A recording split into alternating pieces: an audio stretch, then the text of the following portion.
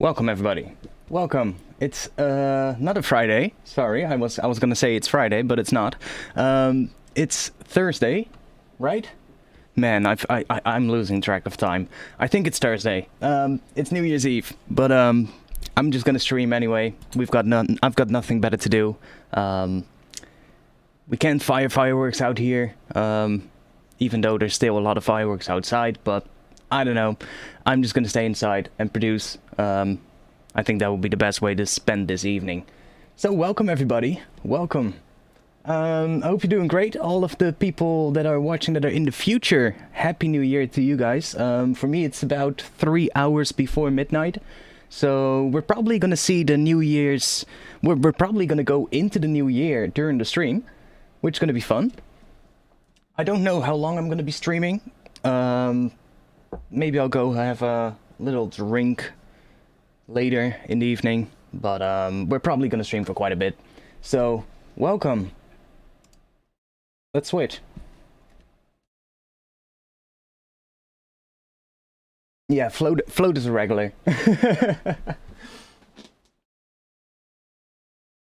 Let's see, who's here?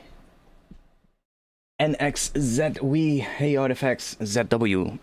Hear me with a we. Welcome. Yeah, we're gonna go into the new year, that's for sure. I'm probably gonna stream till after midnight.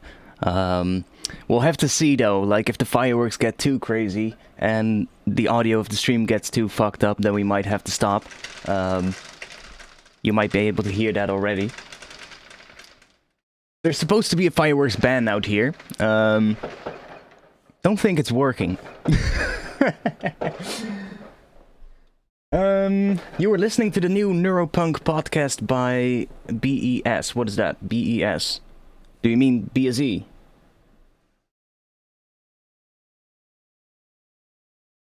No new tunes. I never really tune into their podcast. To be honest, I didn't even know they had a podcast. I know the channel though, but I didn't know they had a podcast. Might have to tune in someday. So, what are we gonna do today? Well, yesterday evening we had a sort of like a listening party in the Discord server. I did a whole lot of changes to the Discord server in the last week. Cleaned everything up, reorganized some stuff, introduced a new system where you can assign yourself a user role in the Discord server by simply clicking on a emoji reaction on a post, which is much easier than what we had before. Before we had the system where you would use a command and then you would be given the role if you used the command. It's a little bit difficult to kind of get used to for some people, so I changed it up, and also added a new little feature to the Discord server, which has actually been quite fun, to be honest. I've added a radio channel, so we now have a 24/7 drum and bass radio channel. There's still some issues with it. Every now and then the bot stops, it stops playing music, and I have to restart it, but that's being worked on, so pretty soon we'll have a fully functional 24/7 drum and bass radio voice channel on the Discord server. So if you want to hang out, listen to some tunes, you can join the Discord. Link to the Discord is in the chat right now, actually. Let me post it one more time. On YouTube it should be pinned to the top of the chat, and on Twitch it should just be floating around somewhere in the chat right now. So feel free to join if you want. Now for today, I think we're gonna make something completely different than what I normally do.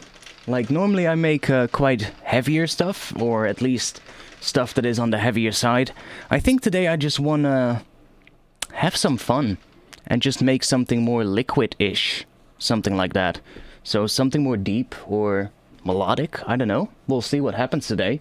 Probably gonna do some sound design for it.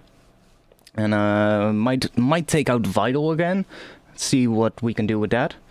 And yeah, just have some fun and see what happens. So if there's any questions during the stream, just let me know and I'll get to them in the chat. Don't see anything yet. Just people saying Happy New Year. Happy New Year to you all as well.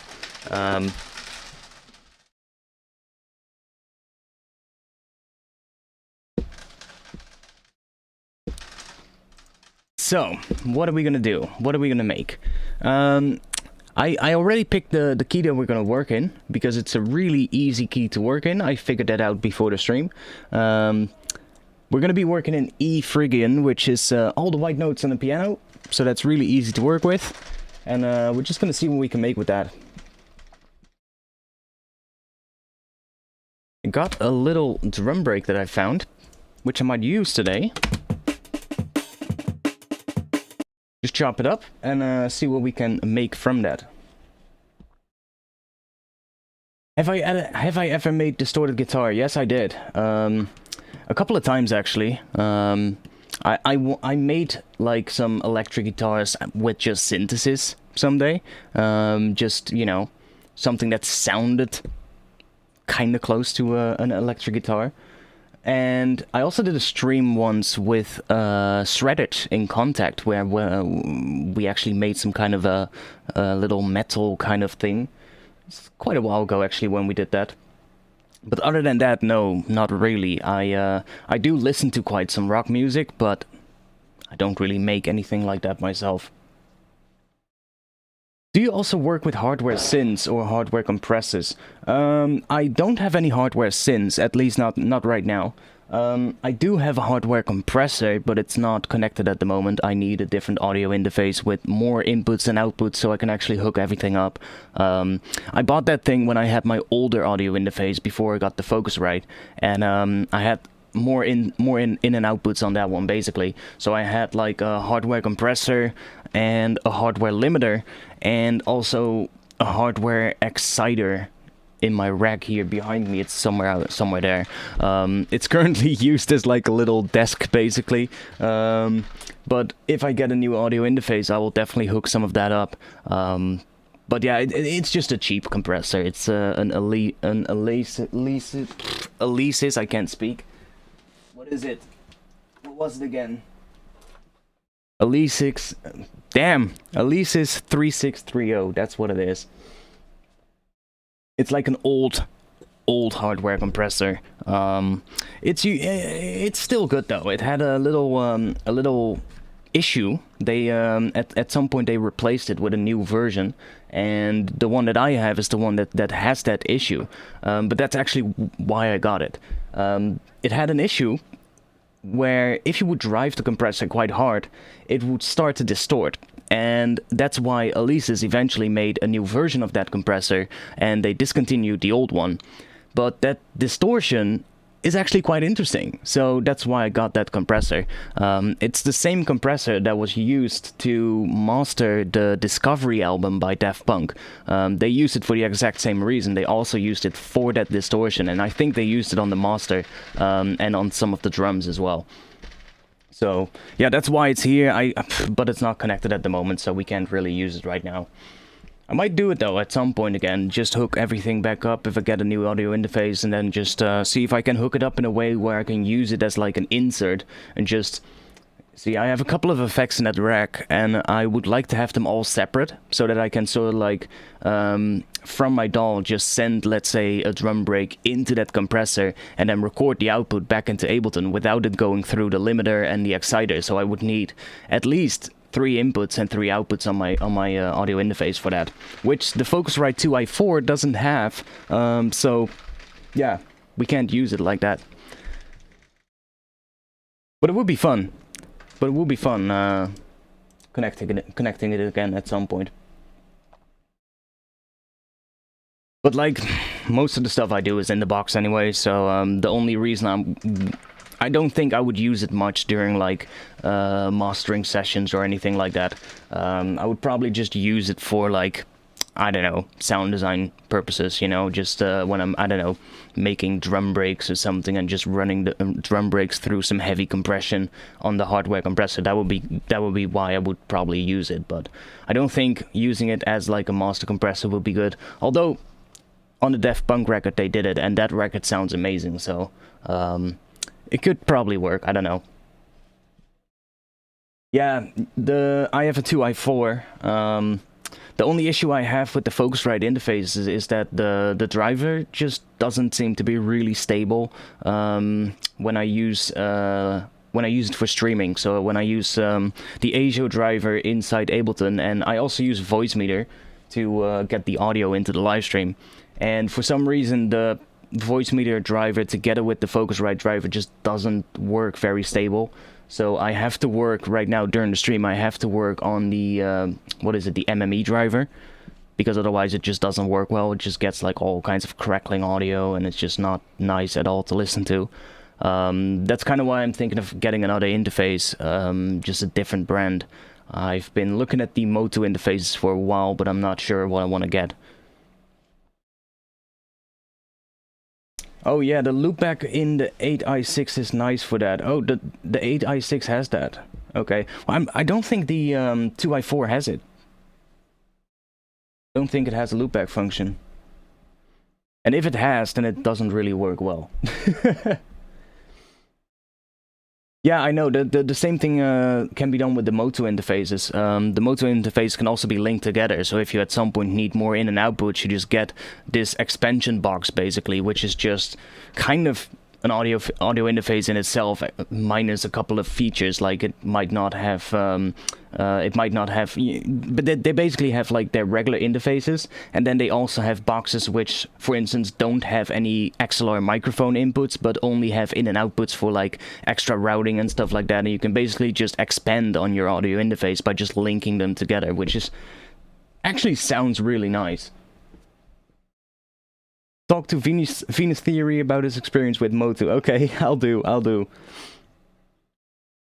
It's the 3rd gen 4i4 and up, as I recall. Yeah, I have mine is a 1st gen, actually, the one that I use, so I think this is a 1st gen, actually. It's already pretty old. That's why I definitely need to look into replacing it someday. I do have a regular job on the side, but only, I don't know, maybe like 2 days a week, something like that. The majority of my income comes from music, or, you know, music-related things. Like giving lessons, selling sample packs, you know, stuff like that. Can you make more jungle or breakcore music? Well, I'm not necessarily the right person for that, I think. I do listen to it every now and then, but I don't really enjoy making that kind of stuff. I did back in the day when I first got into music production, but these days it's just not really the type of music that I enjoy making.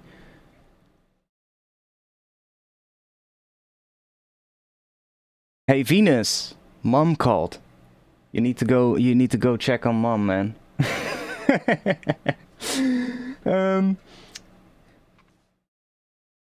I mean, I guess, yeah.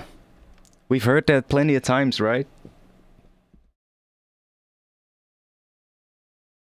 I said in your Discord when you went streaming, we should do a collab someday. Don't know how, don't know what we're gonna do, but we should. Would be fun.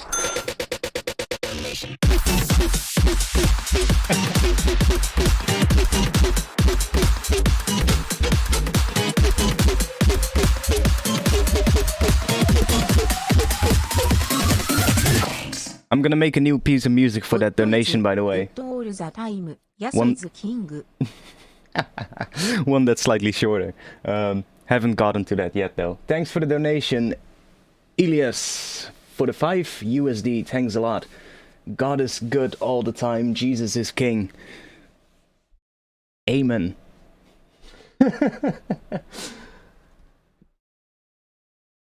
I'll just put a bunch of reverb on stuff and send it to you. Cool, I'll run it through Portal and send it back to you.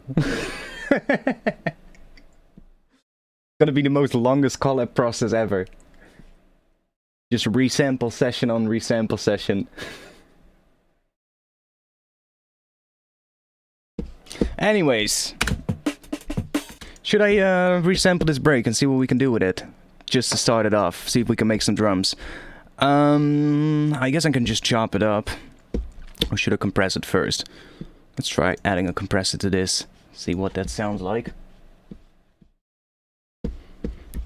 Just gonna make the most longest resample session ever, right? Just gonna spend a year resampling and then sending things back and forth. That should be fun.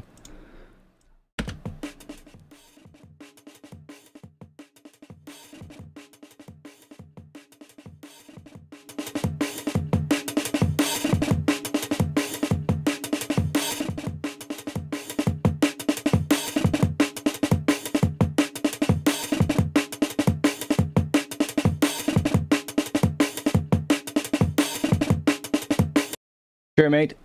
Have a nice evening, and have a good New Year's Eve. Don't get too drunk. I'm gonna try not get too drunk either, because the last time I got drunk on stream it didn't end too well. I could barely speak by the end of the stream. But I'm definitely gonna crack open a whiskey today. I bought myself a new bottle, so as the new year is gonna approach, we're definitely gonna grab a drink. So if you guys want to have a drink as well, grab one. And by the way, after the stream, we're gonna be in the Discord server. And we're gonna be in the radio channel in the Discord server, probably gonna have some more drinks. So if you want to come hang out after the stream, feel free to join in the Discord. Yes, I got a new Japanese one. I wanted to get the Hakushu whiskey, but they didn't have it. So I just had to get the same one again that I already had. But, I mean, it's the same story, always. It's basically whatever they have in stock. And, yeah. They didn't have the one I wanted to buy though, so that kind of sucked, but what can you do? It's not like I can just order one right now and have it delivered before New Year's Eve. That would be in 2.5 hours, so that's probably not gonna work. Open mic around in the server. I'm gonna see. Maybe I'll turn on the webcam sharing in the radio channel tonight and see if we can get some people to share their webcam and actually have a little party in the radio channel. That would be fun. Last evening was quite fun. We had a lot of fun listening to some drum bass music. I made some playlists, and the radio basically plays playlists with tracks from YouTube, and it works really well actually. The only issue is that every now and then the bot stops playing, and I have to restart it. But we're figuring that out at the moment and see if we can fix that soon. So hopefully next year that's all going to be fixed, and then we'll have a fully functional 24/7 radio on the Discord. And the great thing is there's also a separate channel where you can chat along with it, so you can kind of, you know, talk about how things were produced, or I don't know, yesterday evening it was mostly just sharing GIFs, but it worked.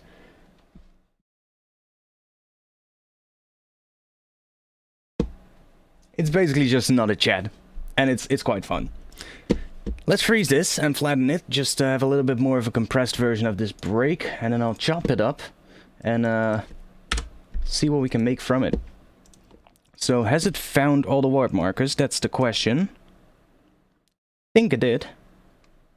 Oh, we're missing one right here. Let's add that. Yeah, okay, that's good. Let's just chop that up.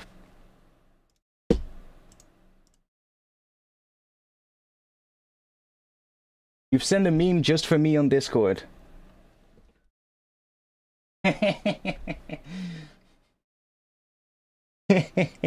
Yeah, we're gonna get into the mix and mastering session right before midnight. That should work.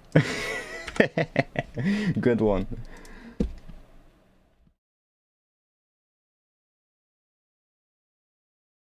There's a site, Radio Nami. You can create a radio, I think.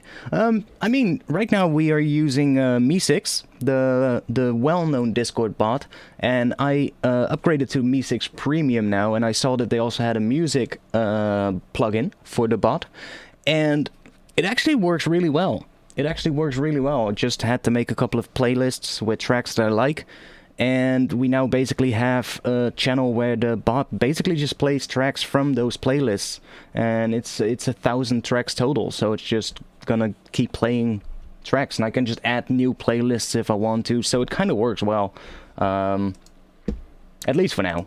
Might do something more like, I don't know, more professional in the future if it really kicks off, but for now it definitely works.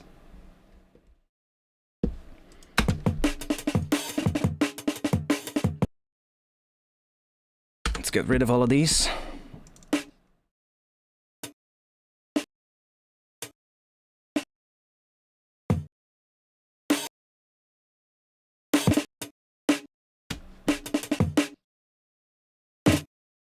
I'm probably gonna high pass this one as well.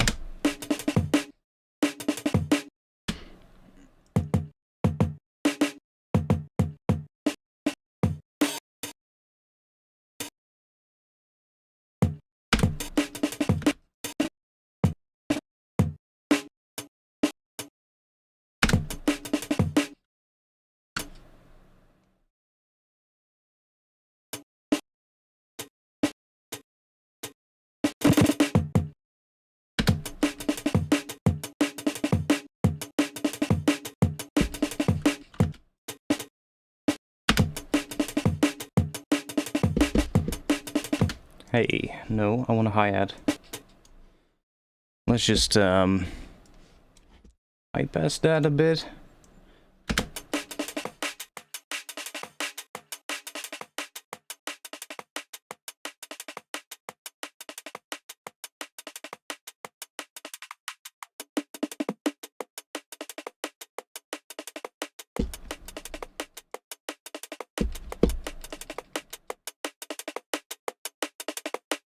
Yeah, sure. I can add whatever tracks to the playlist that I want. So I'm already thinking about things in the future, like having, I don't know, an hour on that radio channel where we have just tracks from people in the Discord server, stuff like that.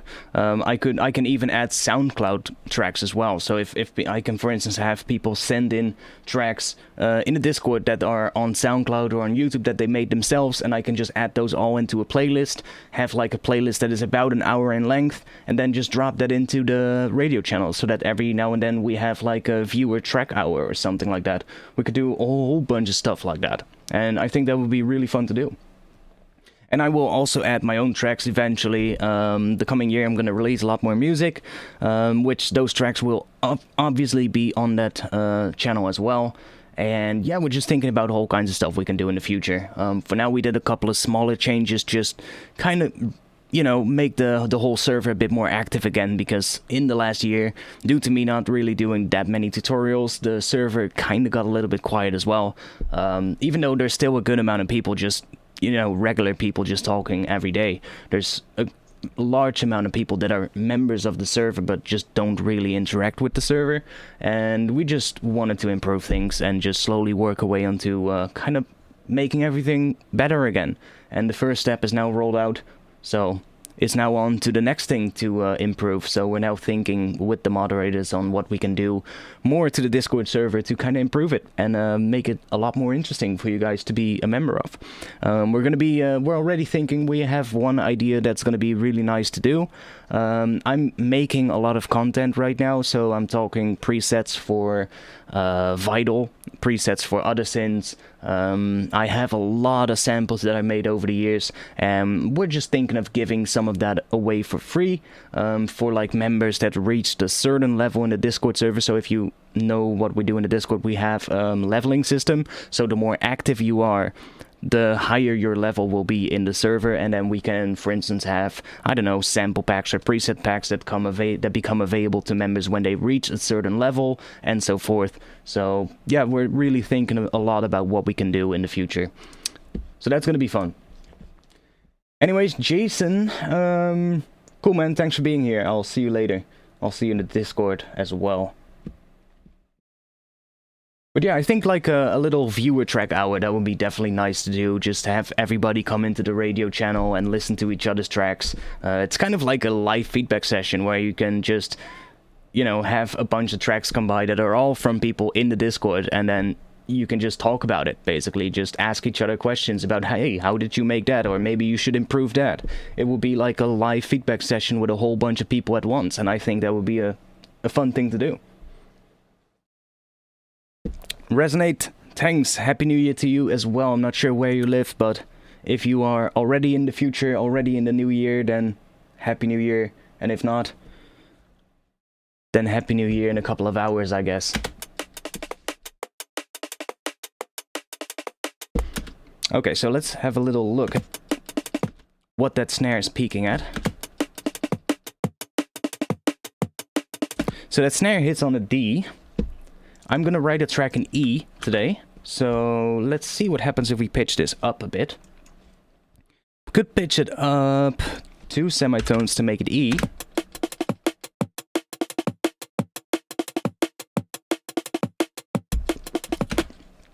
Or I could go up to G.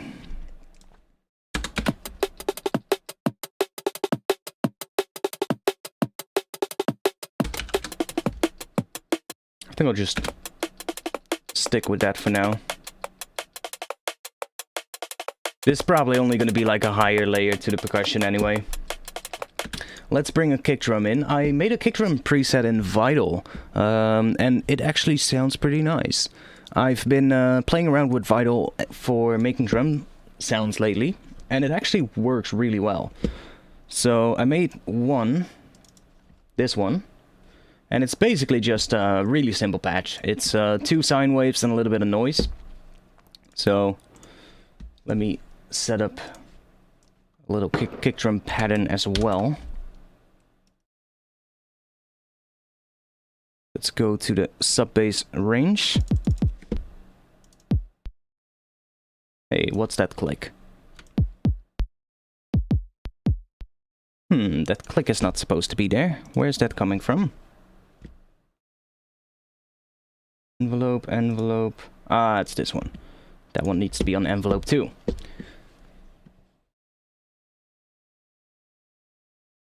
Yeah, I'll have to just, you know, I'll have to just look around and see which interface would be good for me. Part of me would like, if like the Focusrite interface, like what Jason was saying, if the newer Focusrite interfaces have a proper loopback function that actually works well, then I might give that one a shot. Like, I do love my Focusrite interface. It works great, except for the current driver, it just doesn't work well. But as I said, it's an old Focusrite interface, so it uses an old driver as well. Or, well, the driver is not that old, but it's still an old interface, and they obviously improved it since then. So if the new one works well, I might get that one, but for now, I'm not sure.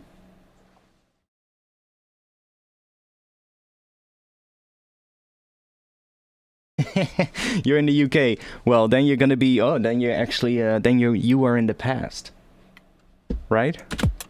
Compared to me. It's a really simple patch. It's just one sine wave here on a sub level or sub pitch.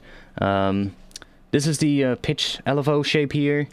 This is the sample noise level. That just adds a very tiny click. Very subtle. And then this one is connected to the level of the second oscillator, which is also a sine wave. This one is set to +7 though, so that's a perfect fifth above the fundamental. And this one uses this really short LFO. So what that does is it adds this to the transient of the kick drum. See? So it's basically a really short, so like extra little thing that adds to that sub oscillator. And it just slightly changes the tone of the kick. It's very subtle again, but it can definitely be nice. And these playing around with the levels will sort of like strengthen the transient. If I take it all the way down, it sounds more low pass, and I can bring it up if I want more of that transient. So it's a very simple patch. And this one right here, this is just a volume envelope. Basically, I attach this to the level of the main oscillator here. So that's just what that is doing.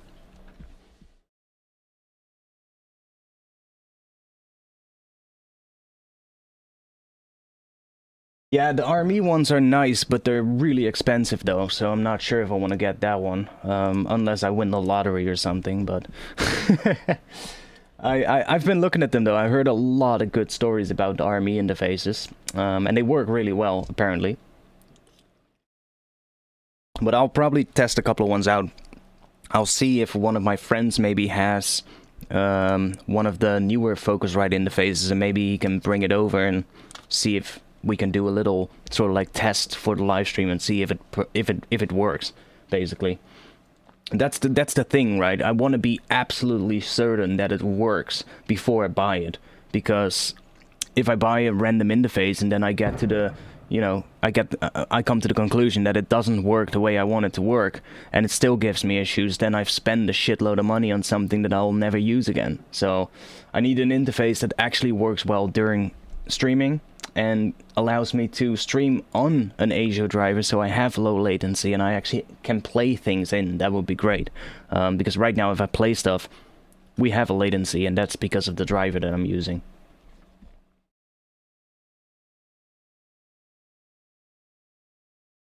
Yeah, I know. But the thing is, I never really do a lot of stuff with like analog gear, so for me it wouldn't necessarily be that important. But yeah, it's still something to keep in mind, for sure. There's a lot of options right now in terms of interfaces though, so I would really have to look into it first. I haven't really looked into it lately. The one thing I have been looking into right now is getting a new MIDI controller.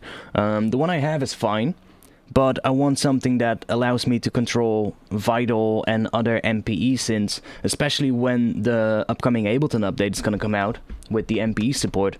I want an MPE MIDI controller, so I'm thinking of getting the Sensor Morph, same one that Venus Theory is using. I saw him using it and I was like, hey, what is that thing? That looks awesome. And I looked into it and I think that's definitely what I'm going to be buying. Looks really nice, it's small, I can fit it on my desk, which is something that really is important. I don't have the luxury of having a lot of desk space around me, so I need something small. So I'd like to, you know, I'll have this MIDI controller as my main one, but I need something that gives me the ability to, you know, control patches with more control and more expression. And this one definitely doesn't do that. This is an old M Audio MIDI controller, which does not have MPE support. So yeah. When am I seeing another Artifacts beatbox video? Probably not. That's been, I've passed that phase. I've passed that phase. Now I know how to make music myself, so with a computer, so. Yeah, I've been thinking about an Ableton Push, but it's not necessarily what I'm looking for. What I'm looking for is just something that has keys, and that allows me to play stuff on keys with MPE control. So being able to, well, the slide functions and stuff like that, that's what I want to have. My current MIDI controllers don't, because the ones that I have, I bought when there basically were no MPE support for like plugins or anything. There were no synths with MPE support back when I got my MIDI controller, so, and yeah, and it needs to be small. Now, a Push is alright though, but a Push doesn't have keys, right? It has like these little pads and stuff, which is great, but not for what I wanna have and what I wanna do.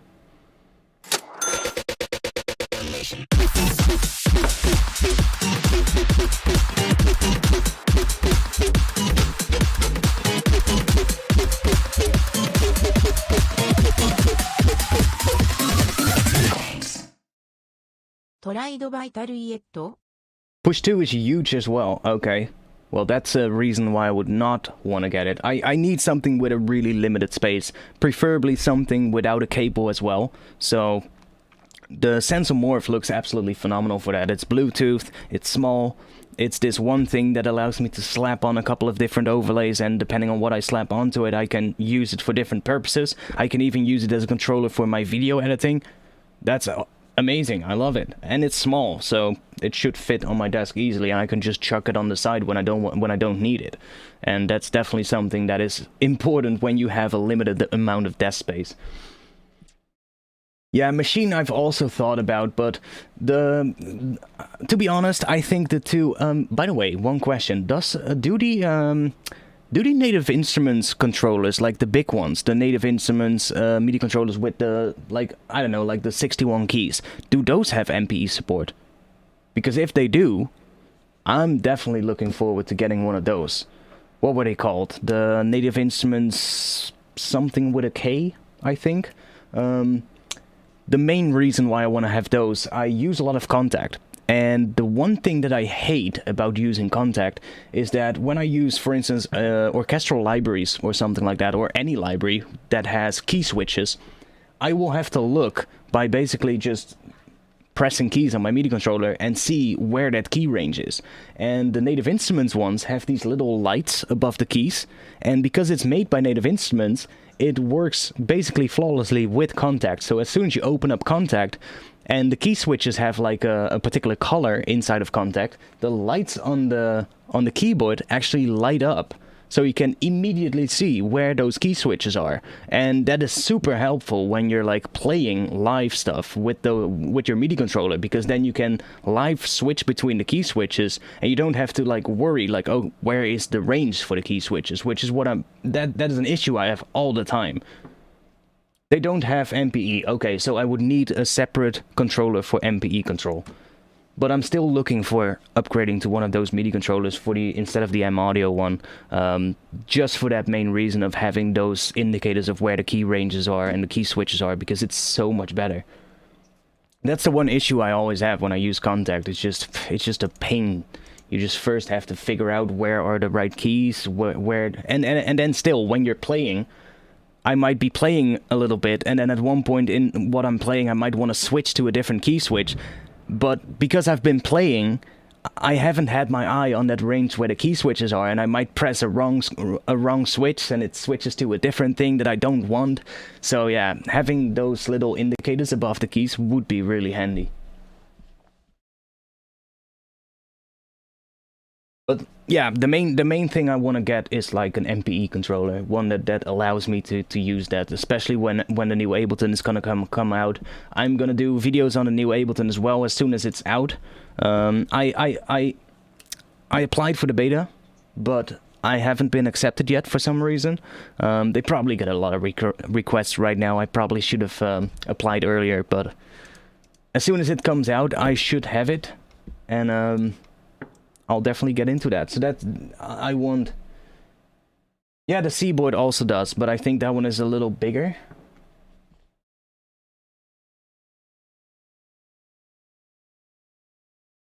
At least bigger than the Sense of Morph, I think. I'm really limited on desk space, so I need to get something as small as possible, but not too small. Like there's probably things smaller, but it still needs to be somewhat usable as well, right? So I'm probably gonna go to the local audio store as soon as things open up again, because everything is closed right now here.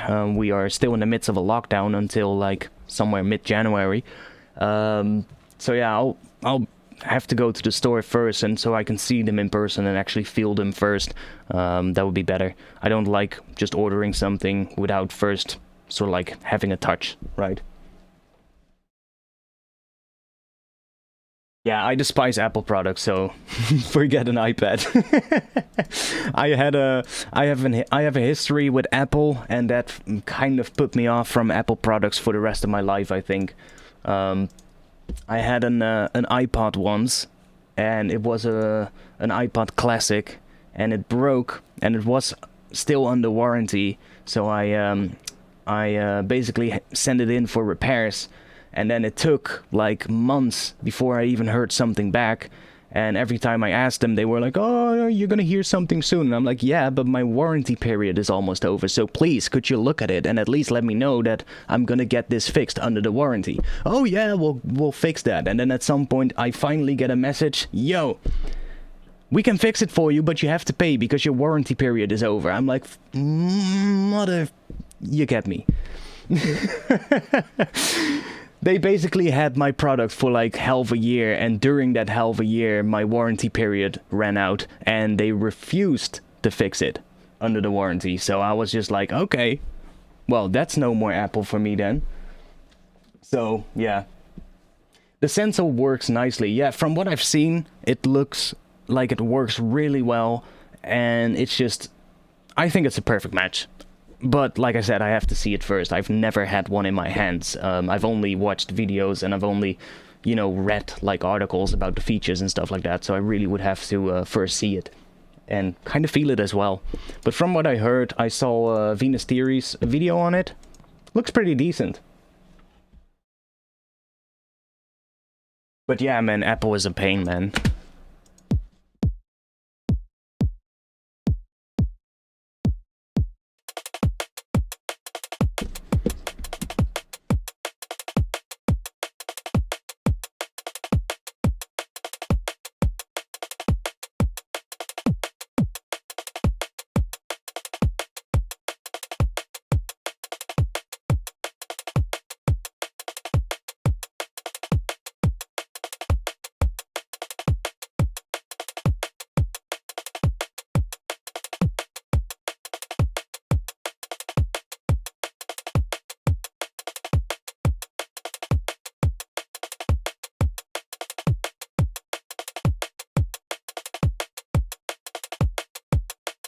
I'll probably tweet that later. Yeah, if I go to the music store as well, I just spend hours just hanging around there, just playing all kinds of stuff and just having a lot of fun. And eventually, I usually end up leaving with more stuff than I actually wanted to buy. That's the other issue, though. That's why I don't really go to the music store a lot, because if I do, I usually come back with stuff that I didn't knew I was gonna buy. So, yeah. I'm one of those people, you know. I just walk into it. I'm like, yeah, I'm gonna buy that one little thing, and then I walk out with like 5 products. Whatever.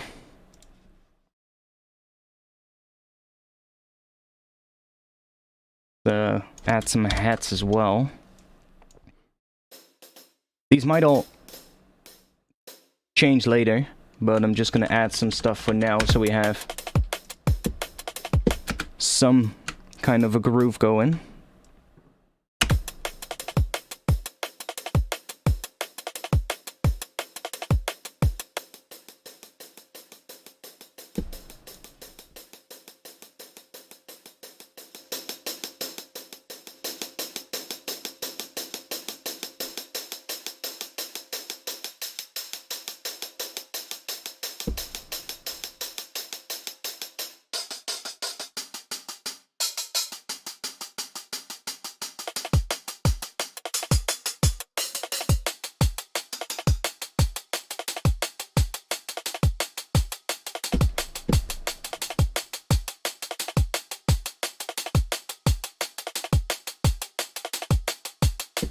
You're welcome, Smee, SMEEH 1007. You're welcome. Who are the other 2 producers, if I may ask? Kind of curious. Maybe other people in the chat might not know those people, and you might point other people towards those people, and I would love to know who those people are. But yeah, welcome. And all the people who are new here, I'm also active on Discord. I've got my own server, so if you want to join, you can use the link in the chat right now. I'll be there after the stream as well. Have a little listening party in the radio channel, so come join. Okay, so for now, let's maybe add just a snare, something simple. I'm not sure which one I'll pick, but I think I'll just take one of these. One of these high ones. We're gonna try and make something a little bit more liquid-ish today, which is something I never do, so bear in mind, we might have a little struggle, and I might end up making stuff that is too heavy for that, but hey, you never know what it turns into.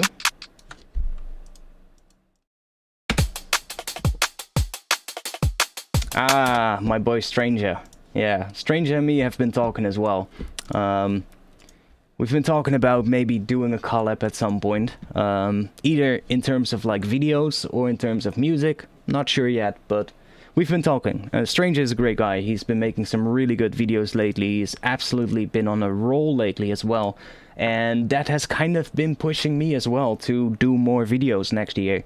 So that's also why we've been working on the Discord a lot. Want to do a lot of more. I just want to do more stuff again next year. This past year, I said at the start of the year, I'm gonna do a lot of videos, I'm gonna release a lot of music, and yeah, then COVID happened, and my mindset just went completely out of the window.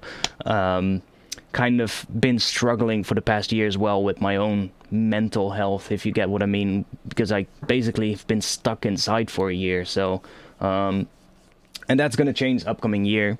Definitely. We now at least have an outlook on a better future. Vaccinations are starting, and at least we kind of know that something is happening. So that kind of cleared up my mindset as well, and I really kind of made this sort of like mental note for myself. Next year, I'm just gonna have to do a lot more, because past year was an absolute pain. It just didn't turn out at all as how I wanted it to turn out. But I hear that a lot from other people as well, like other creative people. They said the same thing, like, yes, I wanted to do a lot of stuff and be super productive, and especially when I knew, like, oh, we're gonna be in lockdown and I'm not gonna have to go to work or stuff like that. I'm gonna do a lot. I'm just gonna use this time and be super productive. Well, that didn't work out.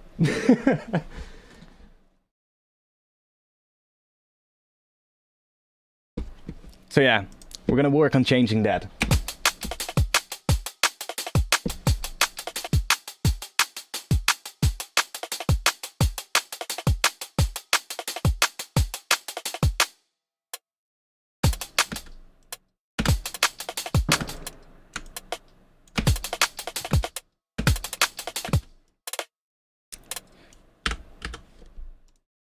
I'm not sure if this break is going to be end up being used, but for now it works.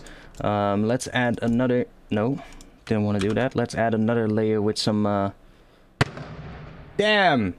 Could you please get fucking out of here? You're supposed to not be able to fire fireworks right now because it's banned. We need some kind of a shaker. That's what I mean. It sounds like a fucking war zone out here.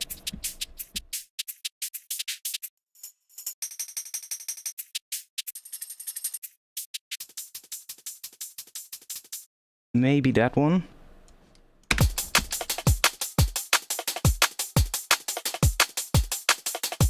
That was a loud one, by the way. Holy shit.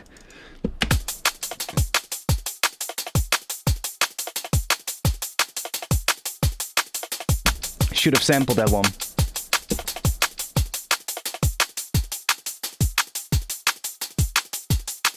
I'm probably gonna try out a couple of different breaks and see which one I like most. Can always chop it up again. But let's see if we have a nice... Ooh, that could work as well. Go to this one.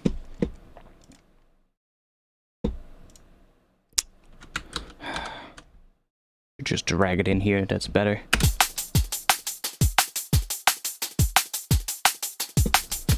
Let me put on an EQ so I can see what pitch this one is in.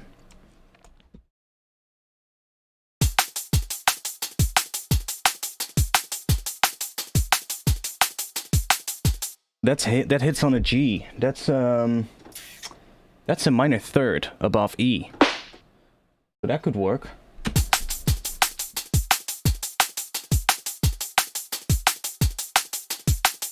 Yeah, let's try out a couple of breaks. See which one I like. I'm gonna grab these and drop them on here. Now I have this folder with a shitload of breaks.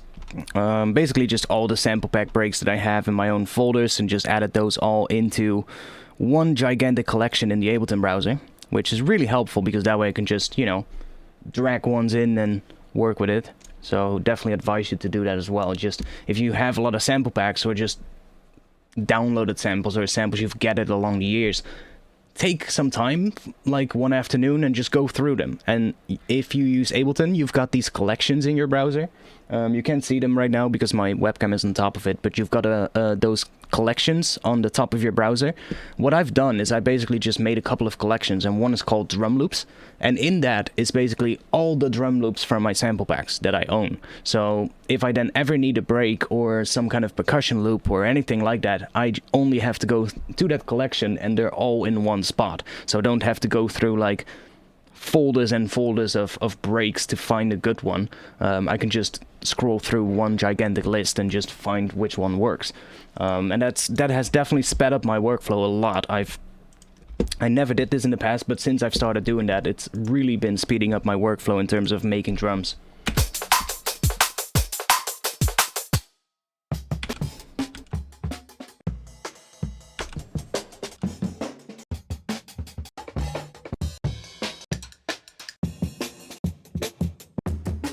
Ooh, should I add the where is it? Should be somewhere near the bottom. Where is it? Where is it?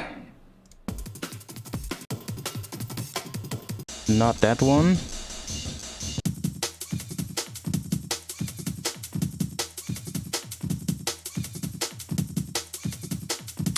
I can use that one that almost everybody uses. Let's see, where is it? There we go. That one. It has the best shaker in it.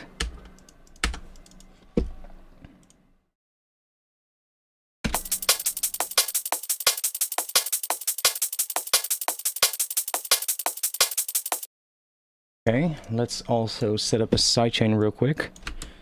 So I don't have to cut stuff out, but I can just use my sidechain.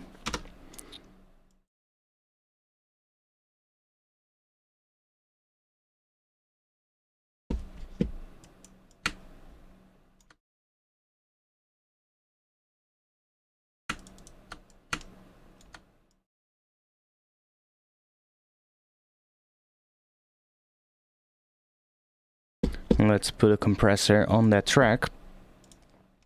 And just some really heavy compression so that we kind of just get rid of the main kick and snare. Like, you can cut it out as well, that's probably easier, but... Oh wait, let's take the other one. Let's take this one. Input of the sidechain.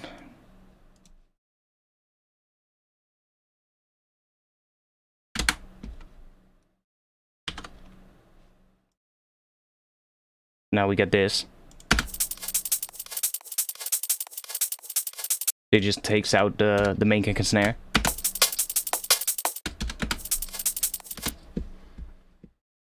Yeah, the comping feature of Live 9 or Live 9, Live 11 looks really interesting, especially for like chopping up drum breaks. You could, you know, like just chuck a whole bunch of different breaks on like separate channels and just select which part you want to use of which. I think for like people who make stuff like breakcore and like jungle, that is gonna be so good. Not necessarily maybe for regular drum and bass, because regular drum and bass most of the time you don't have like 15 breaks interacting with each other and like playing one by one and just taking snippets of different breaks. You usually don't really work like that when you make normal drum and bass.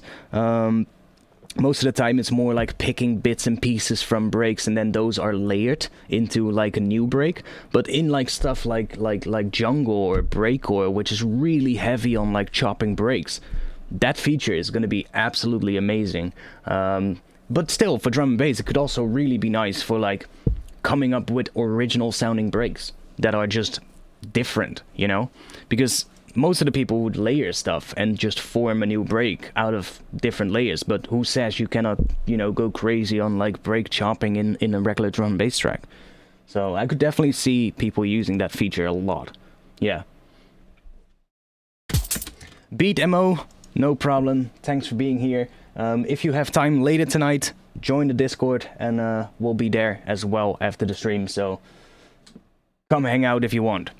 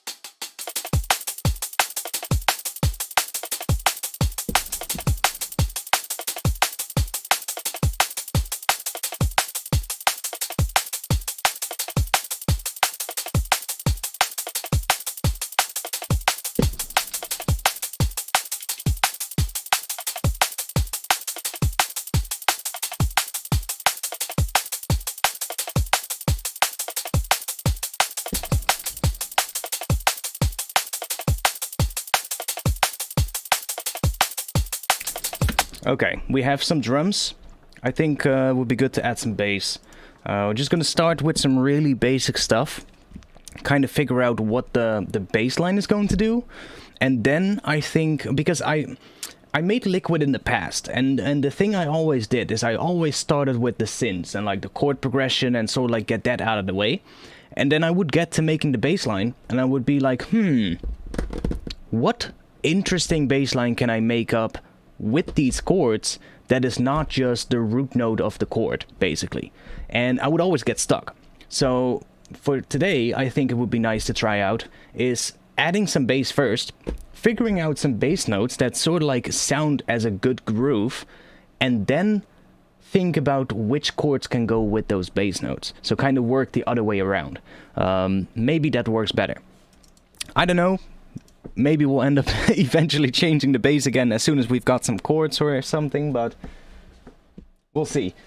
Oh yeah, I downloaded Things. I downloaded that one. Haven't played with it though. but I downloaded it and it looks really amazing. It's a granular reverb. Oh fuck! I think I didn't. I still think I need to authorize the thing.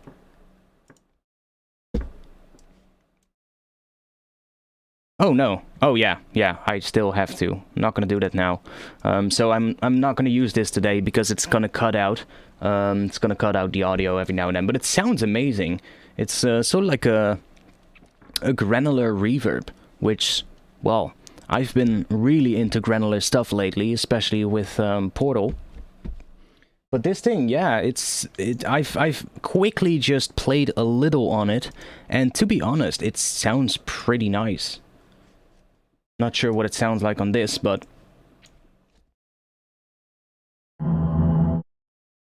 yeah, see, it cuts out.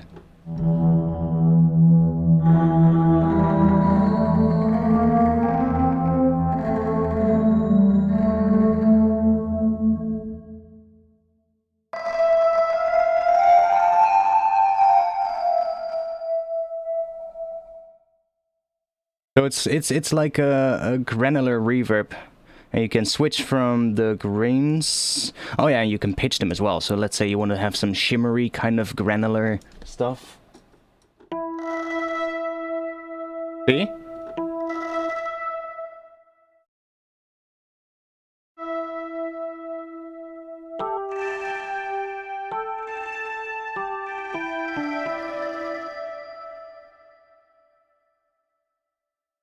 Yeah, it's a very simple one actually, but it sounds pretty nice from what I've used it for.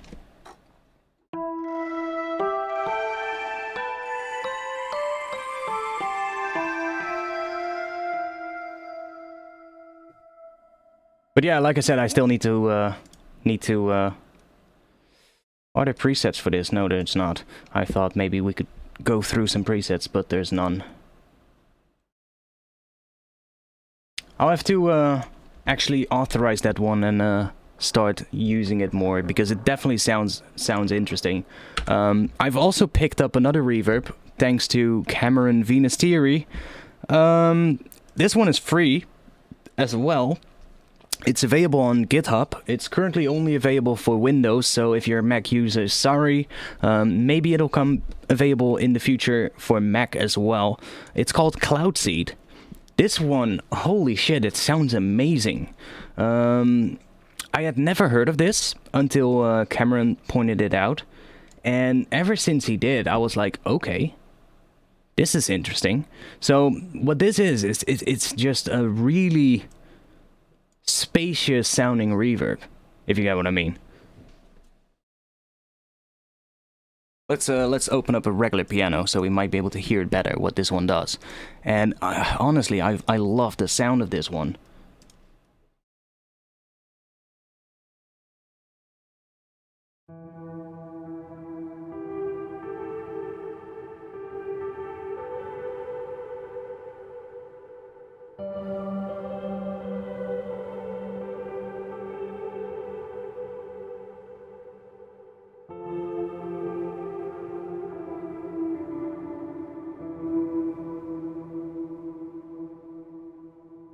It's like a very spacious reverb, I guess, and it just sounds really good.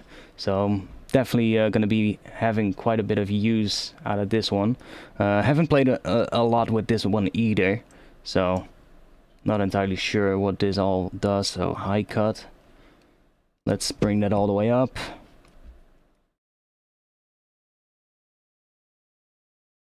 Got feedback. Let's bring that up a bit. Decay. Let's make it super spacious. See what it sounds like. Time. Line delay. Okay. EQ. Do we want to have that? No. I just want to hear the full sound without the dry. So this was a piano. Like this is just a regular piano. And now with this one.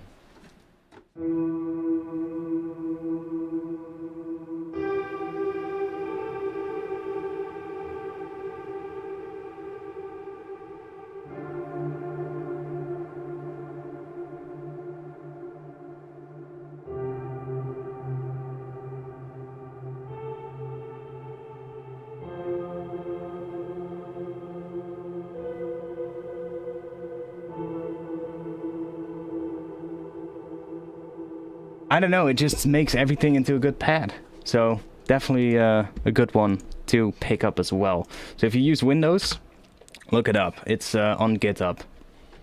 And it's called Cloudseed.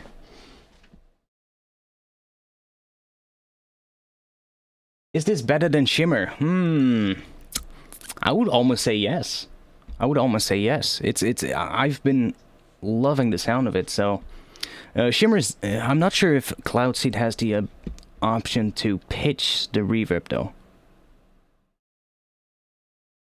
No. From the looks of it, you don't. So, what the sort of like the specialty of Shimmer is by Valhalla is that you can pitch the reverb.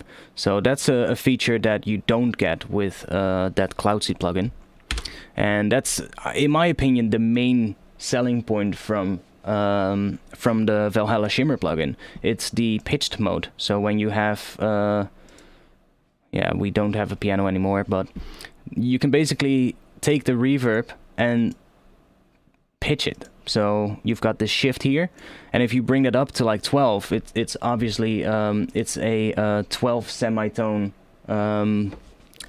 it's a 12 semitone pitch change, obviously, and that's what creates that shimmery effect.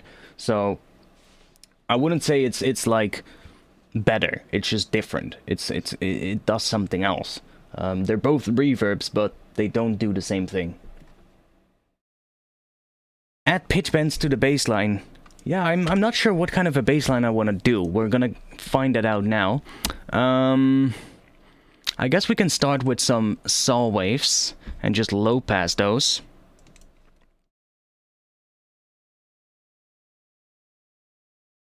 Why do I not hear anything? Because it's not armed.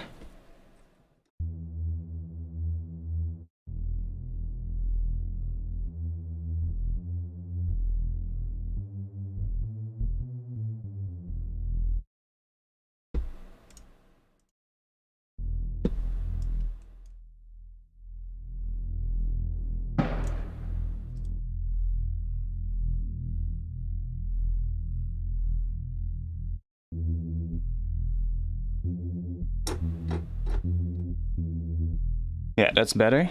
Having a little bit of key tracking on that. Let's just set up some patch.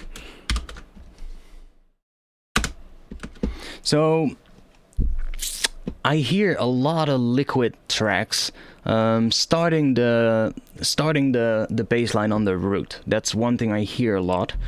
So usually they would just, I don't know, start like this and then just play a higher note somewhere else. And usually what you hear is they will have like quite low notes, and then there will be at least one longer sustained note that goes up to a pitch that's sort of like it goes up to a pitch where the sub is a lot more audible on like smaller systems. And what happens on like bigger systems, where obviously the lower note will be audible as well, or at least you feel it more, what will happen as soon as it goes up to that higher note, it feels like it's like really bassy, because the speaker is just way easier for the speaker to reproduce that note. So for instance, good example would be that Pola and Bryson track called Abandon. We've heard the track yesterday in the radio on my Discord, and it's a great track. And what they were doing, they start on E, and then they go to, I think it's G or A. Yeah, A. So what they do is they do this. And then they have something on the end with some more stabby basses. And that's kind of, you know, that's kind of what I mean. That E note would be basically only sub, and you don't really hear it that well, unless you have a good pair of speakers or a good pair of headphones. But that higher note, on like smaller systems, you would still be able to hear that because it's in a higher range. In Liquid, it's Reese and Slide and Glide. Yeah, true. I think I can even make this pattern that they were doing. I think it was something like this.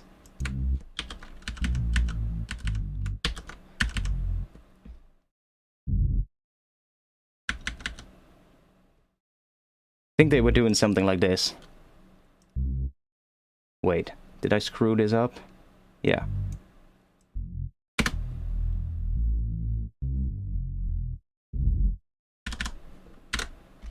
They did something like this in that track. I analyzed that track earlier today to kind of figure out what they were doing.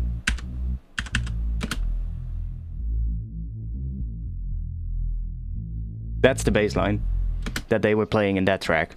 And it's a really simple bass line, if you think about it. It's very simple, but the whole sound of that track, and I'm not going to play it on stream. If you want to play it, if you want to hear it, just go on YouTube, search Pola and Bryson Abandon. That's the track I'm talking about right now. And I found that when I just was analyzing these tracks, and I looked at a couple of different Liquid tracks, and the main thing I saw is that the bass line is actually really fucking simple. Like, really simple. Is this mono? I'm not sure if this is mono right now. No, it's not. This is not mono. We are in full stereo unison right now.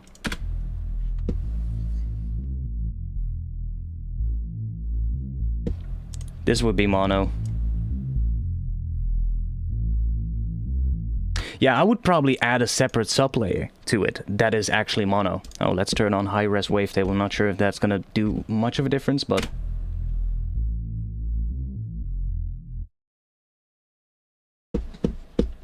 So yeah, I probably want to make a bassline that's pretty simple.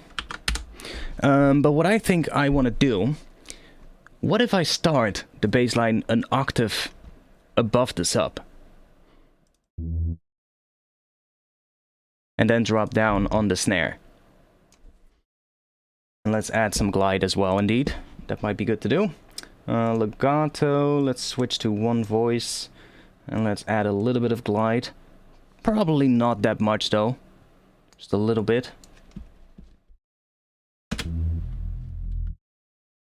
And I think I'm gonna make it longer though.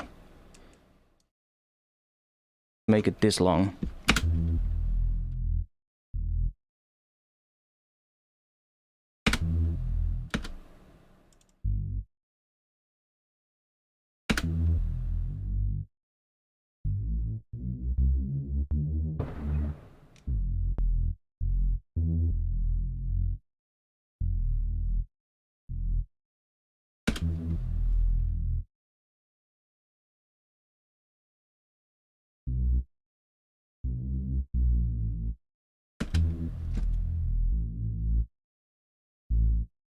Probably don't want to do that note after it.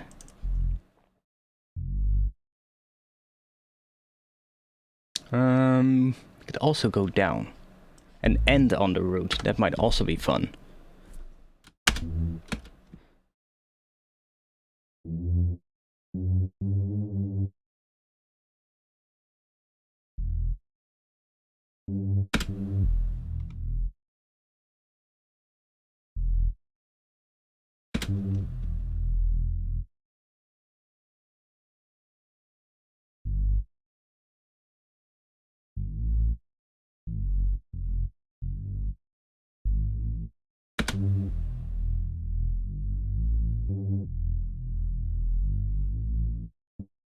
Oh, maybe it's actually just going to be this long.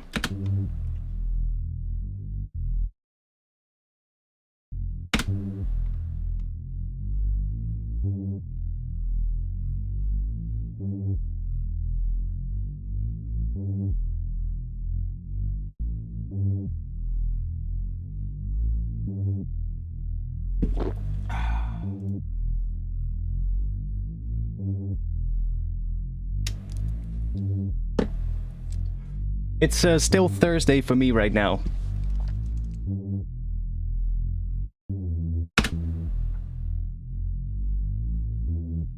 Okay, I like that E to E an octave lower.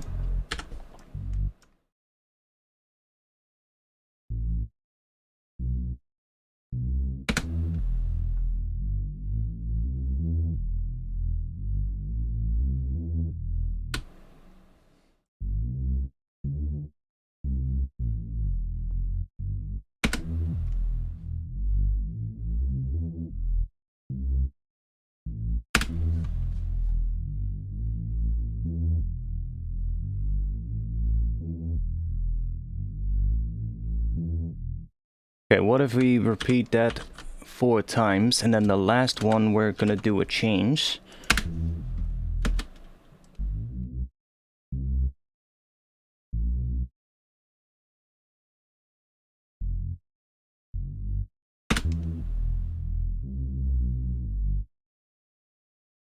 Loop that.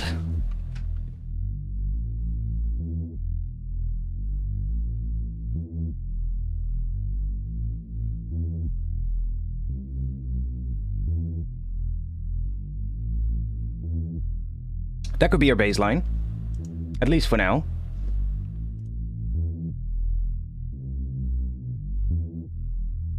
Kind of like it. Should I add some movement to it? Just a little bit.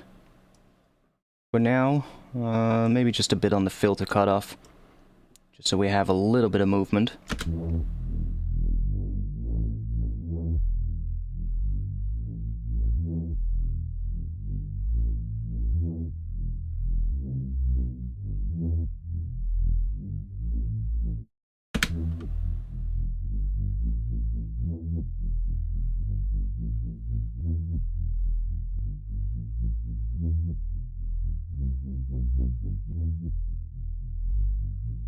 Hey Artifacts, I was looking all through your channel on how to make reference spectrums from other tracks in Span Plus.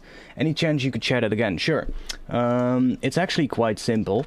Let me save before I do anything.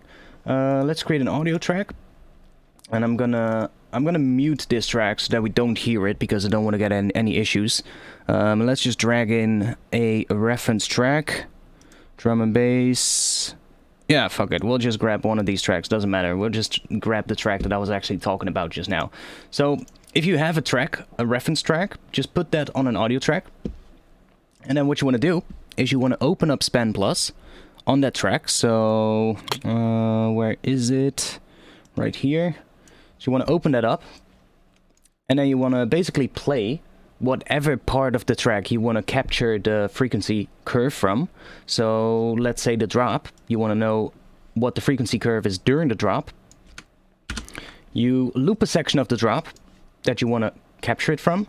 Also, these are my settings, so if you want to see what my settings are, RT average, so real-time average, and then the average time is set to 2. What I usually do is set this to 10 if I want to capture the frequency curve, so that it basically listens to the audio for like 10 seconds and it takes the average curve of those 10 seconds. You can play around with this. Going up here makes it more precise, basically, at the cost, of course, of more CPU use. So I usually have it at 2048. I feel like that's fine enough for what I do. You can play around with these if you want. I don't even touch these, so these are just at the default, I think, at least. So then, what you want to do is you want to play. So you don't hear it, but that's the curve, and you just want to let it play for at least 10 seconds. So I'm just going to let this play, and you can see that it updates the curve, and at the start it kind of starts low, and then eventually it sort of like evens out, and it stays roughly at the same spot. As you can see right now, it's not really changing much anymore, and that's just because of that long time that I've set up. And then you want to go into here, so click static. It opens up this window, and you've got these boxes called take. So what you want to do is basically just click take. Bam. We've captured the frequency curve of that track. Call this one Paula and Bryson Abandon, so you know which track it is.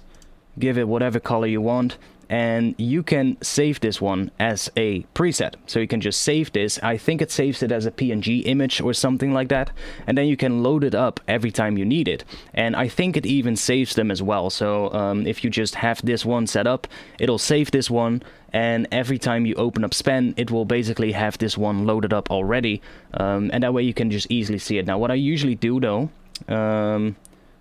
where do we do that? Oh yeah, filled display. I usually turn it off, so that it's only a line, and the actual frequency curve of the track that I am making has the fill turned on, so I can see the difference between the two. That's usually a little bit easier. But that's how you do it. And now you can just work on your own track and compare the frequency curves. So it's really simple. Because if I now go to my master track and drag Span Plus on here, go to static. Oh, it hasn't done it because I haven't saved it. Obviously, dumb human being. Save. It's gonna do that. Just save that. And now it's saved. So, I'm not sure if I have to click this. No. Now it's saved. If I open up Span now on the master, let's just reload that again. Go to static. Huh, it's not here, but we can load it up again. So you can just load it back in, set it up however you want. And now if I go back to the part I was working on just now and just play this, see, I can see the frequency curve. So that's how you do it.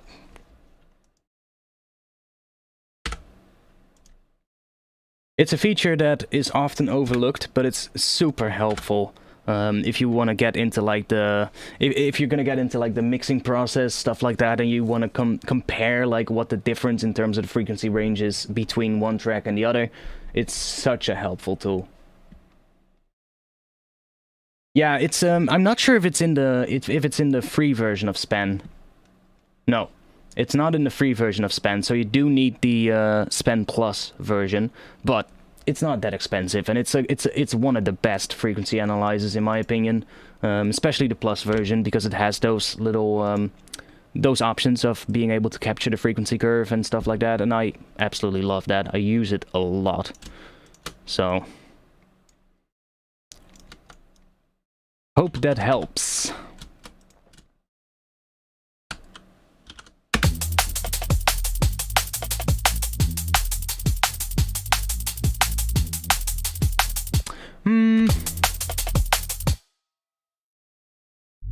I'm gonna change this.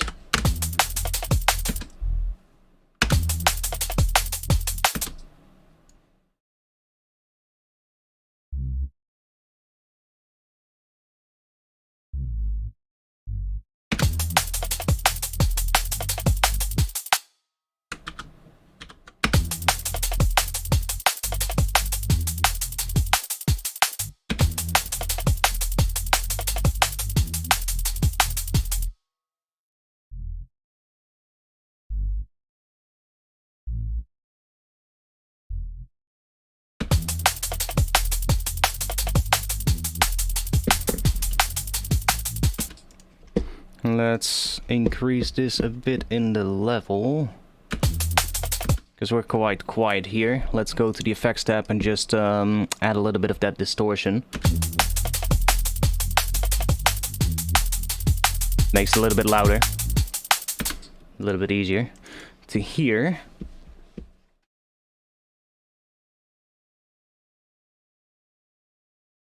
Yeah, Span Plus is like, I don't know how much, but it's not that expensive.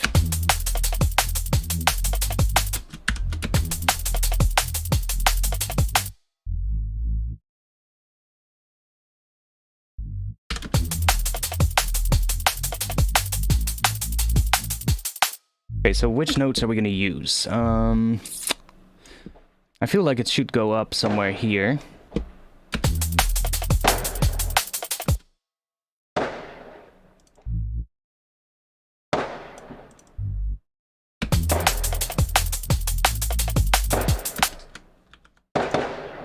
Shut up.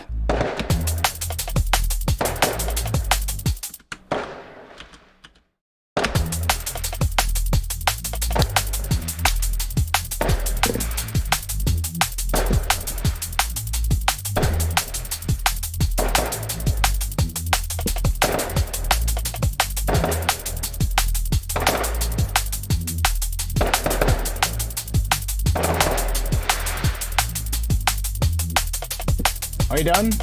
Cool.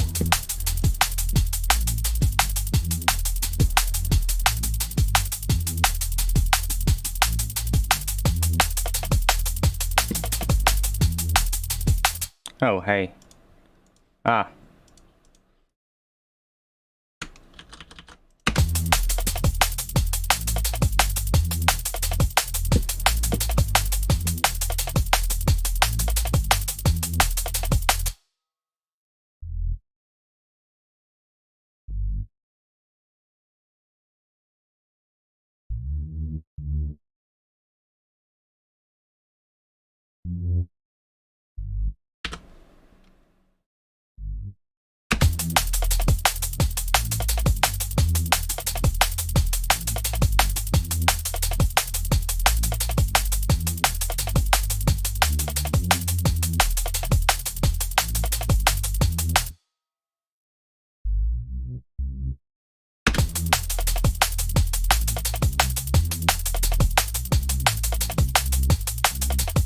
I think up would be nice.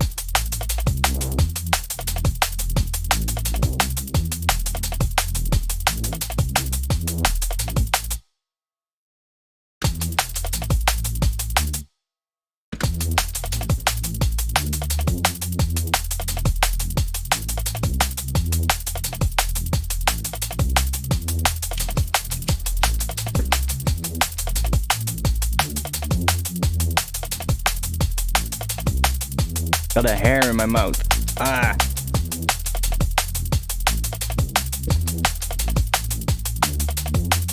We'll just leave this one for now. I'll leave it at that. Let's see what I can do with that. So if I can add some chords or something. We're gonna have to, and then we're gonna get into, probably into the intro and sort of like building this all up. But first need to figure out what the bass and the chords are gonna do, roughly. And the drums need to be better as well, but hey, we can do that later.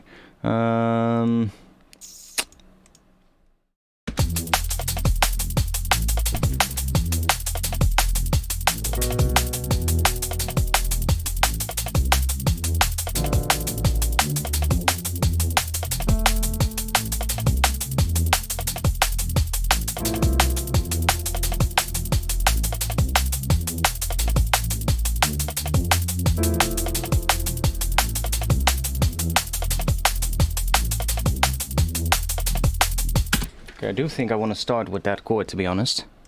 And I really suck at playing because I have a huge latency, so I'm just gonna program it in. I was playing.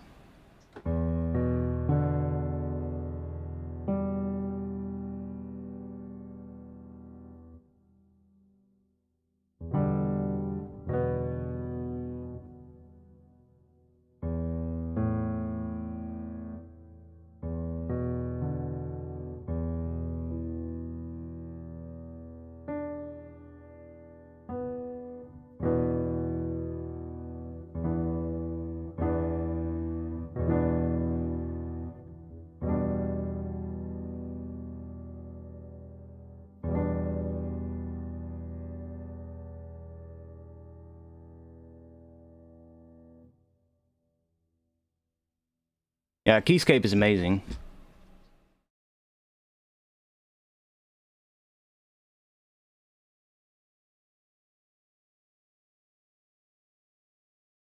Let's see how bad the latency actually is.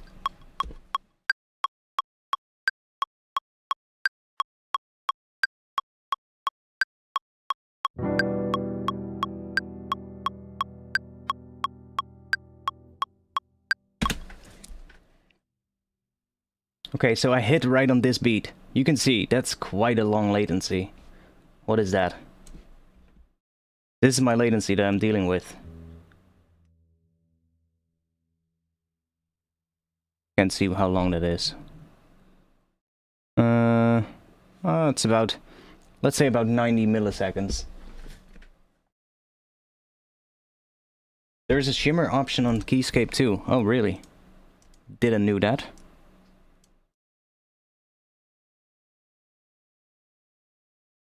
For some reason, it has triggered some of these notes twice.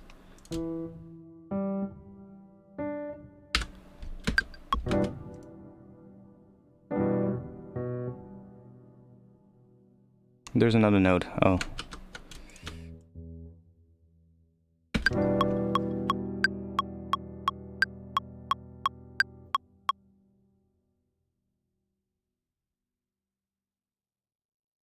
So the bass changes right here.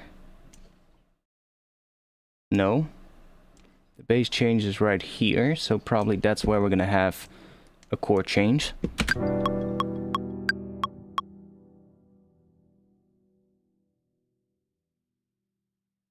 That doesn't have to be quantized. Doesn't have to. Sometimes it's nice to just have these like that.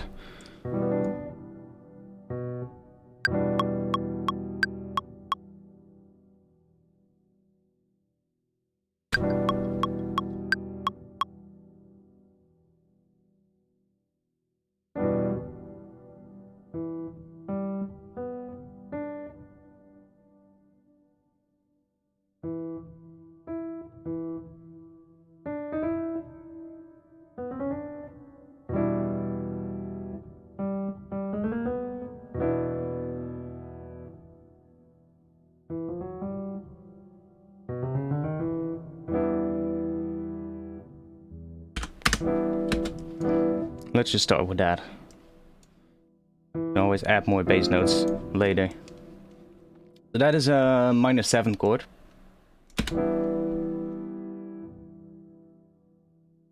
Which sounds quite good. Can I do want to quantize the end though. That. And the bass goes up to what? A and then C, E. A and C together make a minor chord. So we could go up to A minor, and then the top note of A minor is that E? Yeah, that's E. So, let's try out an A minor here.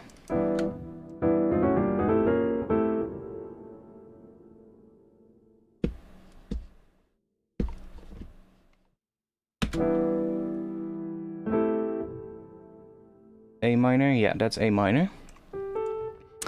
You know what? I am going to quantize the entire thing and just work. I'll add the sort of like timing differences later. Focus on the chords first.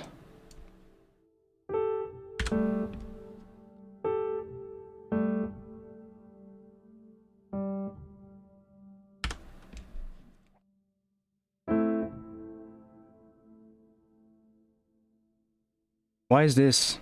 Oh, the MIDI clip starts in a weird spot. One moment, now I understand it. I'm like, why don't my grid lines align? Now they do. Okay, yeah.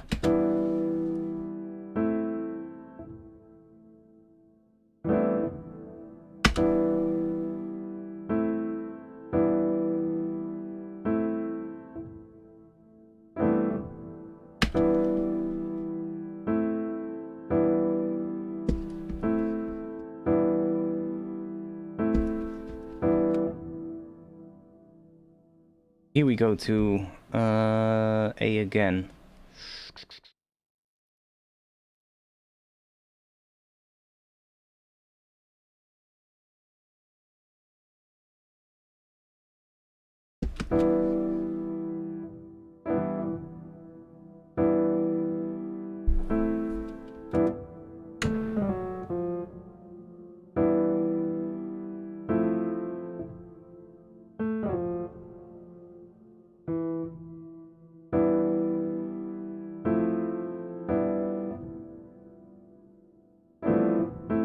I like those two chords.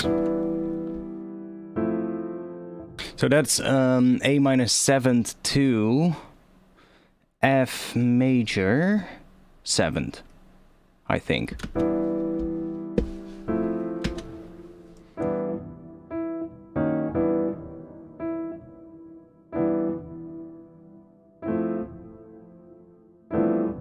Let's write a chord progression and see what we can come up with. So after F,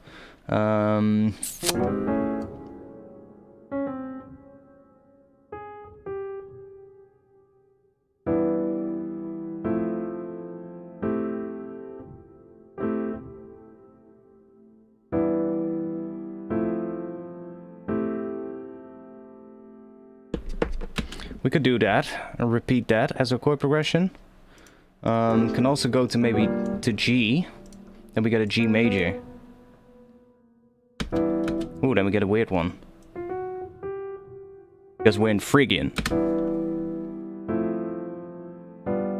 Yeah, that's a weird one.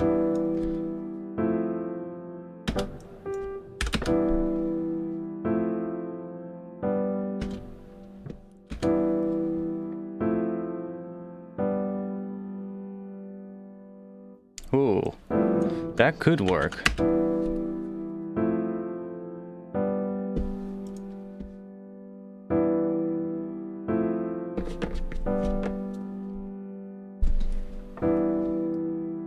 That could work.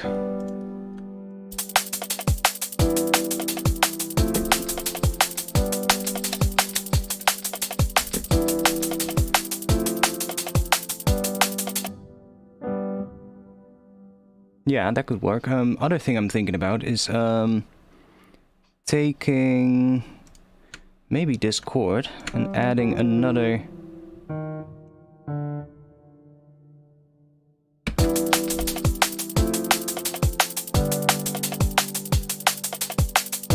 Does kind of sound better with that, without that D.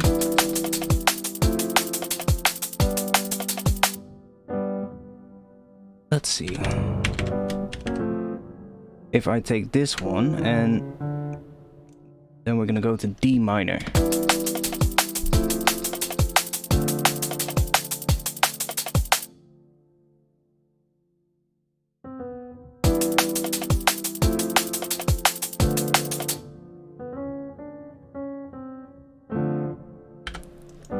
I think this is the best option we have at the moment. Not entirely liking this chord though, this third one.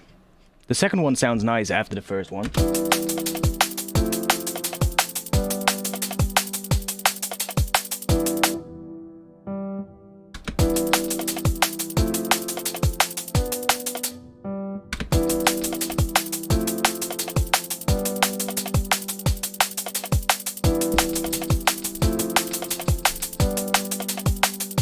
I think I'm just gonna stick with this, to be honest. Let's have the bass play here as well. Let's see what it sounds like. Okay, so this chord progression is probably gonna change in the drop.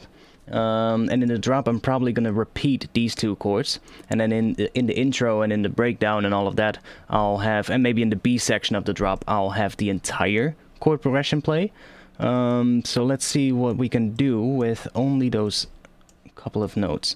So let's put this one here and take these first two chords, because those kind of, well, the bass kind of follows only two chords. If we're gonna do this, then there should be like another section after the bass where it does something different. And I think that would be nice for like the B section of the drop or whatever, however you call this in liquid drum and bass.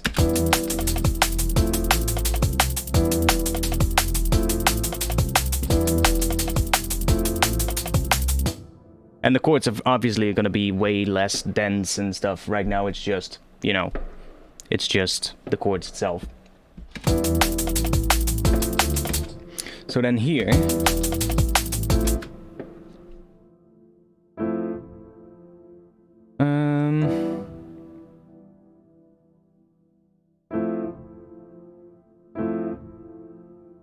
yo, come on.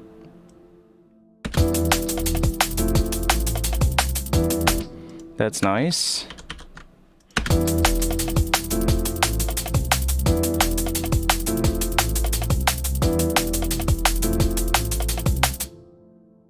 And then here, it should change.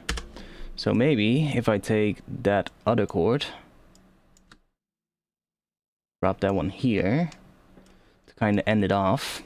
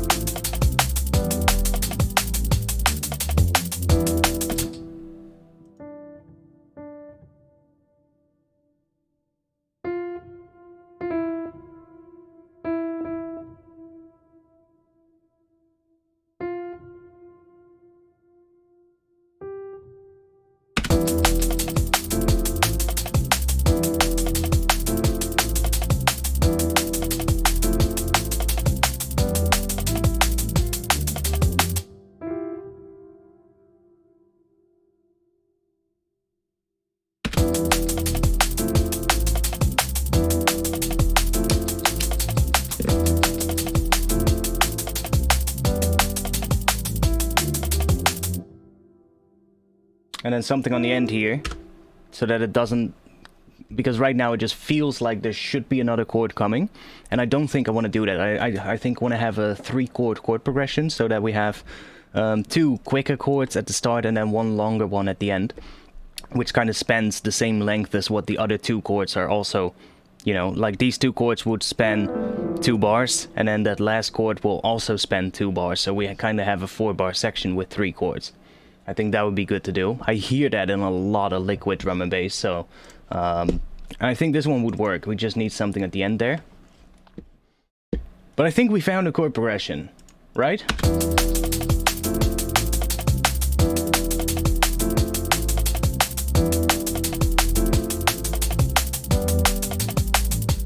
Something here.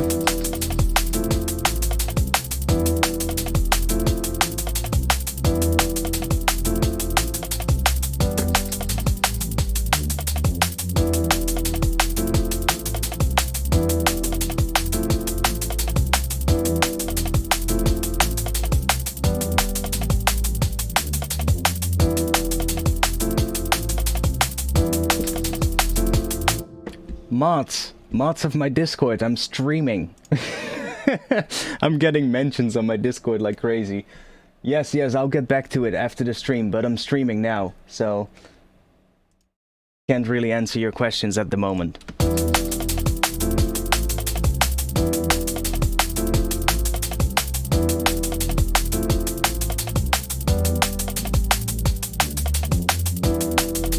Okay, if that's gonna be your chord progression, then I can now take this, so that we have the same timing on these chords here.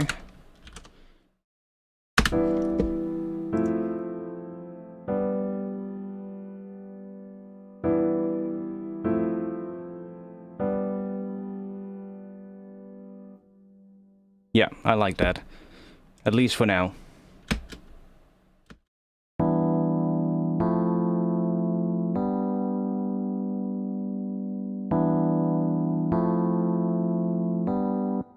Like, and we could even, if I loop this section, even do...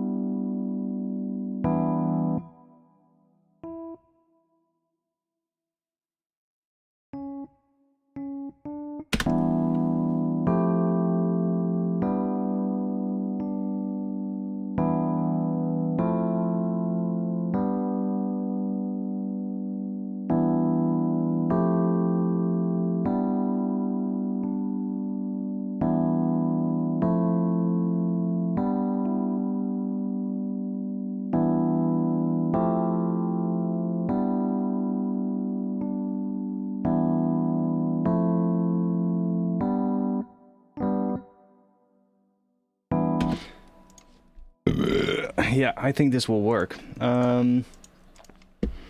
Intro. I guess we'll start with an intro now. You can even try halftime with it. Yeah, in the intro maybe. That could maybe work. Doing something like this.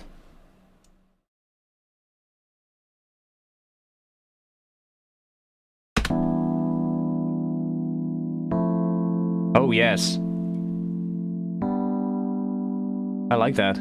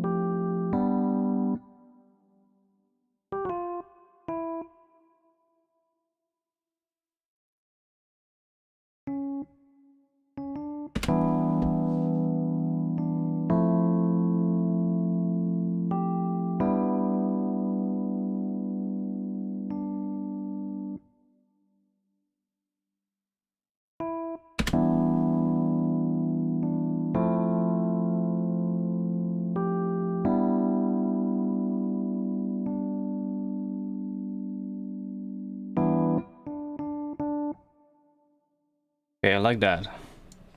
Let's get rid of these.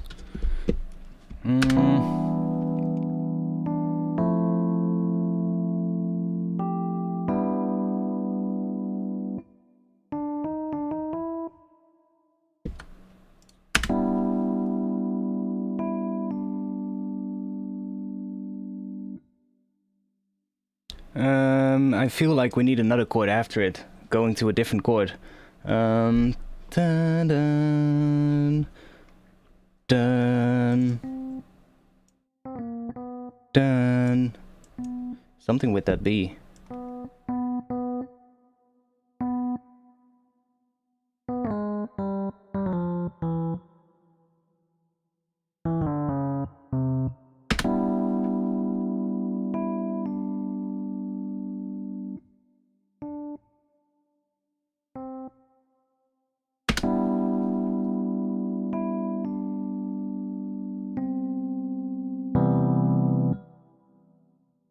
We'll see. We'll see.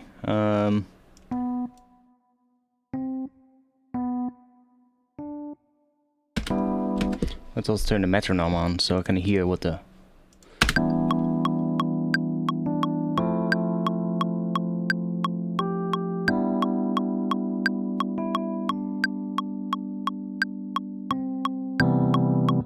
Okay, that one is not good.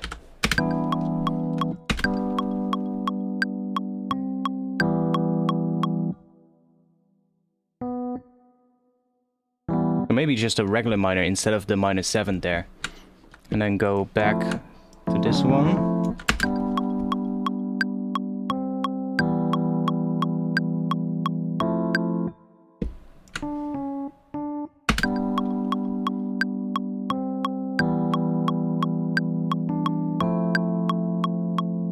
Oh, that could be the end.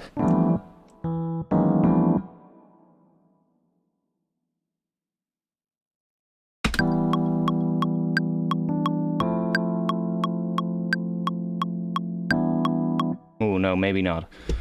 Yeah, I could, but... Something like Neo Soul chord, yeah. I'm not that good at writing chords, but hey, we're getting somewhere.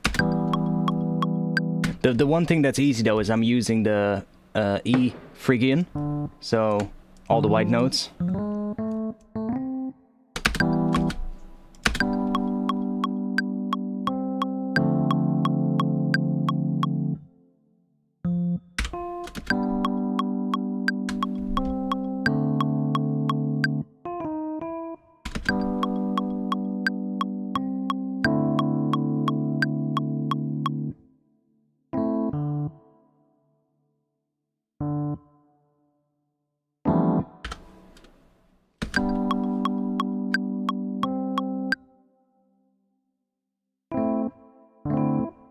I do like this one.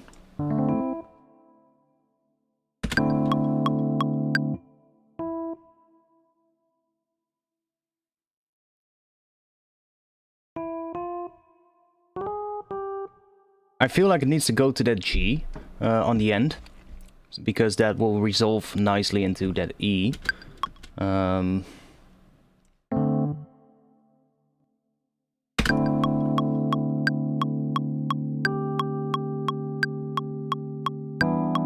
See, that resolves well, so that G would be nice having on the end here.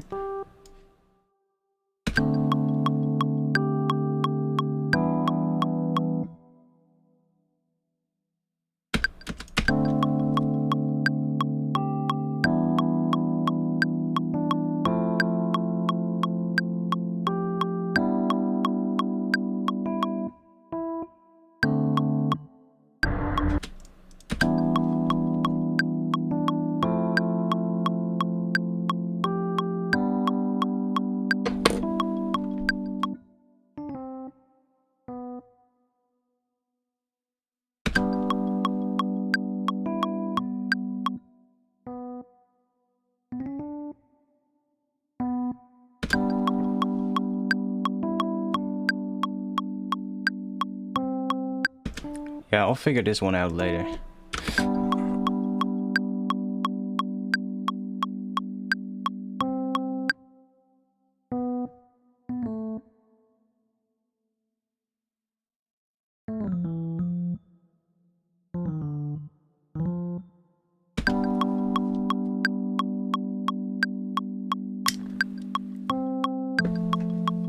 Oh yes. F and A. That's F major.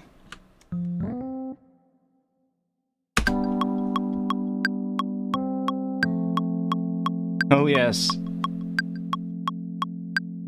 Then we need to use that somewhere. But where?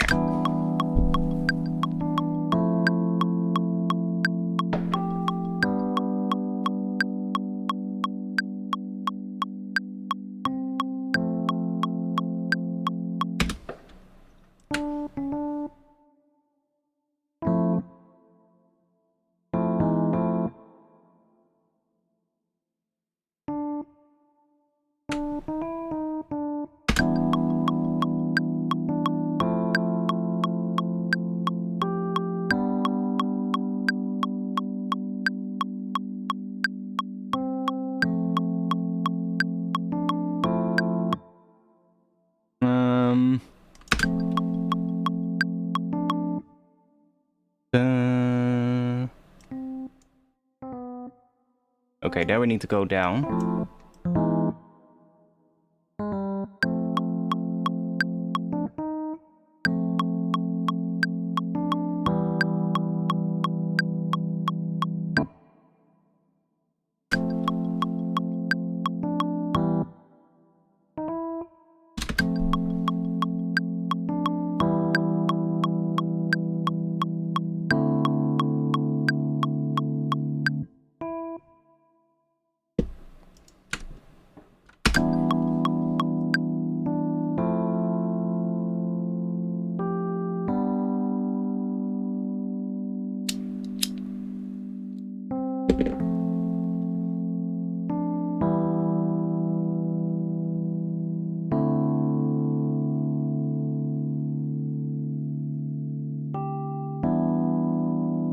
I feel like this one needs to be different.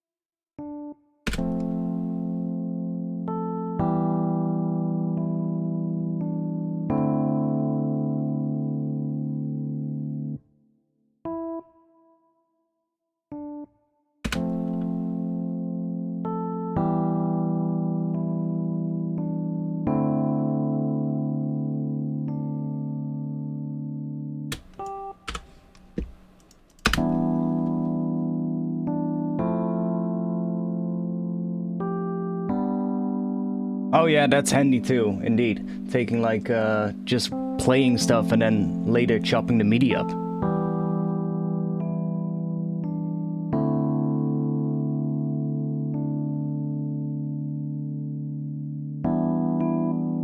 I think that will work, maybe.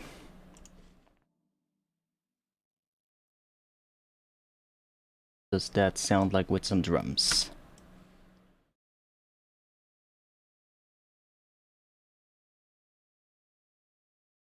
Come on. I'll just consolidate this so that we have it in one clip. And let's loop that clip as well so that when I drag it out later, it doesn't...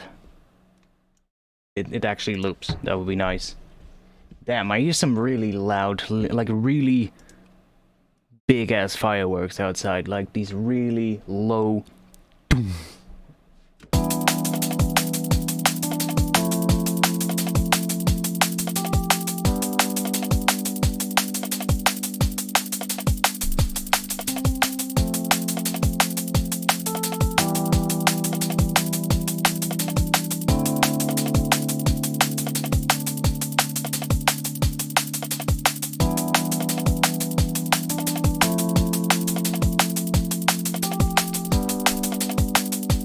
Okay, I think those work. Let's just make a quick version without the extra notes.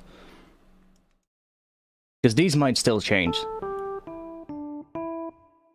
Those things. I'm just gonna make a version quickly without these. We just have the chords by themselves.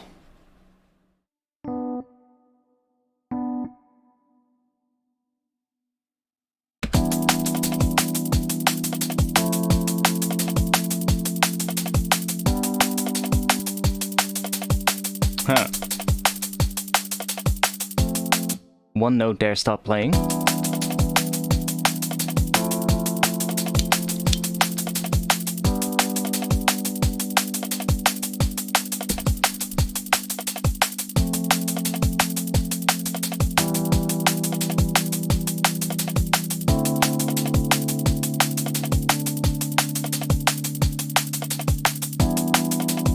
It resolves well. The bass notes we could use right now. If we just use the bass notes of the chords, we're going to be looking at E, F, G, F, E, and D. So that's like also a nice sort of like going up and then going back down beyond what the root is to that D and then going back up again. So we kind of get that wavy motion if you're looking at the notes itself.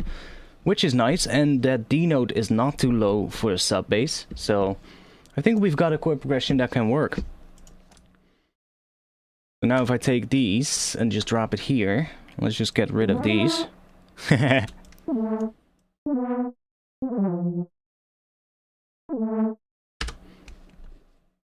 sound like what that sounds like with a little bit of a bass note.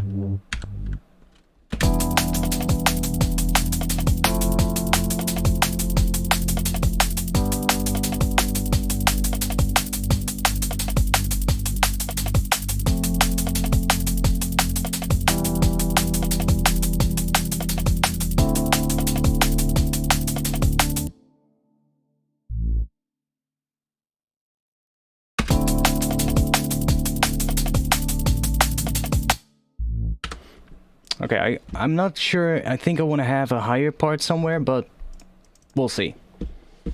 We'll see. It's annoying when you're trying to produce. Yeah, totally. Totally. I don't know why I decided to stream tonight, but hey. I think I'm gonna make some pads and some ambience to kind of get the whole thing started. Move these two about here, maybe. Probably somewhere around there drums would come in. And let's make some ambient. Some ambience.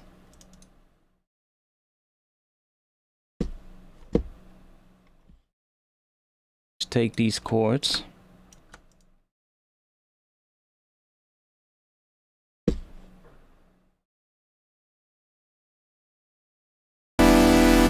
That's loud.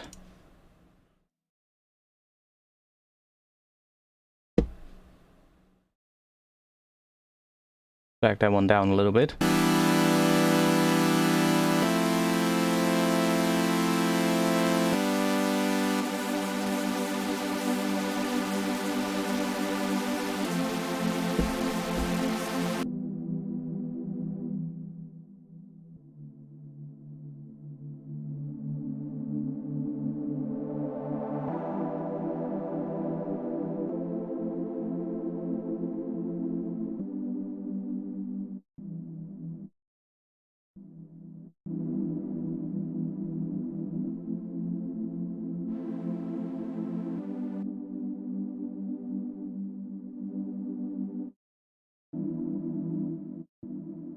Does it have multi-voice key tracking? Or not? Don't think so. No, it doesn't. That's a shame. Maybe it can do it though, but I'm just not sure how.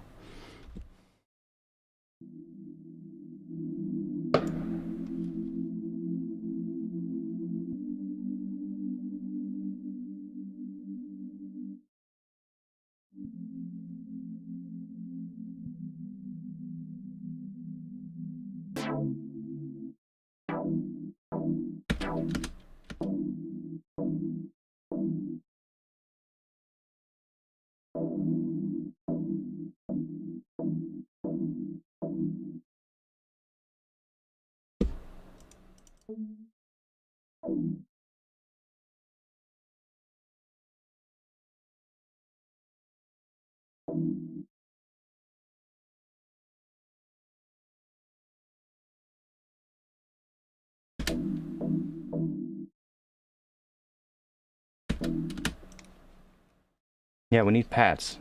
I was gonna make pads. I'll grab Omnisphere real quick. Omnisphere is always good for making or finding good pads.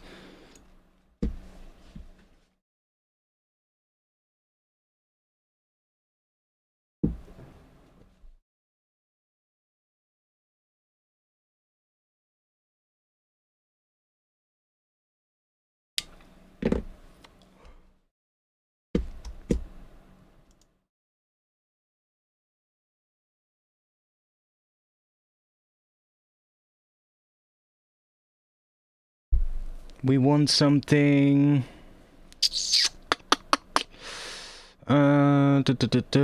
Dreaming. Oh, only one. That's a lot.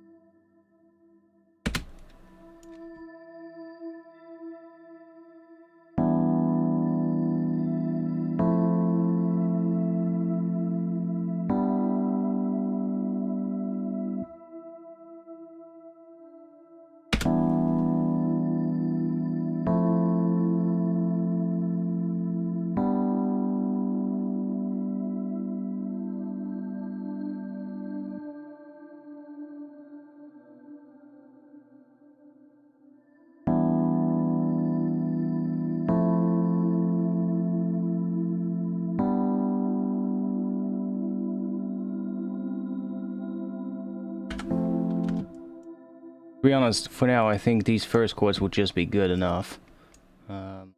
Do that other section later. Before I lose any of these, let's move them here.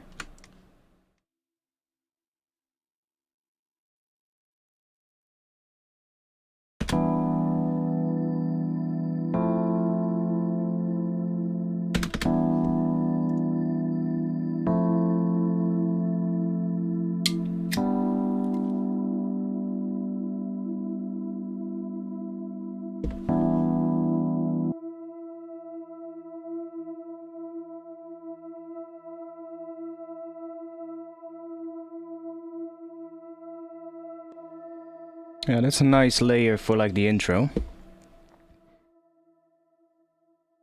I can put shimmer on that. Might be nice. Shimmer. Let's see.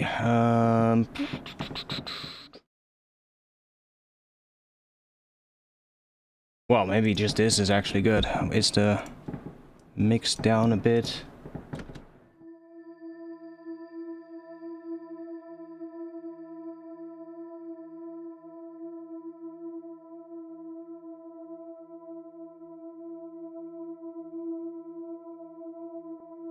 I can't hear it because there's fireworks outside.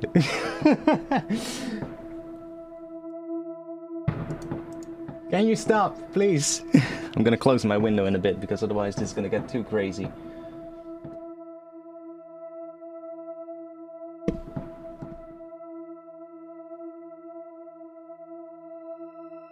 Ah, there we go.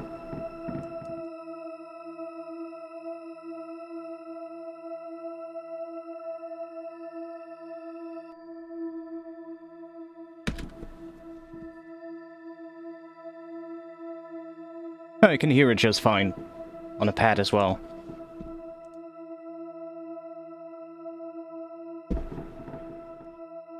No, it's not official fireworks, it's just people ignoring the fireworks ban and firing fireworks like crazy. That's what's going on. Let me grab a drink.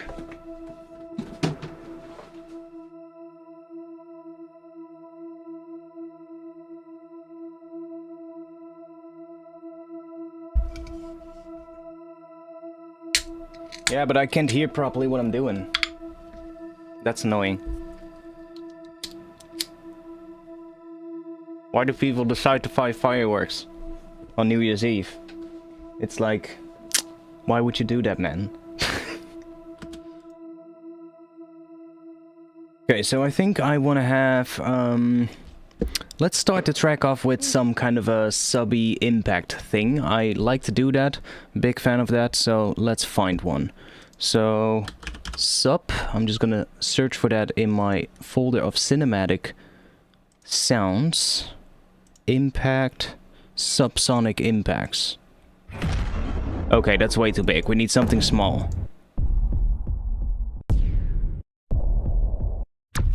No. Yes.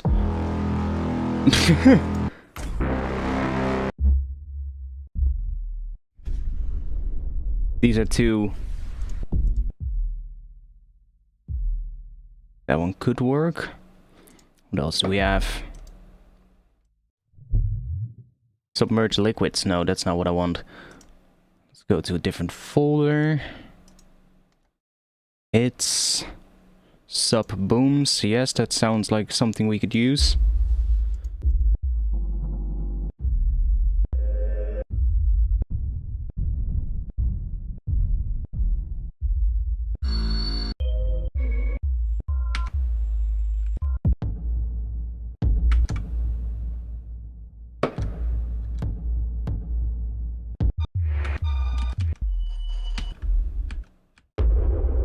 These are too dark sounding, if you get what I mean.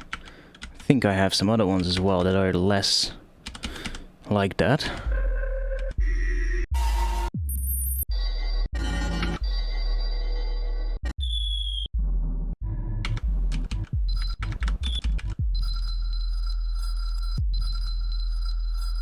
That one could work without the high end.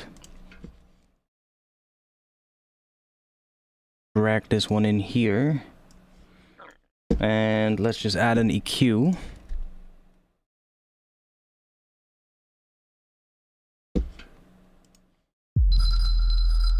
Let's see what that note is. E! Perfect!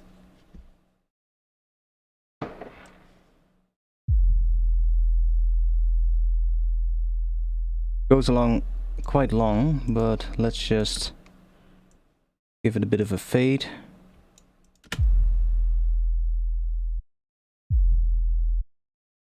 Get a bit shorter.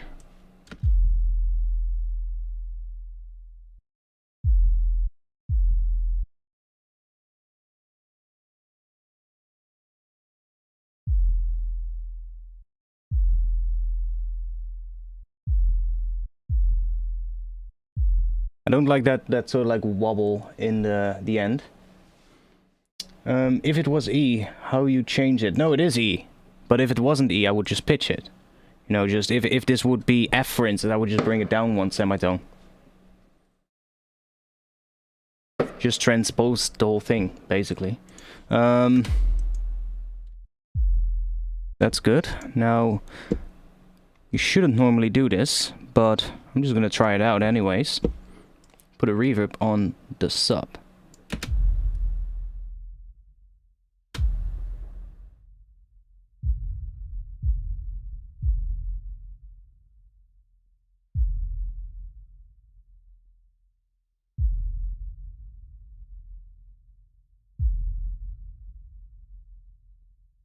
Kinda works.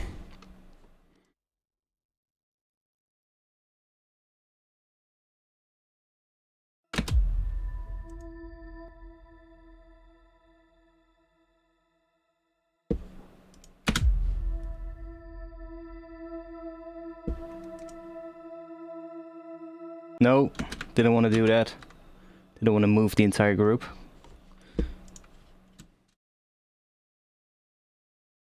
Again, what's with my mouse? Don't do that, please. Yeah, I'm still in 2020. About 50 more minutes. Time for some booze.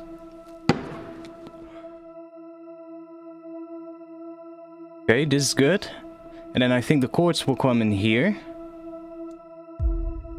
So then there we will have some chords coming in. Probably with the Rhodes. I really like Rhodes for liquid drum and bass compared to like regular piano. Regular piano can work too, but lately, I don't know, Rhodes, they just have that warm kind of sound, which I'm a big fan of for like deeper kind of music.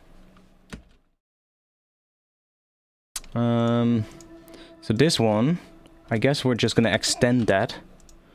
So it's just gonna keep playing that same note. So that we have one note that just extends on the key of E, basically throughout the intro. No, don't want to have the sub. Or the bass.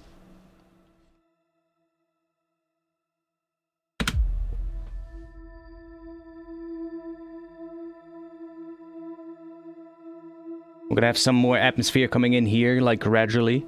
Just sort of like sweeping in. Maybe some lower layer coming in as well. Maybe a final sort of like synth at the end, before it goes into the chords.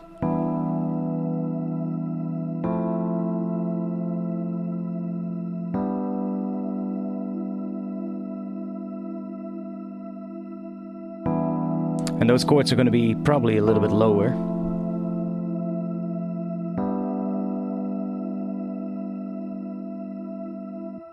And you know what?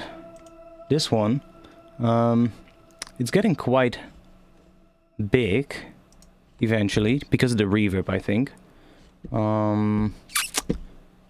Could resample it. I mean, it's just a single note anyway. Could just resample that and then just work with the audio.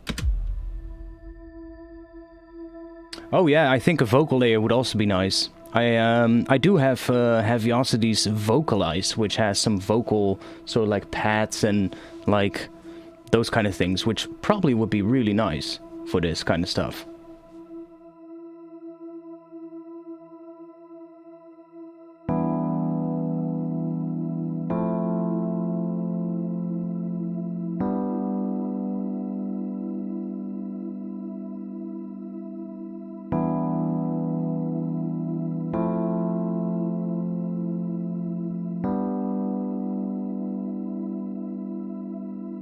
Yeah, that layer should just continue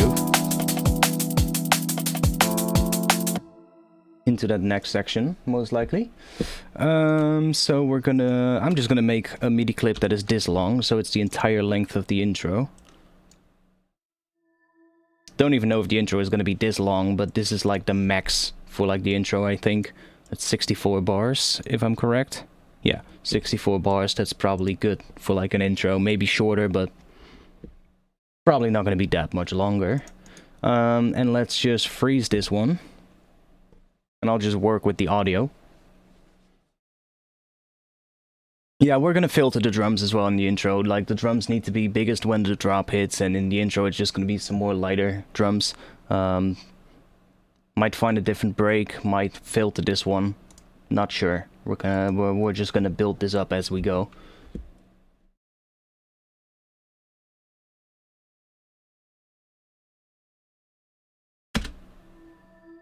See, I like that start, but during that last part it kind of becomes...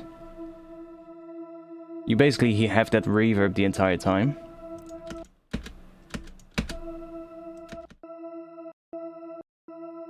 But, I mean, I guess it works. Should I do some movement on that with maybe an LFO tool, so that we kind of get a little bit of a... I don't know, a little bit of a swelling motion on it, maybe? Or do something on half a beat and just have like something like this, just a little bit on the volume.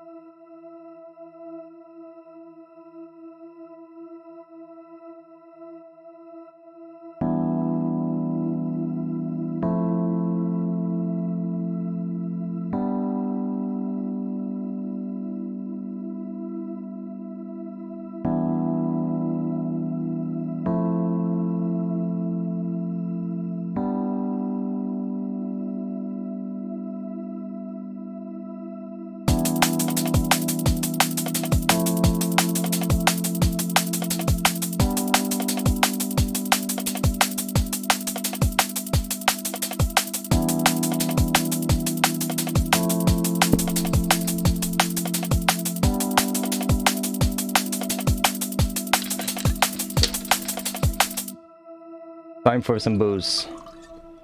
Almost New Year's Eve. It's almost New Year. It's time to get ready. The cutoff always works, yeah, true.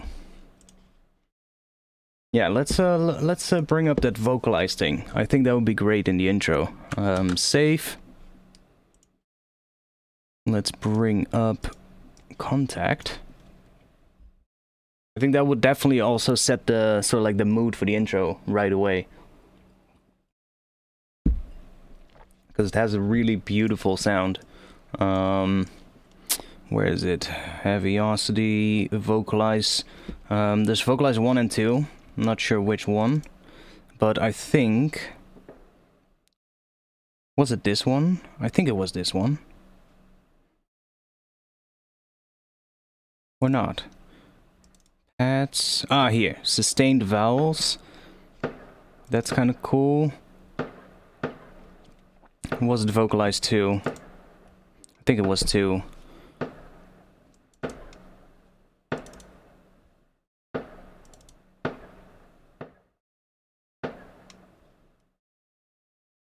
We are in E minor, or E Phrygian, but it's close to E minor.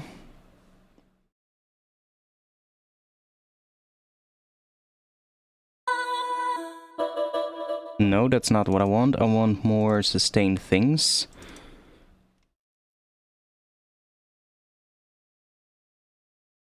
Maybe the pads were the ones that I was thinking about.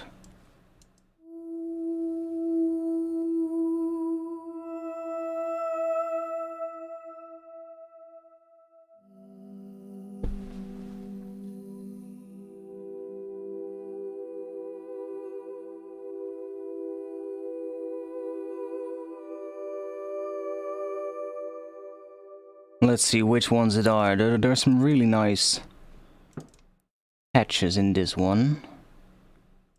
Mic pedals. Don't think it's that one. It's probably the pads.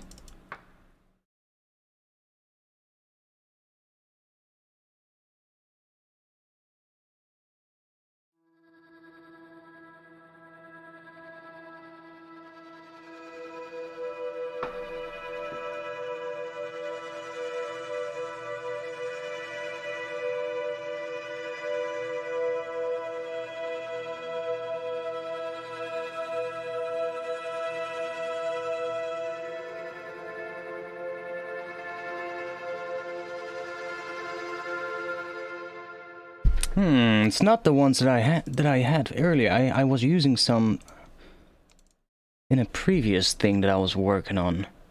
Maybe it was a different pack. It was something with like... Wait, let's see. Vocals.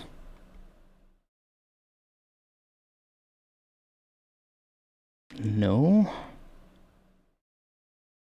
Cinematic.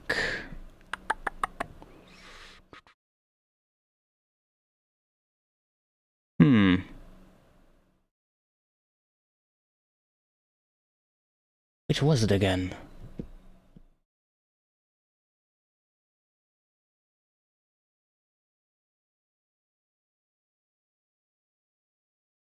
Maybe it wasn't vocals.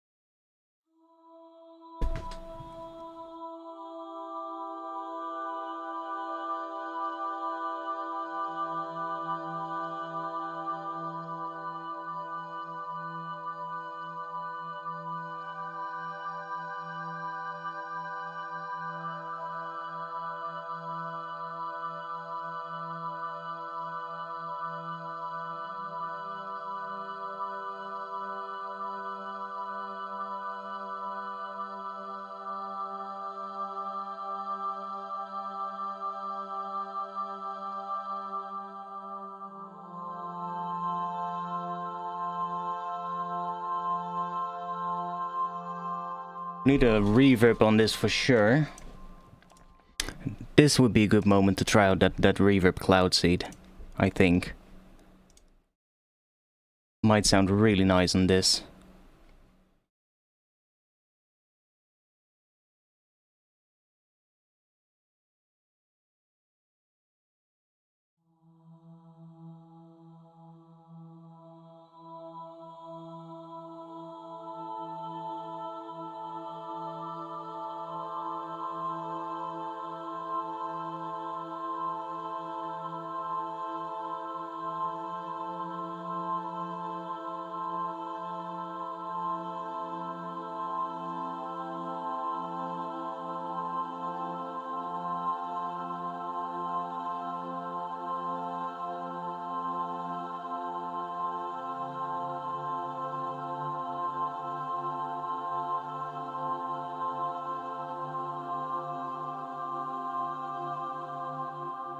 Yeah, I do like the sound of that.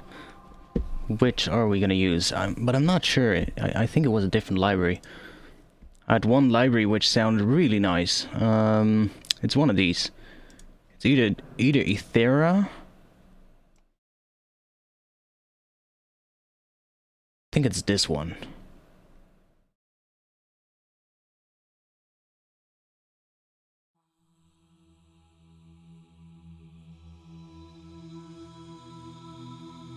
Yes.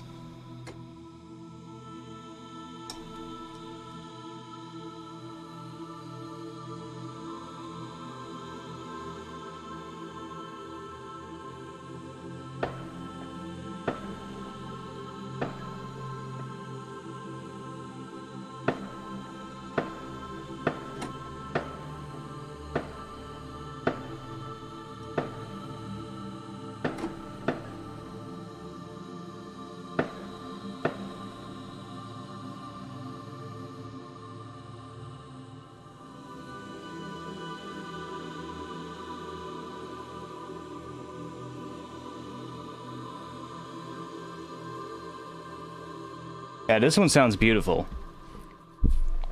This is also by Clara, by the way. I think it's the same singer who worked on this library. It has a couple of different ones here.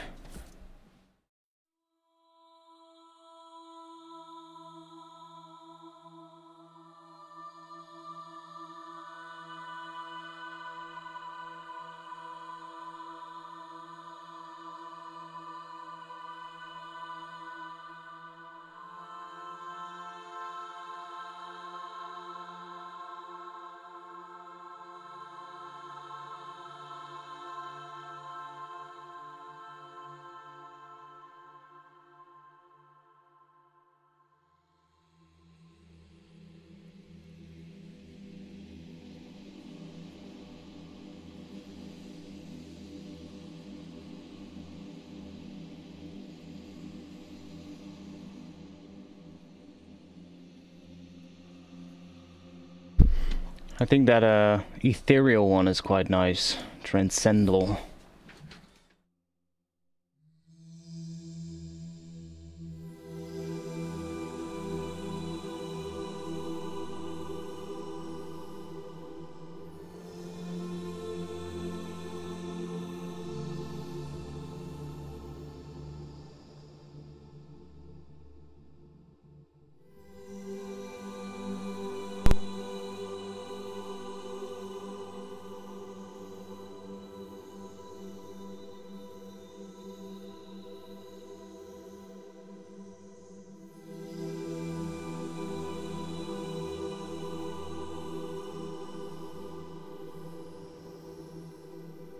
I can just start like that.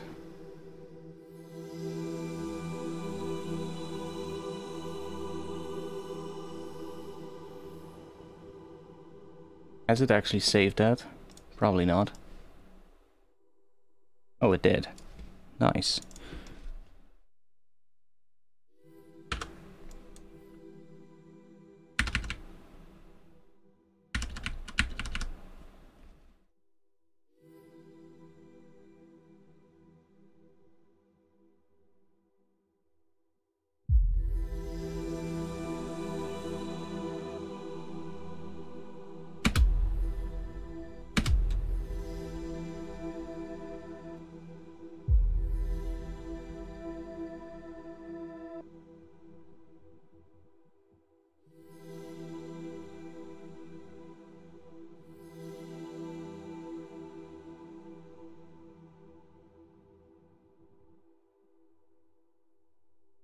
It is also why I need a new MIDI controller. Look at this. See those extra notes? My MIDI controller is acting a little weird lately. And it just triggers some notes like twice. In fact, on this one, I think it has done it for every note. Really annoying. So yeah, that's also why I've been looking for a new MIDI controller. Whatever, just do that.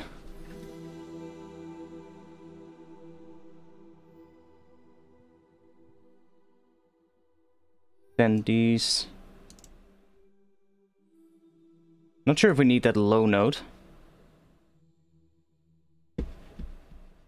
Yeah, it's really annoying. It's been doing that lately. Reverb that long. I don't hear shit. Is that me? Whatever.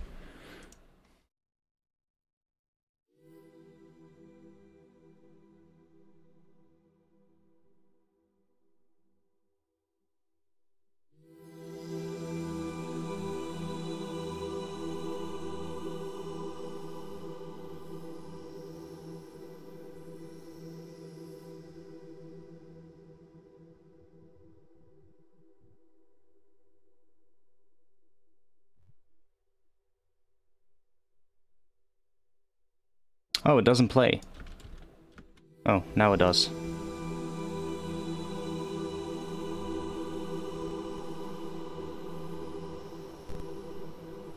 Ooh. Ooh, we're clipping, and it doesn't like that. What's going on? Ah, probably the feedback is too high. But it's so low, I don't hear shit.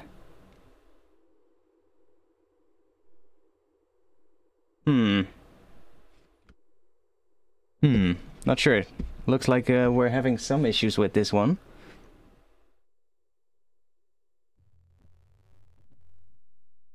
Okay, it is the decay.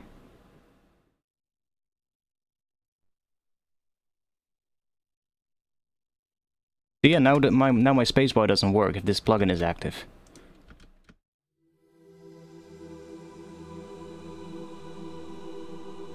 See, it surges up like crazy. Why is that? I am looking at specific controllers. The one that I'm most looking at is the Native Instruments ones. For my main controller, for like a big one, and then a smaller one which is MPE support, well, which supports MPE. Probably the Sensomorph. At least that's from the ones that I've been looking at now. I think that is the one that I would be most interested in. Does anybody know why we are getting a huge spike in volume even though we don't hear anything? It's probably low end. That is so low that we don't hear it. Oh, wait, let's put this on the right track. See if we can see it. Yeah, it is probably that low end. Yeah, there's a spike right here. So if I do this, should not happen.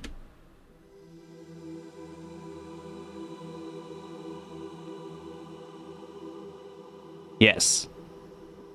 Nice. Yeah, see, it is the low end. For some reason there's like a big low end spike happening because we hear, oh, probably if I bring the low cut up that might help.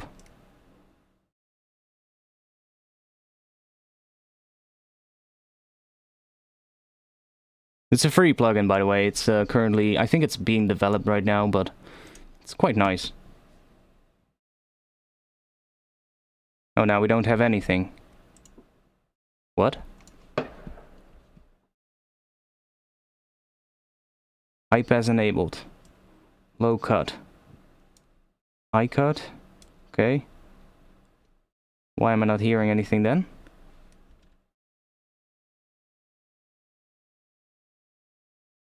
That's odd.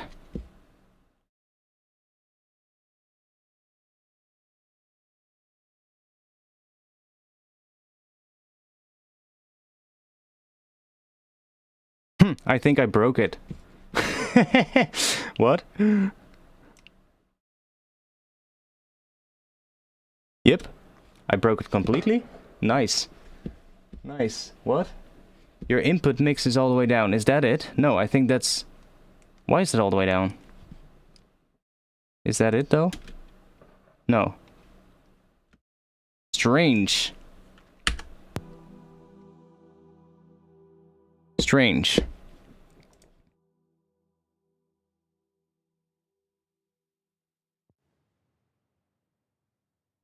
It's back, though. See, the input mix is all the way down. By default.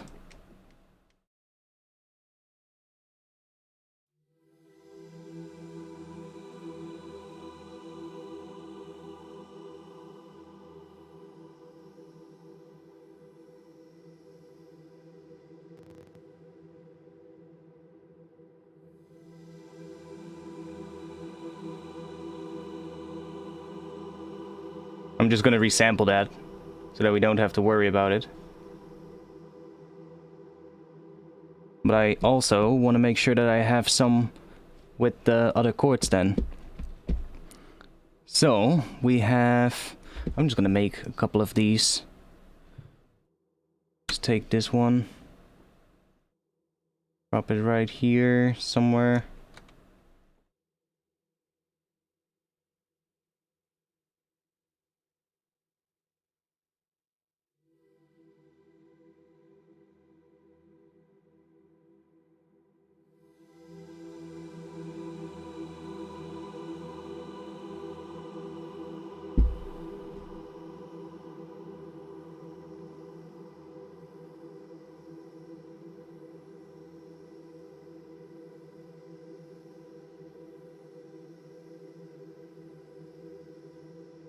We don't need it that long, actually.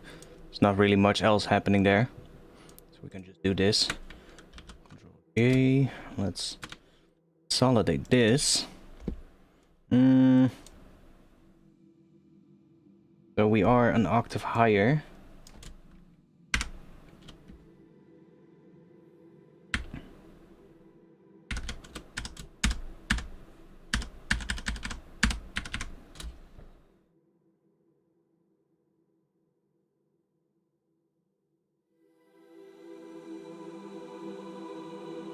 Yeah, we don't need that low layer either. Yeah, I'm just gonna make a couple of ones for these chords. So then we get this chord. Let's do that one here. I'm gonna make this clip really long, because there's a really long reverb on it as well. Let's just consolidate that. You might be thinking, what the hell is he doing? Get rid of all of those. Move these ones all the way to here.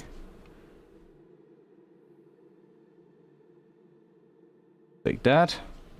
Then we have the next chord, which is this one. Drop that here.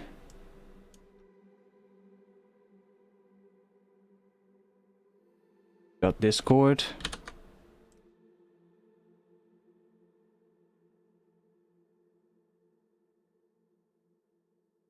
This chord, which is very similar to the first, but make a separate one for that as well. And then we have one last chord.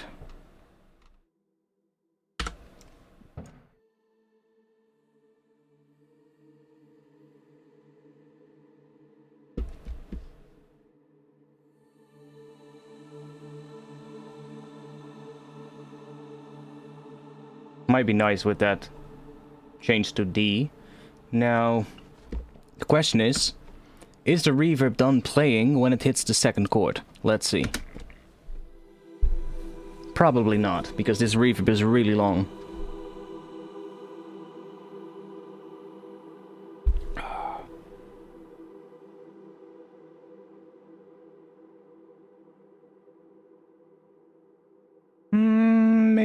Maybe. It's going down. We're about halfway. Yeah, I think that's right. I mean, this is almost pure silence anyway, at this point. Yeah, good. Let's resample this bad boy so we don't have to worry about that free plugin crapping out on us. I'm not making ambient music, but we're making atmosphere right now.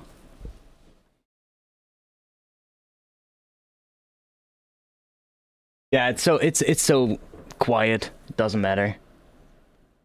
I just want to have these more like vocal pad layers so that I can just kind of put them in the track when I want to.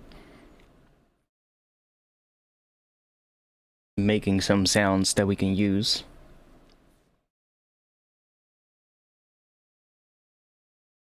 So it is going to be some kind of liquid drum and bass, or at least that's my plan. The one issue though is when I make drum and bass, I usually end up making something that is much heavier than liquid. So will be fun to see where this one ends up on the end of the stream. Ooh. 11:40 p.m. Almost midnight, boys. You're gonna be here for the end of the year together with me. So now we have these, so we now have some pads made out of these, and I'm going to use that first one right at the start of the track, so let's move all the other ones aside for now. The BPM I'm working on right now is 174.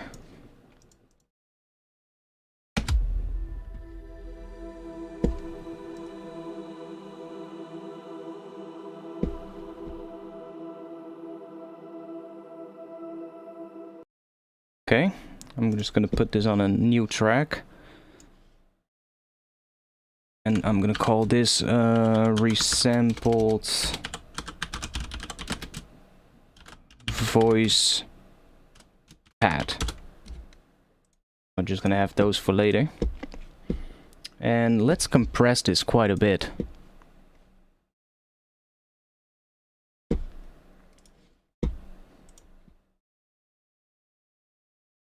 Let's just do this for now.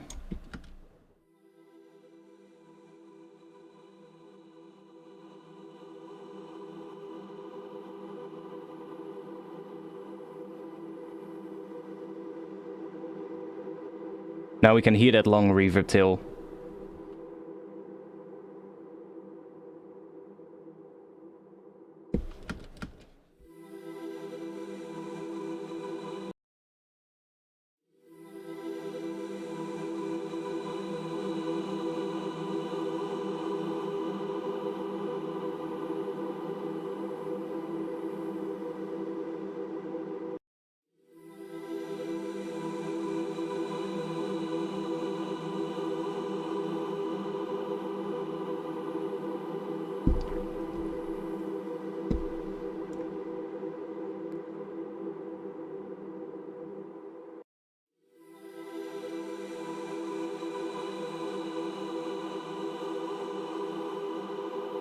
I don't necessarily like the start, but I do like this part here. Sort of like vowel sound and that tail kind of fading out. So we could put another reverb on here. Let's put a Valhalla shimmer on it as well. After the compressor, let's make that big stereo dual, why not?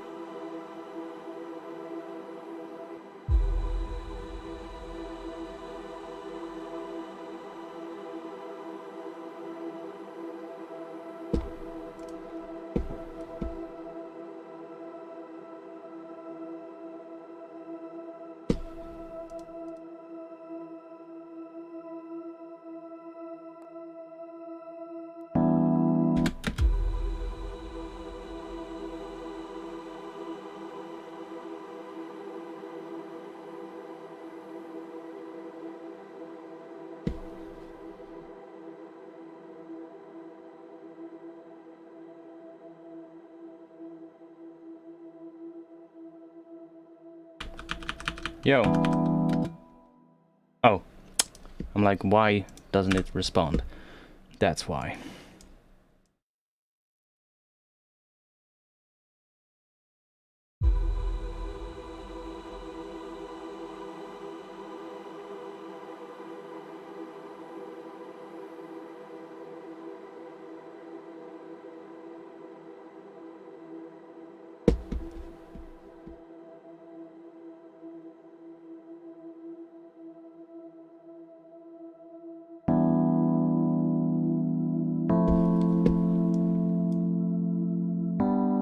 This is gonna change, but I'll leave it in for now. So we have that one. Now, what if I take one of these?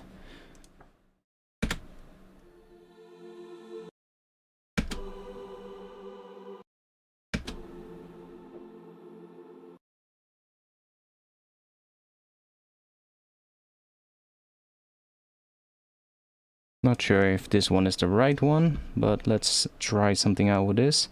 What if I take this, reverse it?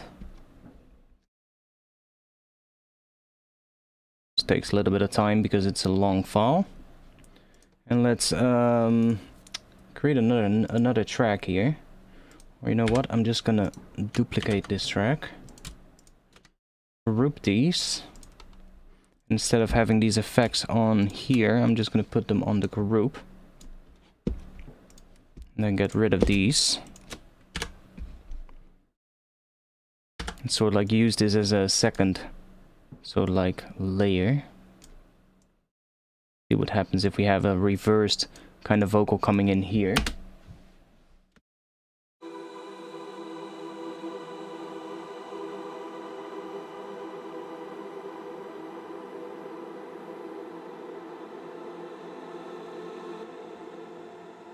What's the end?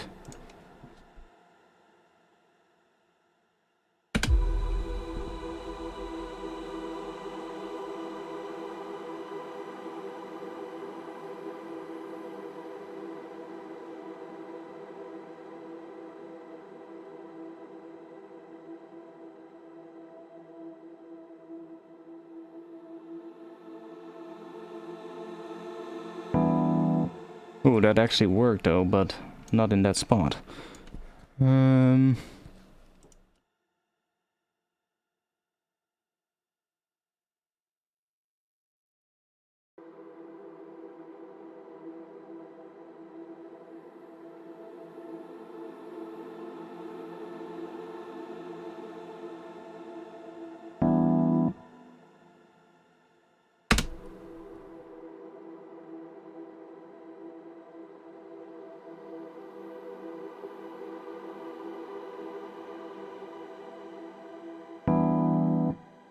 Which one of these are we gonna use?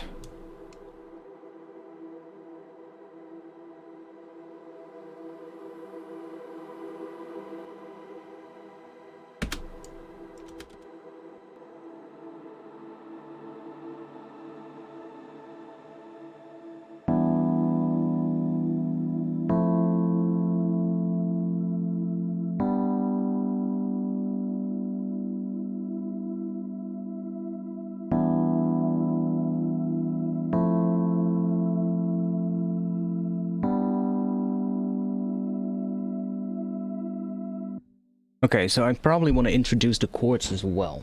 Now, the piano that starts here, or the Rhodes that starts there, I might have that more low passed, and then sort of like creep in over time. But we need some more chords, some more pads in the intro here in that first part of the track.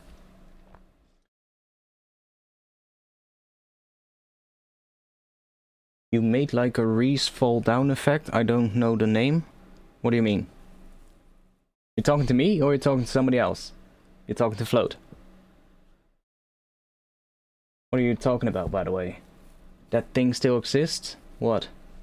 A leap motion controller. A what? A leap motion controller 3D. Okay.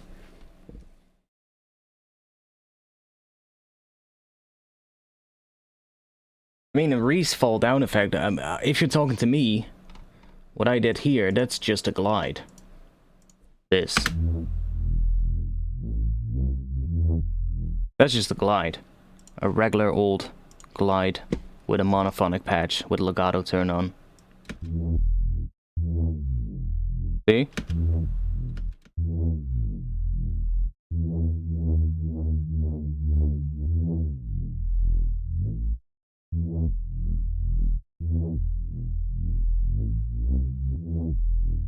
So that's just that.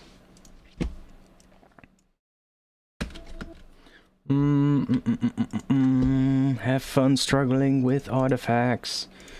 Making a genre he doesn't make normally.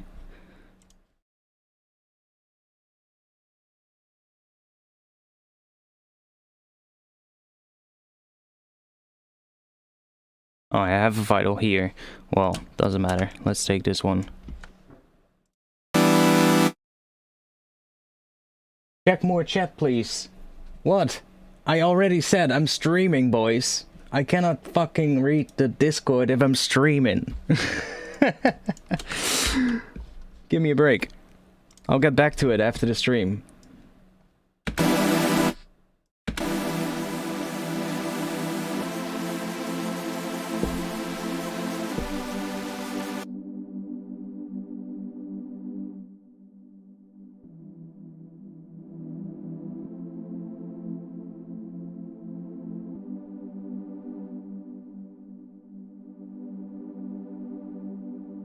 I haven't used Rapid in a while. I don't even have it installed at the moment, so cannot use it right now.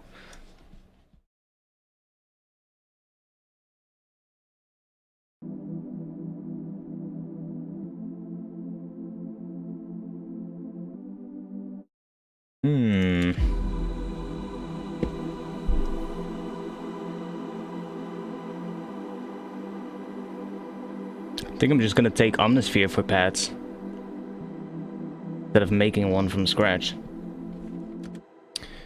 Find some cool pad in Omnisphere. Yeah, indeed.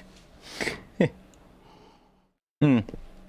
already saw that you guys were mentioning me, but I don't know what you're talking about.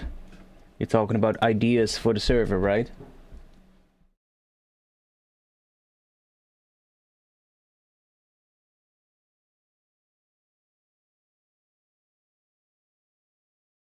Oh, you're gonna post a New Year's message. Yeah, that's fine.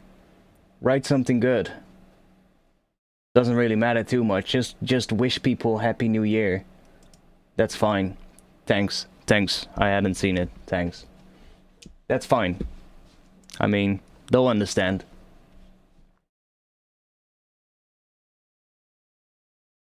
They'll understand. I'll be in the Discord after the stream as well. So maybe what you could do is include something. I think what we're gonna do after the stream is I'm going to, well, at least hope that people are watching right now are feeling jumping in to the radio channel, and I might turn on the fact that we can stream each other's or share our webcams tonight in the radio channel.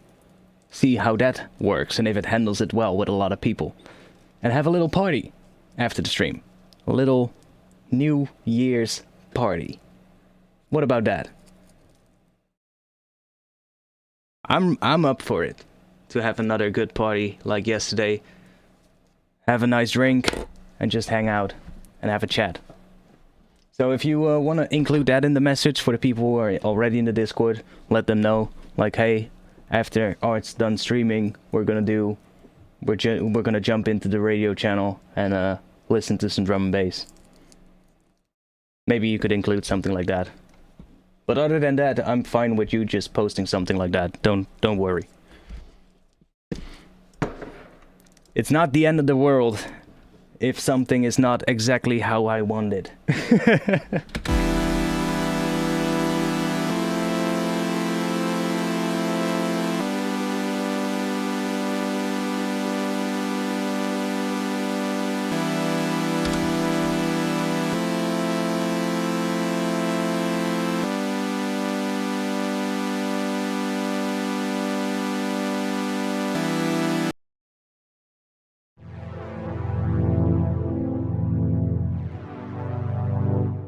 Let's go up an octave. Omnisphere probably wants us to play a higher octave.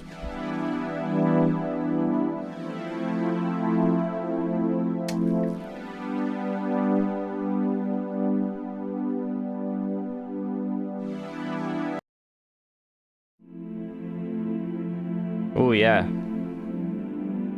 That's nice and spacey.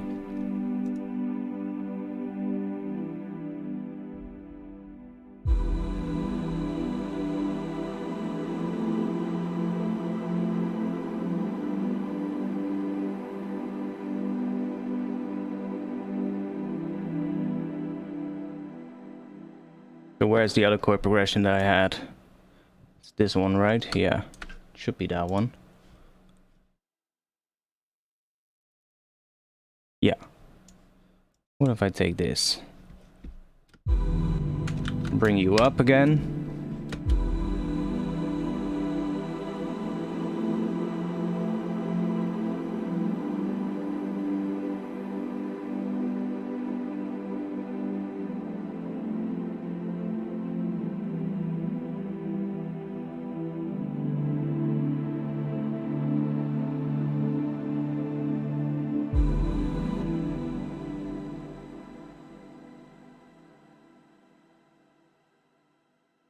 I like that.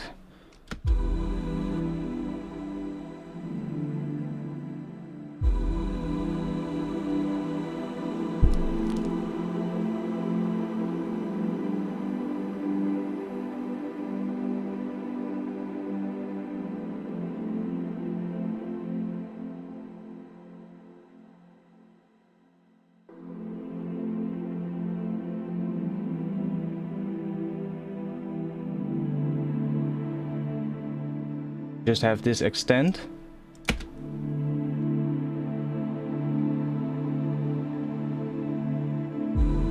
Oh, should turn loop off. I need to rename these channels as well. I'm just throwing stuff in here. Let's do a little housekeeping before we continue. Kick. Let's call it kick vital. So I know that there's a vital there. Snare. Shakers. What is this? Oh, that's the chopped up break. These are the hats. And this is more shakers. Can never have enough shakers. Here we've got a vital low pass Reese. That's our sub hit. And now we're gonna get into stuff that I need to check. What is this? This is the vocal pad, vocal atmosphere, or whatever we're gonna call that. Oh no, it's not. That's the that's sort of like the drone-ish pad. So we'll just call it drone pad. And I'll jump into the Discord in just a little bit to wish everybody a Happy New Year as well, because oh great, if you want, I can post a message, by the way. In like 3 minutes. Or did you already post it? If you want me to post it, just post it in the mod channel right now and I'll post it at in like 3 minutes. And if not, post it yourself. Whatever you want. I'm gonna give you full power. Full moderator power. This is our Rhodes. So regardless or not, if we're gonna use the Rhodes, that's for sure, but this is some kind of a pad. Let's just get rid of that. We don't need it for now. This is the vocal atmosphere.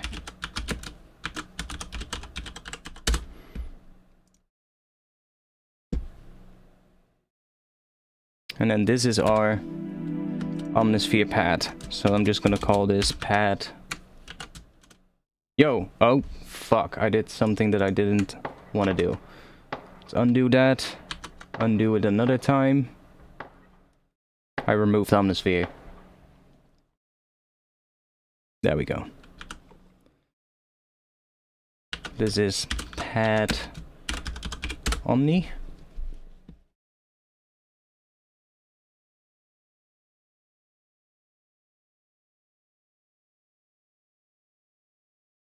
Just keeping an eye on the Discord. Okay. And this is more resampled voice pads, so I can just put those in the same group as this one. That we have them all in one place.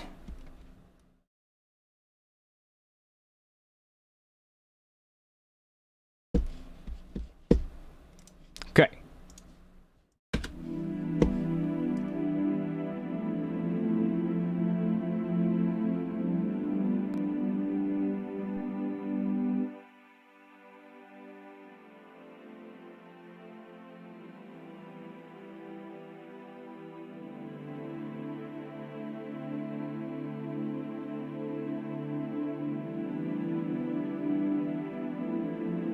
Probably gonna filter that in.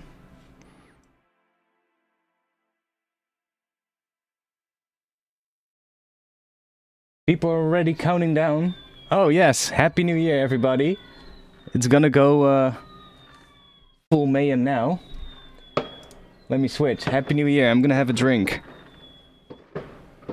Wish you all a Happy New Year, and I hope you are gonna have a good year in the upcoming year. I hope the upcoming year is gonna be better than what the past year was, because man, we had a shit year. I had a shit year, and my channel definitely, I hope you can still hear me, my channel definitely didn't end up the way I wanted it to end up this year. Yeah, I think the fireworks ban is working. It's definitely not working. One moment. Let's do that, so you guys can actually hear me. Yeah, so my channel didn't turn out the way I wanted this year, because I just... everything that happened, it just put me off, and just wasn't in the right mindset. But upcoming year, that is definitely gonna change. I'm gonna be doing a lot more stuff in the upcoming year, so... I hope you're gonna stick with me, and we're gonna continue and make next year a good one. Let's see what has happened in the Discord.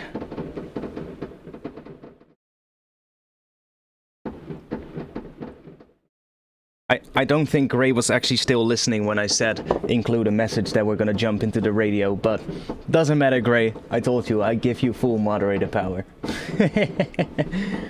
Thanks for doing that. What was my wish for the channel? My wish was at the start of this year, actually, or the start of last year, I should say. My goals were to put a lot of work in my channel, do a lot of videos, and I started out strong doing a couple of tutorials, but then when COVID had obviously already happened.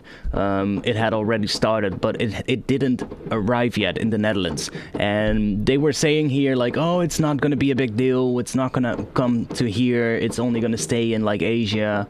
And I was like, okay, I'm gonna make this year a great one. I didn't even pay much attention to everything that was going on. I knew it was going on, and I was kind of looking at it, kind of, you know, afraid of it jumping over to the rest of the world. But the experts in the Netherlands, at least, were saying like, oh, that's not gonna happen. The chance that it's gonna come to our country is very small. It's probably gonna just, you know, stay there, and they're gonna handle it there in Asia. Well, that didn't happen, we all know. And my goal was to really put a lot of work in my channel and just really do a lot of videos, make a lot of music, and release a lot of music. That was the main goal. And then COVID happened. It came over here, we went into lockdowns, and I said the first lockdown, the first wave, I said like, okay, I'm gonna have a lot of free time. I'm gonna make a lot of music and be super productive and like release a lot of music this year. And, well, then, due to everything, basically, I just wasn't in the right state of mind. And just mentally, I just didn't feel productive at all. So the whole thing of like, I'm going to make a lot of music didn't really pan out that well. And I feel like it kind of had to do with everything that was going on. Like, I was just too busy looking at everything that was happening and all the measures changing all the time, and the whole thing that we didn't knew how long this was gonna take also didn't help. So that's kind of what happened, basically. And then at some point I was just like, okay, I'm just gonna stream, and I'm just gonna make music and stream, and that's basically what I did for the rest of the year. And then before I knew it, it was the end of the year, or close to the end of the year. Before I knew it, it was December, and I still felt like it could have just as well been like, I don't know, June, something like that. So yeah, this year just didn't pan out at all, and that's why next year should be a better one. And holy shit, that was a big one. So yeah, that's it. I know, I have a large audience. That's not the case. It's just that, like, I wanted to do it, and I wanted to put a lot of work in. I wanted to be super productive and get a lot of stuff done. But due to everything that was happening, that just didn't work out, basically.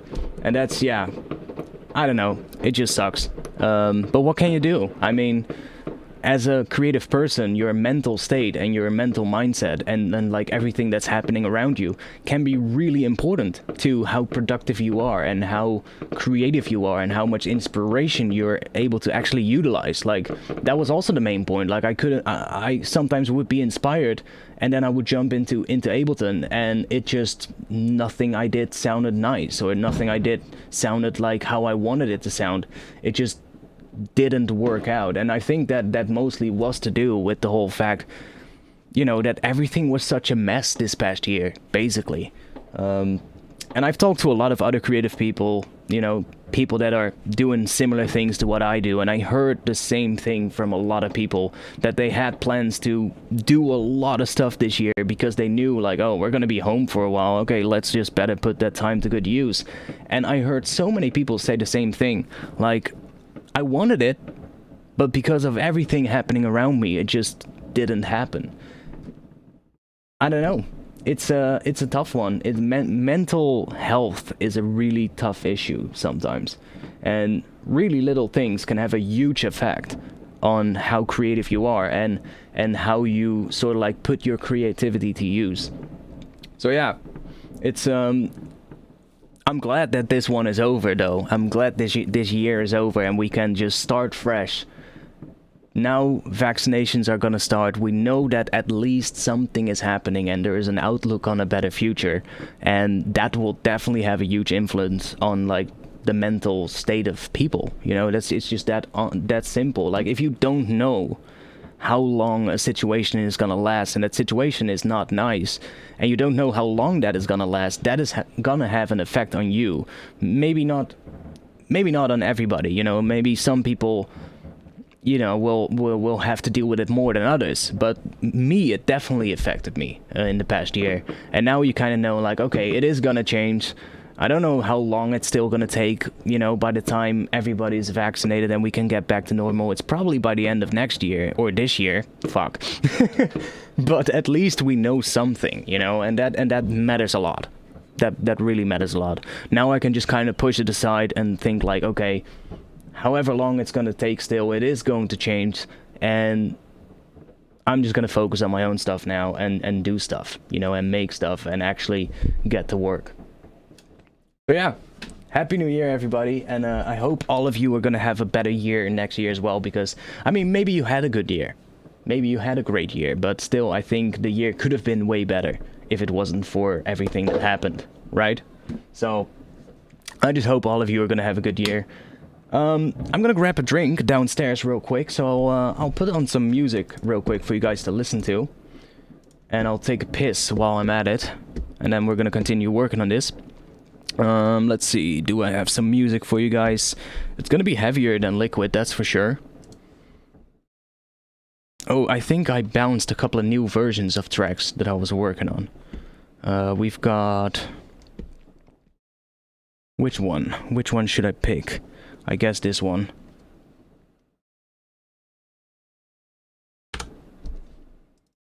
So this track is one of the tracks that's going to be finished in the upcoming weeks. That's for sure. This track is definitely starting to kind of turn out how I want it. I think it's in 172. Yes. Set that to repitch so it doesn't sound weird to you guys. And I'm going to take a piss real quick and grab some more drinks downstairs, and probably wish everybody downstairs a Happy New Year, because otherwise they're probably gonna think, huh, that fucking Artifacts, he's just sitting upstairs doing his own stuff. I'm quickly gonna say hello to everybody, and then I'll be back in like 2 minutes or so, and I will continue working on this. Let me see. Let's look at the chat real quick. Yeah, I saw some YouTube guys, cinema, etc. They didn't make too. Yeah, it's just, it's a very interesting topic though, and I don't think it gets talked about enough. Like, I think a lot of times creative people just kind of push this on the side, and they're like too afraid to talk about this kind of topic because mental health. You know, somebody who like I don't matter. You know, I don't mind. I can talk about this stuff easily, but some people, they feel like it's difficult to talk about mental health issues and like the mindset of a creative person, because I don't even know why, but I think it has to do with your personality or whatever. Like I'm slightly introvert, but I'm sort of like in the middle between an introvert and an extrovert, so I can kind of I can talk to people easily, and I love talking about topics like this because I think it matters a lot. You know, it's very good to talk about stuff like this, especially if you're dealing with it.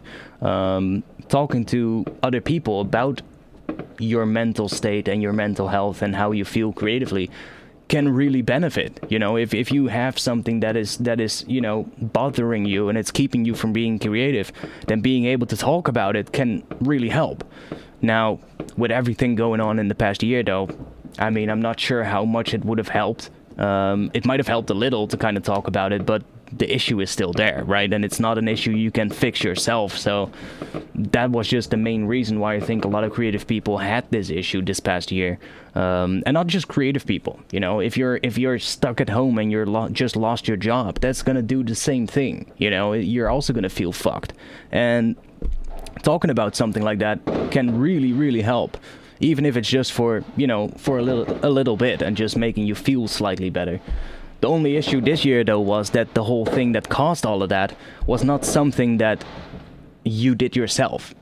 Which, if you do something yourself and you fuck something up and therefore you're feeling shit, you know, at least you can work on fixing it. But in the past year, it was just fucked. And we couldn't fix it ourselves. And that is the main issue why I think so many people got affected by this.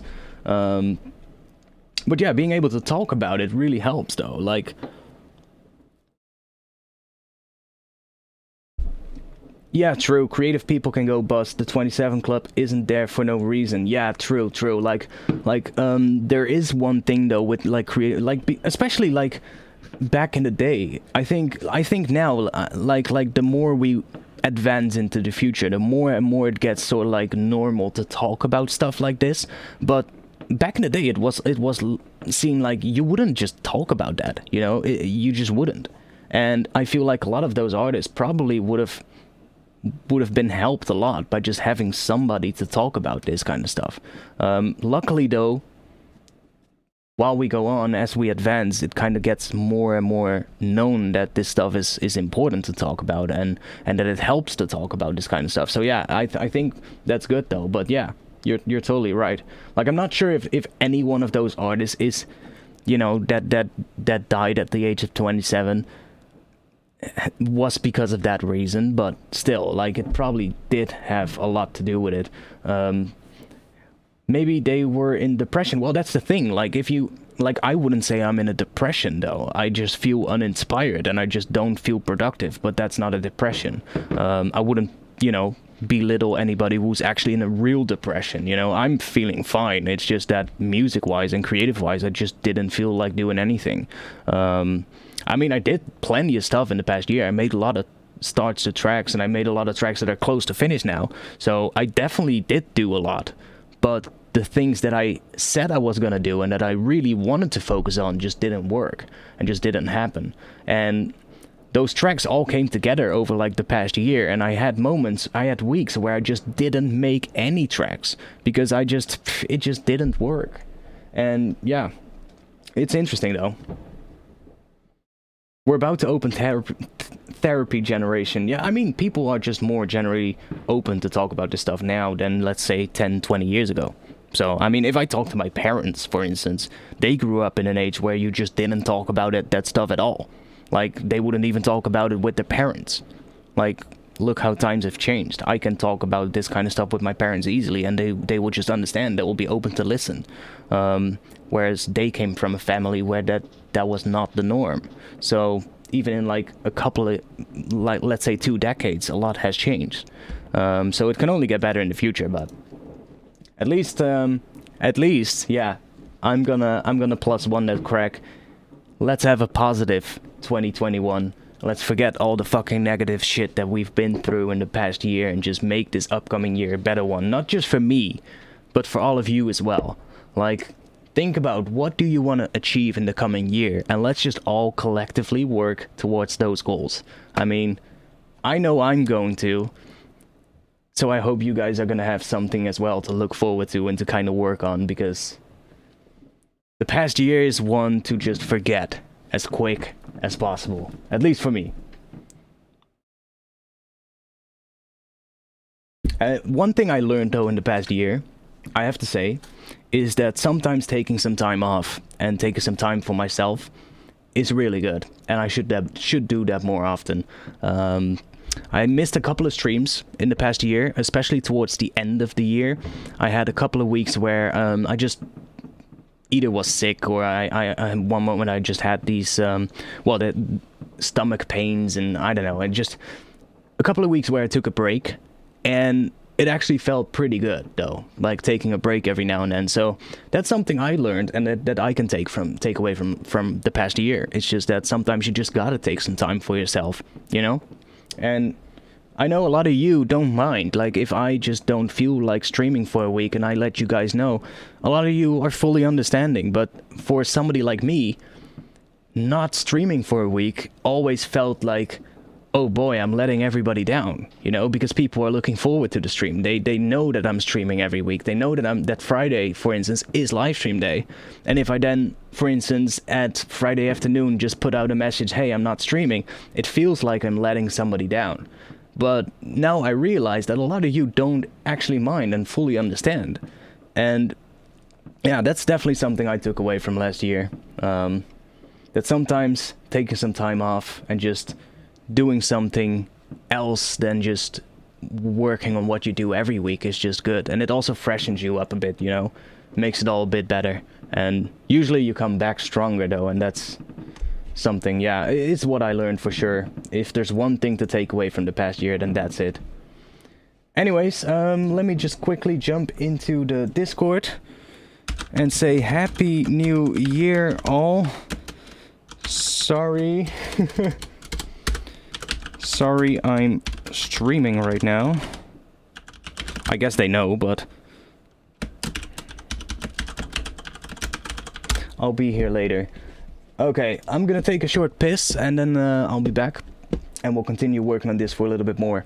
So have a little fun listening to this little snippet of a track that I'm working on right now, and I'll see you guys in just a little bit. I'll be back in like a minute.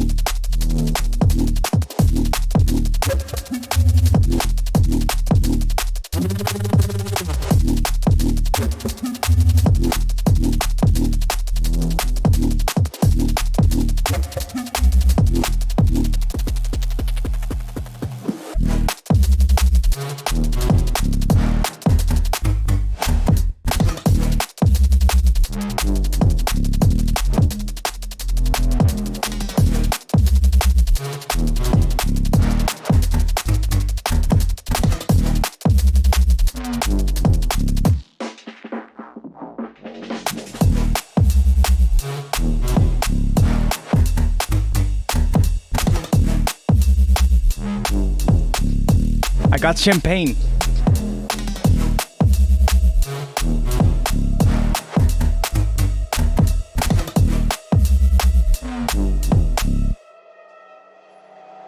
I don't even like champagne. Anyways, I'm back. I don't even like champagne, but I got some. The bottle was too big, so they couldn't empty the bottle by themselves. So I have to help. This sounds fresh. Yeah, it's not done yet. I'm working on the intro, and then the breakdown also needs work. You can see it as well. Like if you just look at the waveform, you can kind of see it. And I think this drop is just a copy of the first one.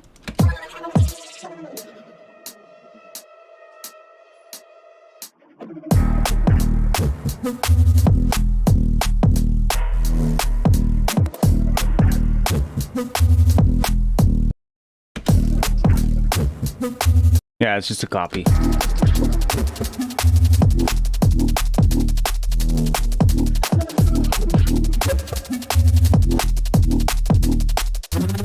It's getting there. It's getting there. It needs a good intro and a good breakdown. And I'm kind of struggling with what to fit there, basically, at the moment. Yeah, I'm not a big fan of champagne at all. But I guess since it's New Year's Eve, I cannot really refuse. I guess we just drink this one. I'm really not a fan of this. Mentions in the Discord. Oh, that's other servers. Okay, cool. Let's get back to what we were doing.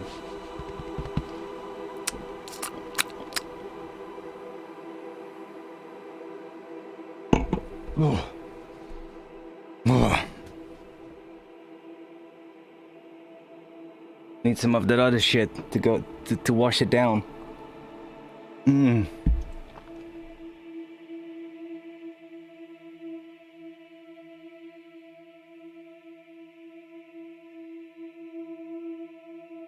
Okay, nice. I can maybe bring in one of these again.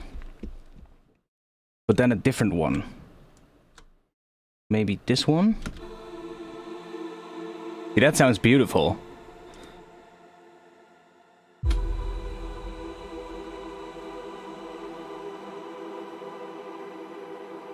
I'm hearing some other layers, some lower layers, some wow, something that comes in.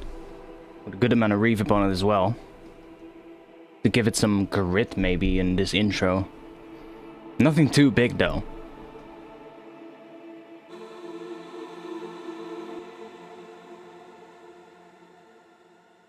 And this one, maybe do that so it kind of fades in a little bit. Yeah, I'm gonna have another reversed one again, probably here. So, take that one. Pick a random one for now.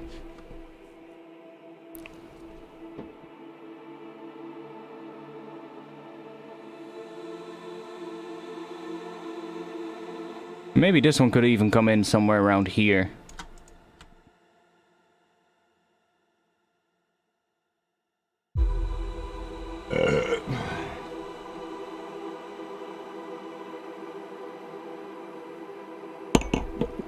Oh. Man, I'm really bad at champagne. It's also why I don't drink wine. I hate wine.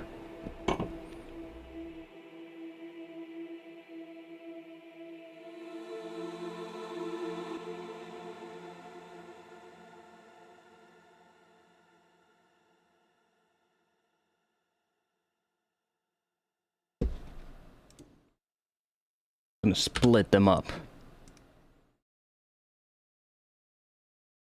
So that I can do...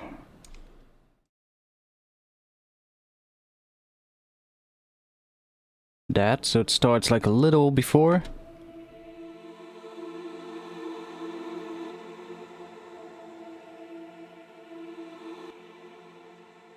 Oh yeah, we have that compressor going on as well. That's why it sounds so weird if I do that.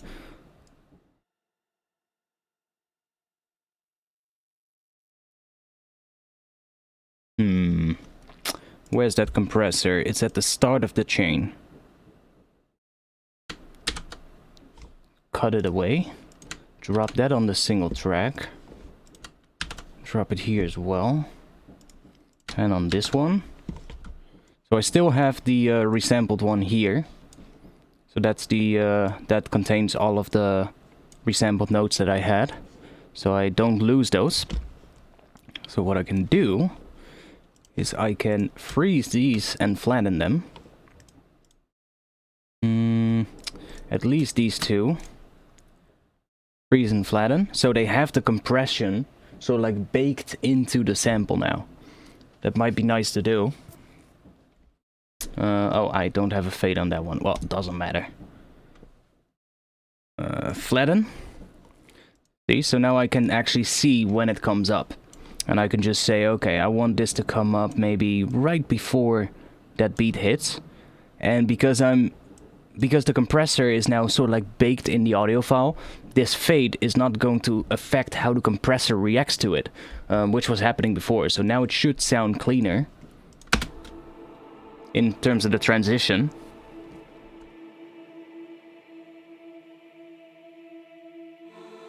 I mean, it's a good champagne. Yeah, it's not a cheap one, but I just hate champagne.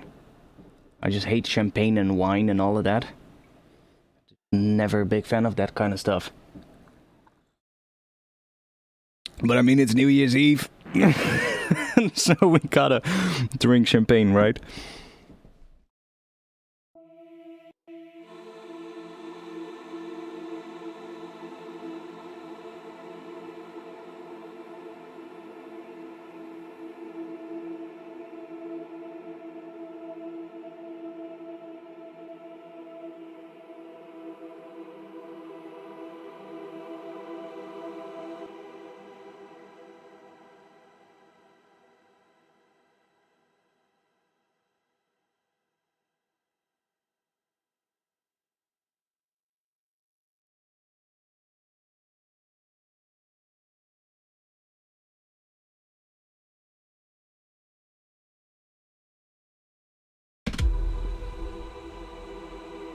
Nah, man, whiskey is good. Better than champagne. I've got 3 drinks now here.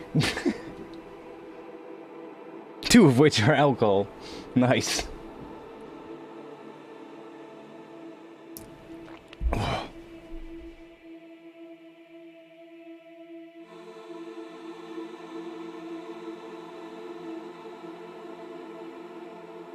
I'm probably gonna come in somewhere later though.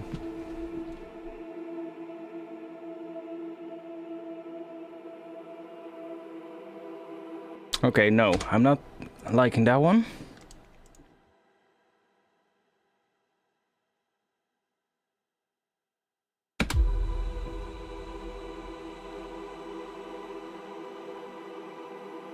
The curve in voice, it's LFO cutoff. What? No? Oh, that works.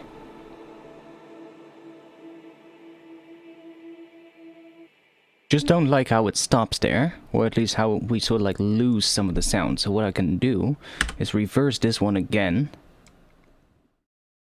Instead of having it reversed, just having it like this. I want this to come in somewhere around here. And then we'll have that extend a little bit like this. No, it's just a volume fade. That's what it is.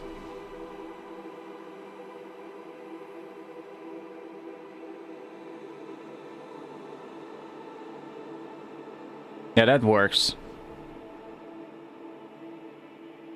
Something here.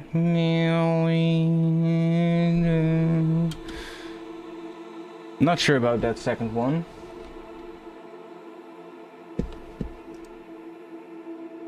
Could maybe reverse this one and use it as sort of like a sweep towards the end here.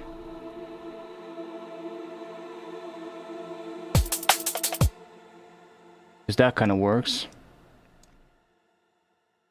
Maybe having this as a sweep and just bringing this one back in.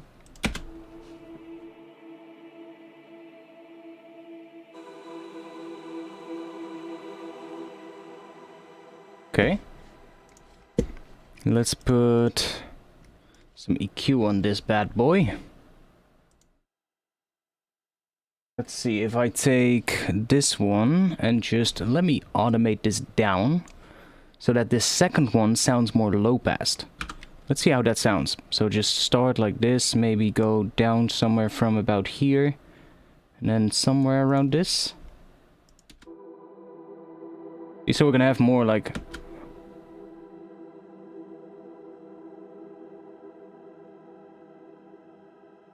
We're still getting high end because of the reverb. Should have printed the fucking shimmer inside of the sample as well. Well, whatever.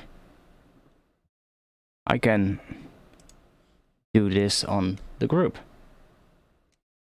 after the shimmer.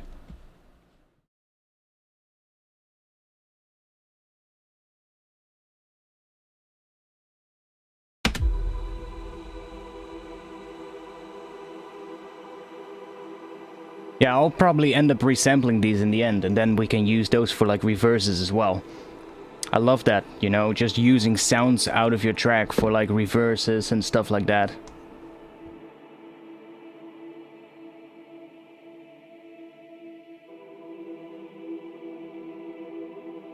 And we're probably gonna come back again here.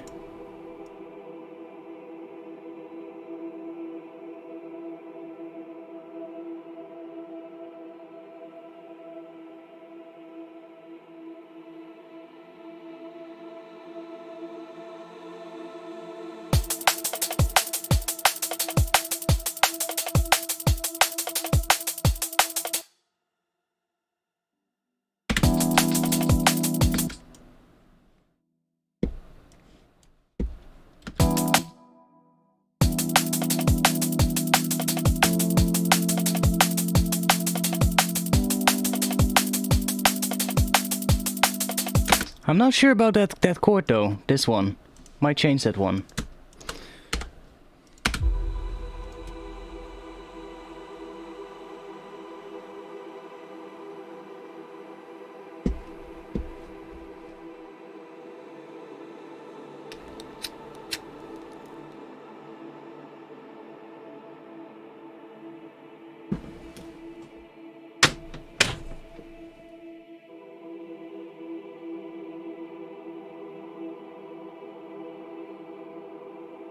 And then this one, maybe just do it like this, so it sort of like fades in a little bit.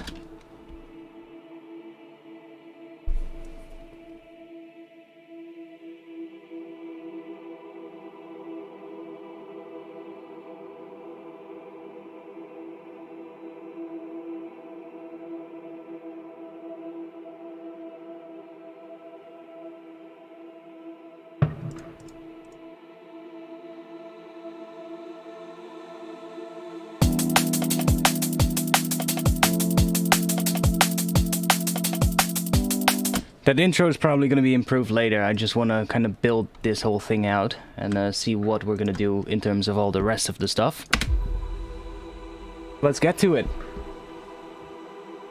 Happening in the Discord. Happy New Year. I'm not sure if you're watching Dan, but Happy New Year to you as well. You'll be passing midnight in 25 minutes. Dan is one of my former moderators.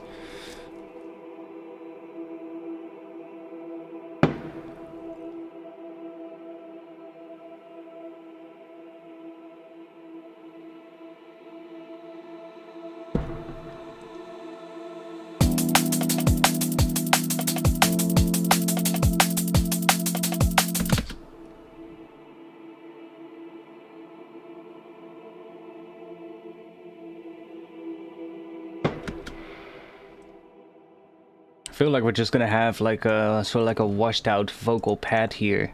I mean, it's different chords, but shouldn't really matter.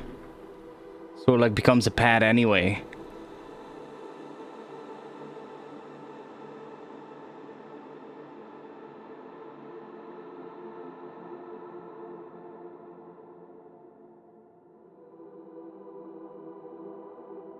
It's more like a pad anyway, so it doesn't really matter. Oh no, I'm probably just gonna make without vocals on this one.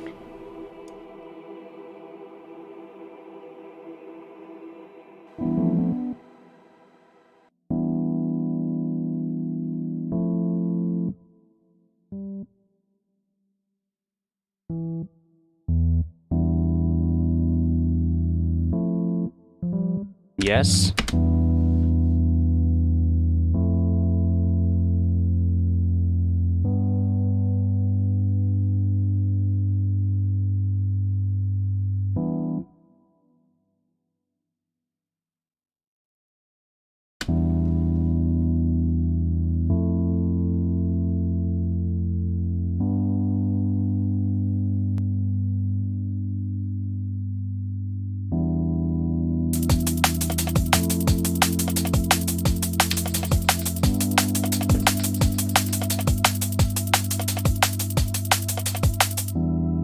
I mean, it could have vocals too, but probably it's gonna be without vocals.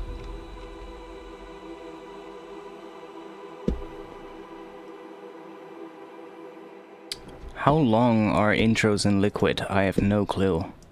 Let me grab one of these, some of these tracks real quick so I can have a look. I'm just gonna have a look at what the structure is and what they normally do. And I'm just gonna take one of these tracks because... yeah, okay, so that hits on after 64.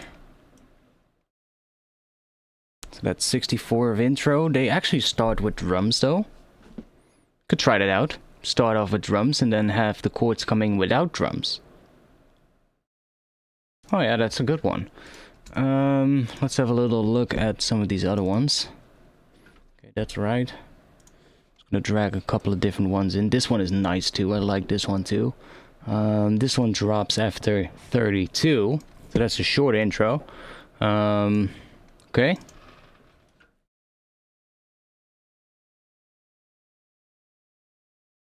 I have another one of theirs, and that one hits at right in between. That is 174. Nice. Okay. I guess we're gonna go for the 64 bar intro. I guess we're gonna go for that.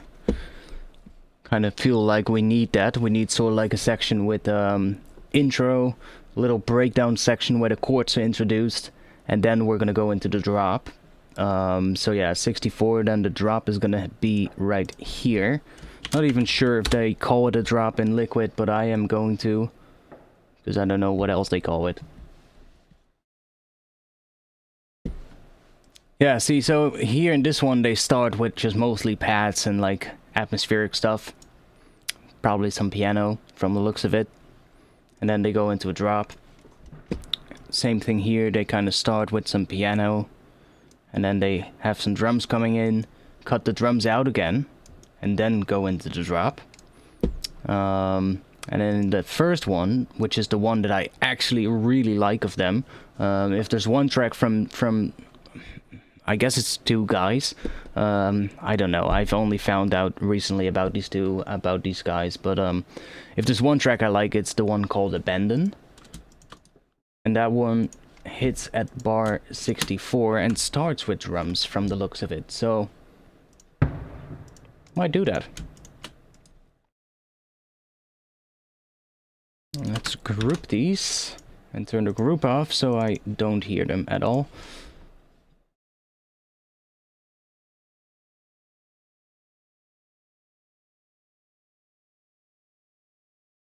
Yeah, I think it would be nice to start with some drums, to kind of just set a mood, you know, and it would also make this section more interesting. But maybe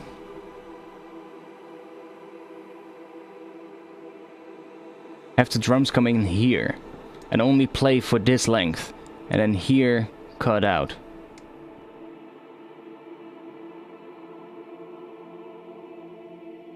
And then there's where the drums are gonna come in. Let's have a little look. Let's copy and paste these to here. I could also start with the drums though.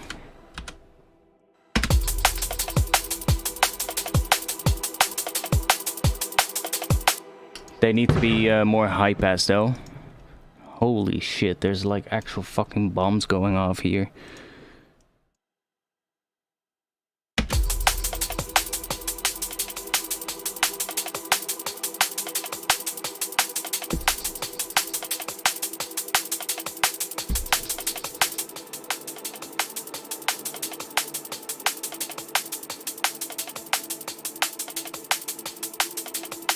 You're welcome, Nico. You're welcome. Hope you're gonna have a great night, evening, afternoon, whatever it is where you are. And I hope to see you again soon on this channel. I might stream again tomorrow if I don't feel too hangover from today. Tomorrow is Friday, so it's regular stream day. So if I feel like it, I will stream again tomorrow. And, well, we'll probably continue working on this thing. That's for sure.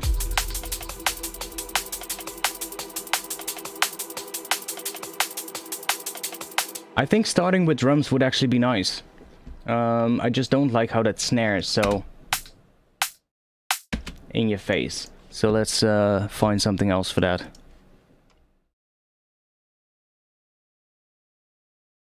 Like most stuff I have here is just really heavy snares, but maybe that works. More like a clap.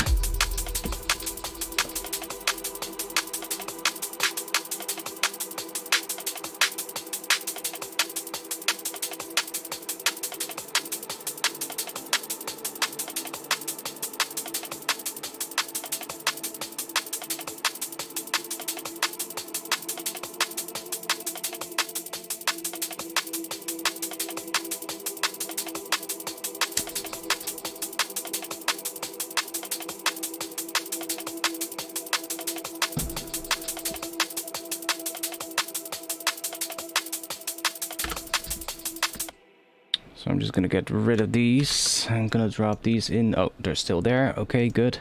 We don't need a kick in this first part. Probably don't need the snare either. Just have breaks. This is good. This is good.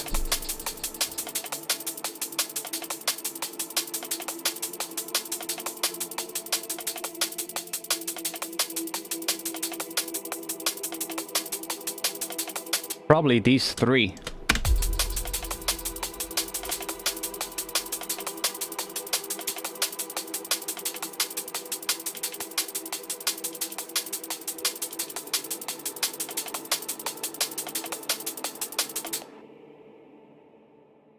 Damn, this one is long.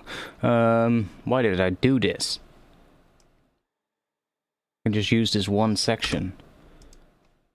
Just loop that.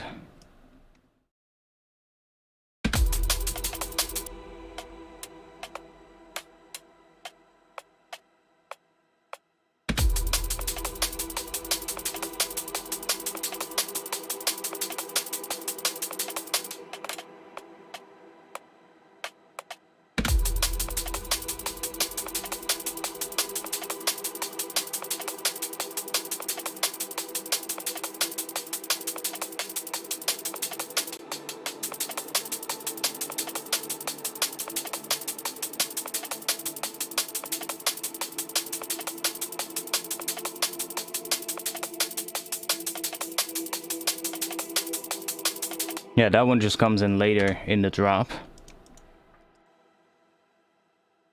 Let's do... I'm gonna group these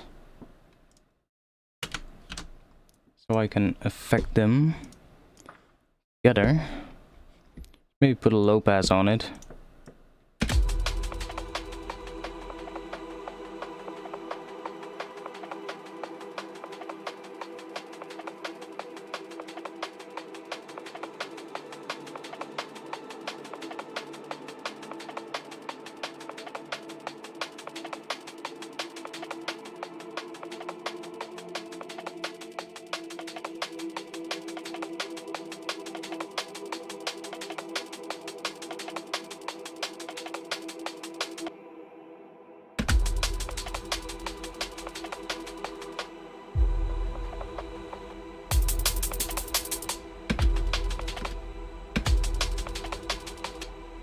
Okay, I like it around here, and then going down a bit.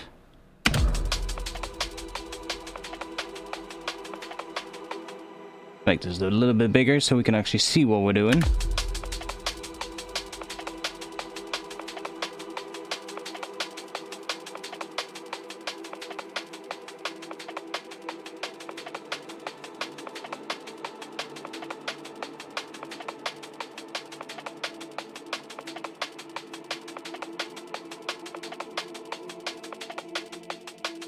We need something coming in here, that's for sure.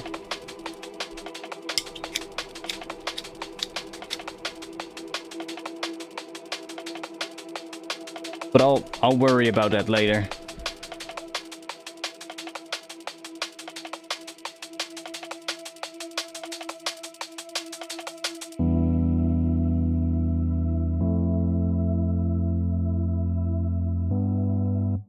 Yeah, so I think the chords actually need to be in the same speed as what they're going to be in the drop.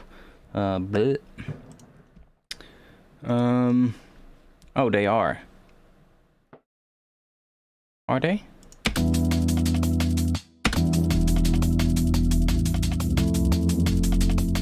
No, they're not.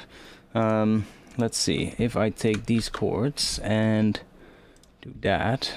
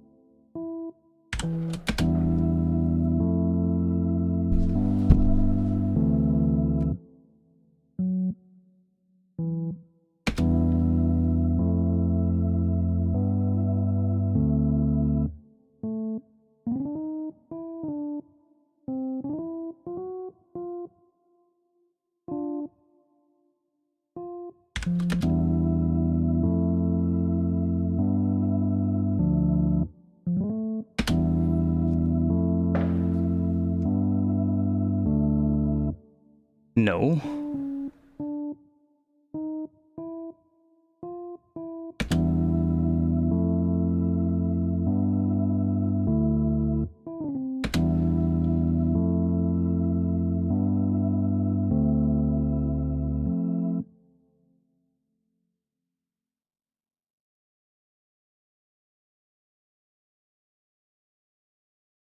What's my favorite whiskey? That's a tough one. That's a tough one. There's a couple of ones. I would say though the Hakushu by Suntory, which is a Japanese whiskey. I tried getting that one for tonight, but it was sold out, so couldn't get that one. It's the Hakushu. It has a little bit of I think it's flavored with cucumber and mint, which is an odd combination if you think about whiskey. But it has sort of like a really fresh sort of like aftertaste compared to like most whiskey. I know another Japanese whiskey that I used to drink that was they used oranges and I think lemon during the distillation process, and it kind of gets that sort of like acid, what is it, like citrusy kind of aftertaste, which is really nice. But then I tried the Hakushu, and that one is sort of like, it's made in a different distillery in Japan, and it's made somewhere in a beautiful distillery, somewhere up into the mountains. I think it's like one of the highest elevation distilleries in the world, whiskey distilleries, at least the highest elevated one in Japan. And they use cucumber and mint to sort of like flavor the whiskey when they go through like the distillation process. And I'm definitely planning, if I go to Japan, I'm visiting that distillery. That's one thing that's for sure. It's such a beautiful place. Let me bring it up actually. Hakushu Distillery. So this place is absolutely amazing. I mean, just look at the location. We have a bigger screenshot. Yeah, just look at the location. That's absolutely beautiful. So this is the distillery, and I would just love to visit it. You can actually visit this place. You can just sign up for a tour, and you'll be visiting this place. But it's like located right in the midst of a valley in between some mountains. It's in the higher lands of Japan, and they use like natural spring water for the whiskey as well. There's no like, it's all natural spring water coming straight out of the mountains, and they use that to make the whiskey. It's like, it's an amazing process, and it's just good to see. I really want to visit this place. It's such a look at the area, man. Like, holy shit, it looks so nice. And there's another one though. But this one, they make a really good whiskey. It's the that one, basically. It looks like an Indiana Jones landscape. Yeah, it's an amazing place though. Like, look at it. Come on. No way. Come on. I mean, how much more Japanese can it be, right? So, yeah, this place is definitely on my wish list to visit. And it's definitely one of my favorite whiskeys. They've got a couple of other ones. They've got the Yamazaki Distillery, which is this one. This one is not located like up into the mountains. It's a little bit lower elevation. And then they've got a couple of other distilleries scattered across Japan. I think they've got like 4 or 5 distilleries total. It's one of the more famous brands in Japan. This same brand actually makes like a lot of the, like, if you go online and look at like Japanese sodas, you know Japan has like the weirdest sodas, right? They've got the weirdest flavors. Same with like Kit Kats. They've got like the most weirdest Kit Kat flavors that you've never seen anywhere else in the world. And the same goes for like drinks, right? So the brand Suntory is like a really big brand. And they have like all of these different sodas as well. But originally, I think at least, correct me if I'm wrong, maybe they started with sodas, but I think they started with distilling or making whiskey, basically. And that's what they're known for a lot. And I think they also have beers. I think there's a couple of different Japanese beer brands that are also owned by Suntory. So yeah, this place is absolutely amazing, and they make some of my favorite whiskeys. It wouldn't even surprise me if it's made by a monk. Totally, it wouldn't surprise me. They've got a good range though. They've got a good ones. This one is the best. This one is my favorite, the 12-year-old Hakushu. That one is my favorite. I never had this one, the 18-year-old or the 25, so maybe those are even better. Probably are. But the 12-year-old it's absolutely amazing. And they've got the Yamazaki, and they've got other ones too. This one is absolutely amazing, but it's super expensive, so only get that one if you've got cash to spare. And they've got a couple of new ones as well. They've got a really cheaper one, which actually, compared to a lot of cheap Scottish whiskey, is really good. And it's like 10 euros more expensive than most cheap Scottish whiskies. And I would rate it highly above any cheap Scottish whiskey. Like, I think it's called the Toki, the Suntory Toki. And it's a blended whiskey. But it kind of tastes as sort of like a mid-range Scottish whiskey, but for the price of a cheap whiskey. So that's absolutely amazing. The one I'm having right now is the Suntory Cheetah, which is not in this photo. Not sure if we have one where it is. Suntory Cheetah.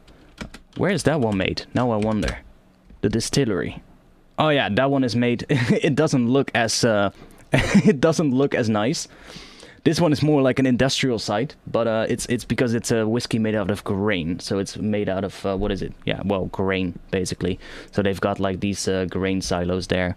This one is located in which city was it? I forgot which city this was in. No. Thank you, Google. Cheetah Distillery. It's located in Cheetah, of course. Kitahamachi Cheetah in Aichiken. Yeah. This one is really good though. Really nice whiskey as well. There's one other distillery I would love to visit in Japan, and it's the Nikka distillery in Yoichi, which is an amazing looking distillery. Like this one maybe looks even nicer than the other one. The only issue is that it's not in the mountains. Distillery. This one. Holy shit. Like if you go here in the winter, damn, that's gonna be so nice for photographs. And again, it's a beautiful place as well. It's almost like a village, this one. It's so big. I think Nikka is a bigger brand. They make a lot more different kinds of whiskey, and they have a lot of different varieties compared to Suntory. Suntory has only a couple of distilleries, and every distillery makes its own kind of whiskey. Nikka has like, I think they have fewer amounts of distilleries, but in this one distillery they make like, I don't know, 20 different types of whiskey or something, so. Oh, I mean the Yamazaki from Suntory is the main whiskey that you would find in pretty much any Japanese restaurant all over the world. The Yamazaki is probably the most sold Japanese whiskey, and it's the one that you would see, like, if I go to a restaurant here, any Japanese restaurant, I'm just gonna find that whiskey, basically.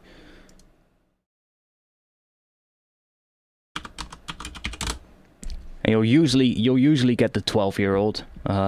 If they're a cheaper restaurant, you might get the non-aged one. But yeah, this one is the most one that you basically can find everywhere. The Hakushu, the one that I like most, is actually really difficult to find.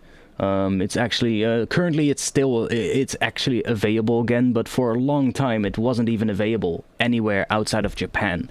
The reason for that is actually a fun story. We're getting into a little bit of a story time with artifacts right now. Maybe I should switch to this one for that.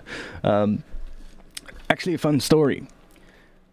Scottish whiskey was always the really famous for like winning big awards, right? You have these what is it? They're like conventions for whiskey, and you've got these mostly in Scotland, of course. That's where the real whiskey conventions are, and they have these award shows every year where they basically rate all of the new whiskeys that came out, plus the older whiskeys as well that are still being sold and being made, and they'll give them awards. Like the best one will get an award, and then basically all kinds of stuff. And the Japanese whiskeys have been winning award after award in the past years. So what happened, I think this started about like 10 years ago. They started winning a lot of awards because they started getting more known abroad. Because Japan has always been a very closed country, right? So a lot of these products were not well known outside of Japan. So in like the past 10 years, the Japanese whiskey has been really having a surge in like popularity across the world, and that is mostly thanks to these award shows, because they've won a lot of awards, basically beating Scottish whiskies. So everybody started buying them, and that's when the Japanese people realized, hey, we cannot supply this gigantic amount of demand worldwide. And the Hakushu won an award I think it was the 12-year-old that won an award, and everybody started buying it. So at some point, one of these bottles, like you can see right here, the Yamazaki 12-year-old is like 120 Great British pounds. If I buy it here, it's about like, it's roughly 150 euros for a bottle. If I buy it online, it's going to be like 120, something like that. Now, these bottles were eventually going for like 2,000 euros because the demand was so low. And at that point, the Suntory distillery, Hakushu distillery, they basically said, hey, listen, we're not going to export them anymore because we cannot even supply our own country. So fuck you, rest of the world. We're just gonna keep them in Japan. And for a long time, they've kept them in Japan for, I think, about 5 years or something, and they weren't available outside of Japan at all. You could only maybe export them from Japan and maybe for a ridiculous price get them shipped over. And the Yamazaki, though, that one is like their main whiskey that is sold everywhere, so that one is plenty demand. But the Hakushu wasn't. And in the last few months, I've been seeing it again in a couple of stores, but for like a ridiculous price. Like most of the time they're going for like 250 a bottle. If you're lucky, maybe 180. Or maybe you'll find one for 150 or 120 or 30 that still had one in stock from like a long time ago, but most of them don't. They're just completely out of stock everywhere. But yeah, and due to the awards, of course, the prices have went up significantly as well. So it's absolutely crazy what some of those go for at the moment.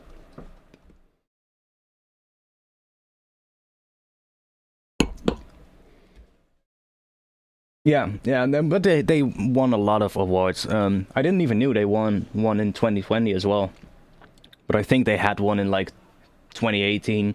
I think they won the same award. I'm not sure which convention it was, but I think one of their whiskeys won the same award, like I think 3 or 4 times in a row, like 3 or 4 years in a row, beating basically a lot of other Scottish whiskies. And that's impressive. Like if you get that award from like a Scottish jury as well, like if there's a convention in Scotland, you can bet that the jury is actually Scottish, and them rating a Japanese whiskey higher than their own whiskeys says a lot. And that basically meant that there was such a high demand at one point, and the prices of Japanese whiskey just skyrocketed, basically. Fuck, man, I can't drink this champagne. Look at how much I got left. I only sipped away like... Fuck it.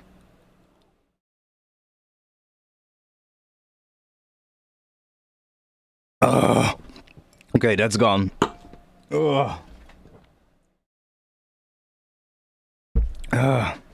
Thank God. I hate champagne.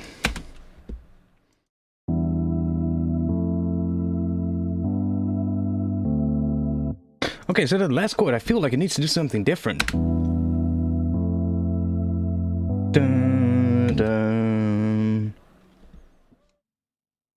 Dun, dun. So, that one. What if we go major? Dun, dun, dun. No.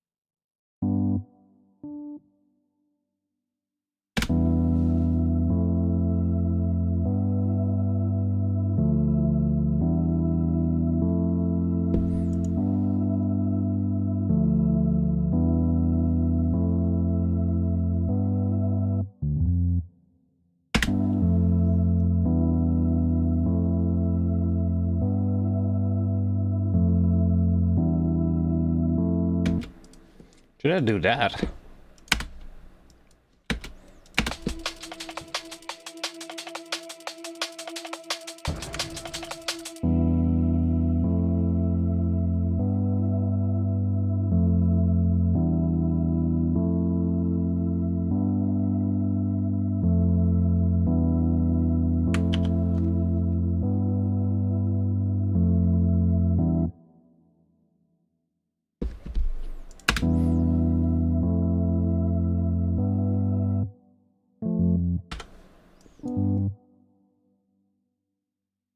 And do that maybe.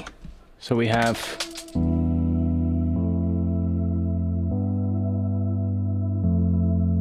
Yeah, I need a whiskey. That's way better than that champagne. Holy shit.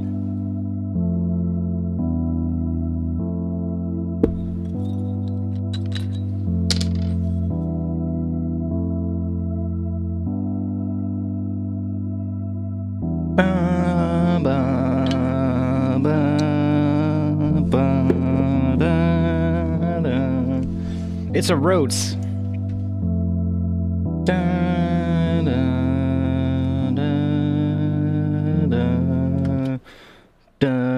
Do we need to go to a different key here? Oh no, that sounds...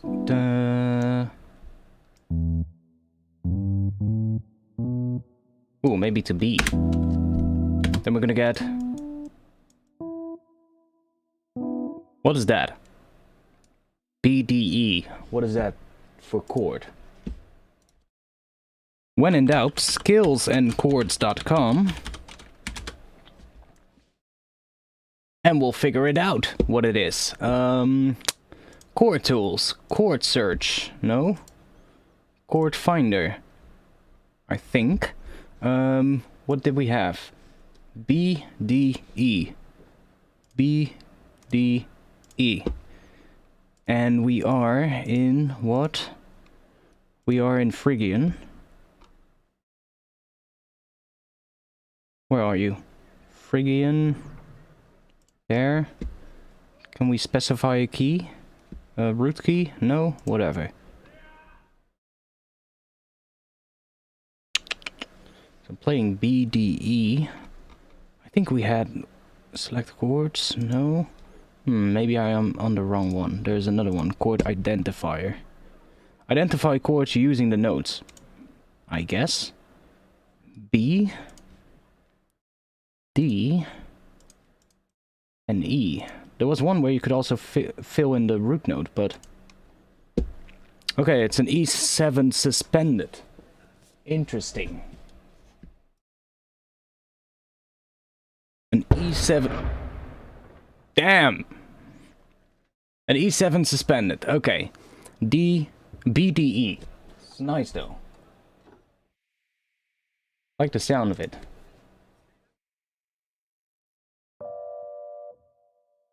Okay, maybe not that.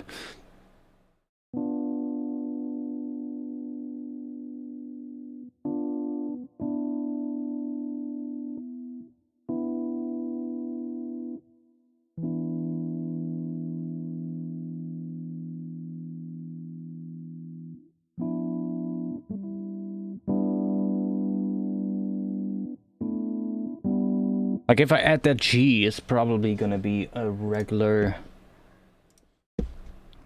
Let's see if I'm going. Can I go back? Yeah. So if we do G B D E, see what that chord is. Yeah, that's a G6. Yeah. I could have a G note on the bass. But actually, I think that what was it? E7 suspended is actually quite nice. Then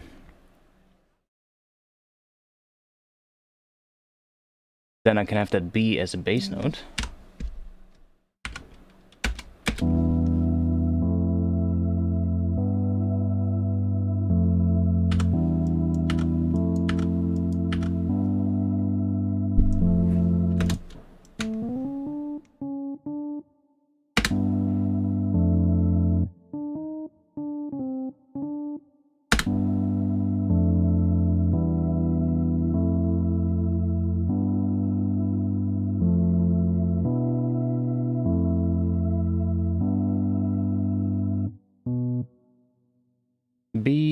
to...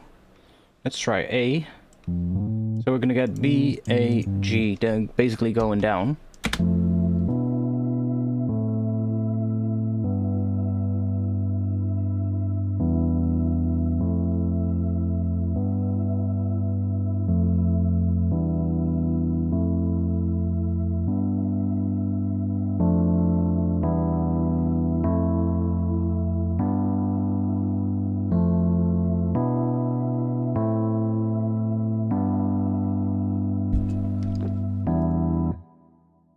I'm gonna have to play with all of these velocities and shit, but for now it works. Hey, bass, turn off. I can just get rid of this one.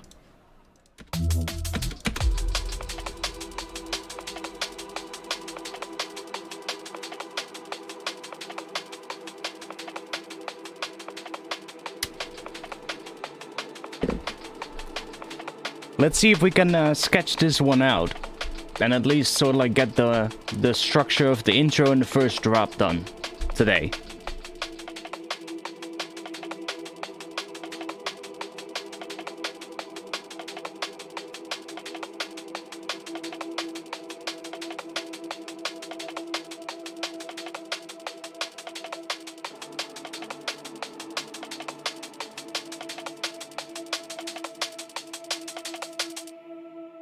So yeah, we need sort of like a reverse here. I agree. Somebody said that in the chat not too long ago. Well, actually quite a bit ago. We need some kind of a sweep happening there. Now...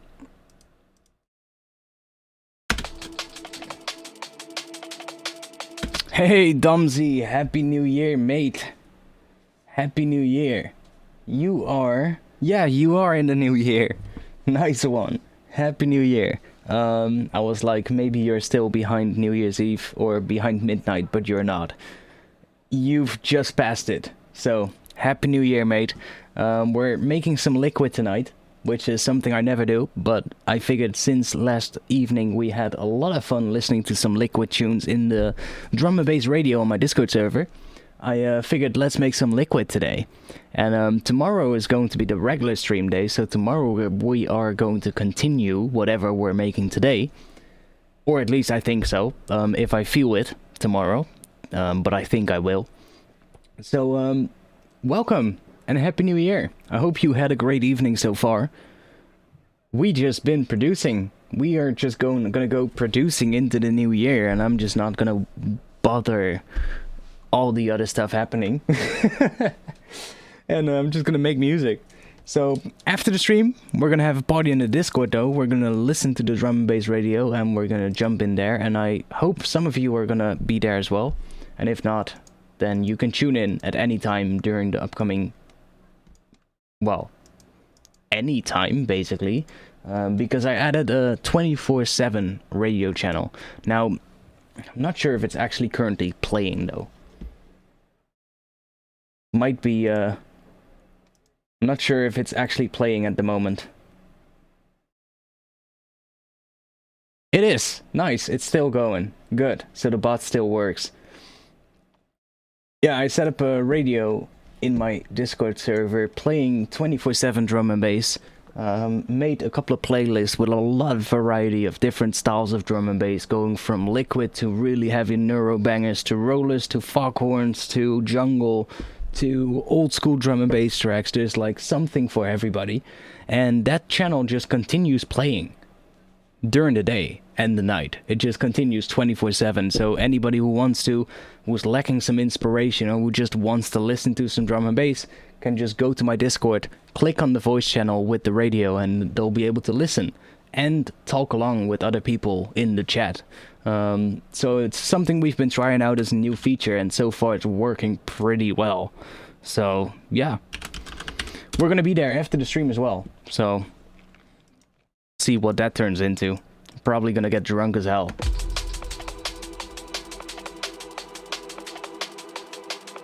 And the upcoming year, My New Year's resolution is to be a lot more productive, make a lot more videos. I'm gonna crank out a bunch of Vital tutorials in the upcoming weeks. I'm gonna be making sample packs and preset packs in the upcoming year. I've got, of course, a lot of new music coming up as well. And one thing that I'm gonna be working on is doing some free preset packs, you know, making some presets for Vital, Serum maybe, Face Blend most likely, and just release some of those for free in my Discord to people who are active in the Discord community.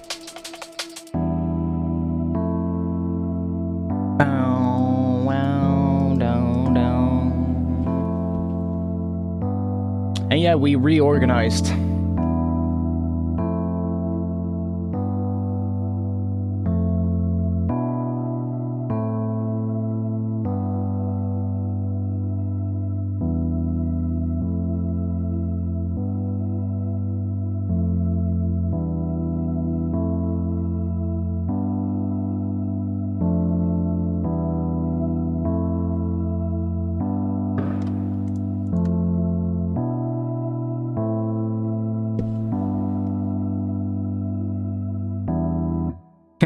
That was an anticlimax.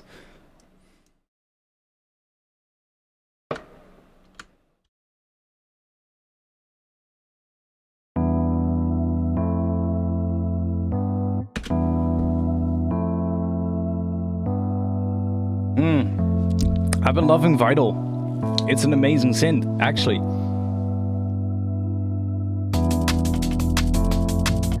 That hits. Not at all. No, I love Vital, man. It's great. I first thought when I first opened it, I felt like it's a little, I don't know, I was just looking for certain features and just didn't really click. But the more I use it, the more I start to like it. It kind of grew on me, if we have to give it a name. It's something that, I don't know. At first I thought, like, I was looking for the FM and I felt like, oh, the filter is a slider and the resonance is a slider. Why didn't they just make the two most important features of a filter as like big knobs at this, like right in your face? Why did they put it into like a slider system? And I just didn't really felt like it was a good interface.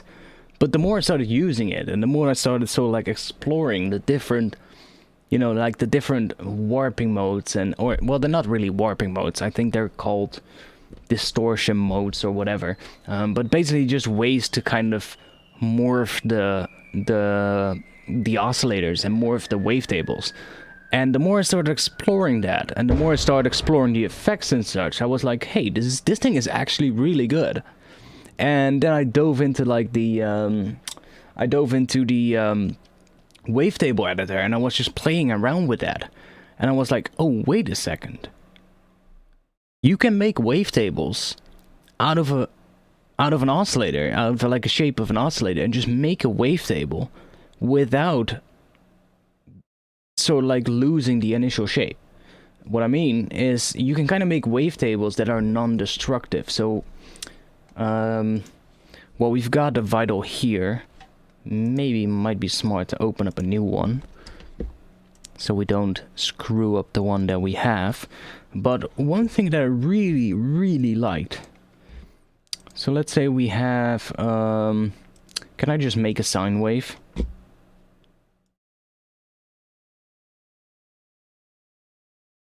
Why is that not a sine wave? It's only one. Oh wait, that's the phase, right? Is this the home? Why can't I just make a sine wave?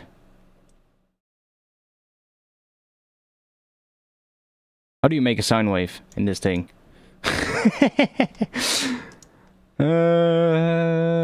Factory basic shapes. Yeah. Okay, so here you can kind of see what they've done. Can I remove these?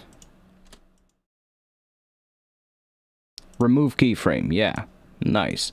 So if I remove these, you can see that the actual wavetable is literally just a sine wave. See? So the basic shapes wavetable is just a sine wave.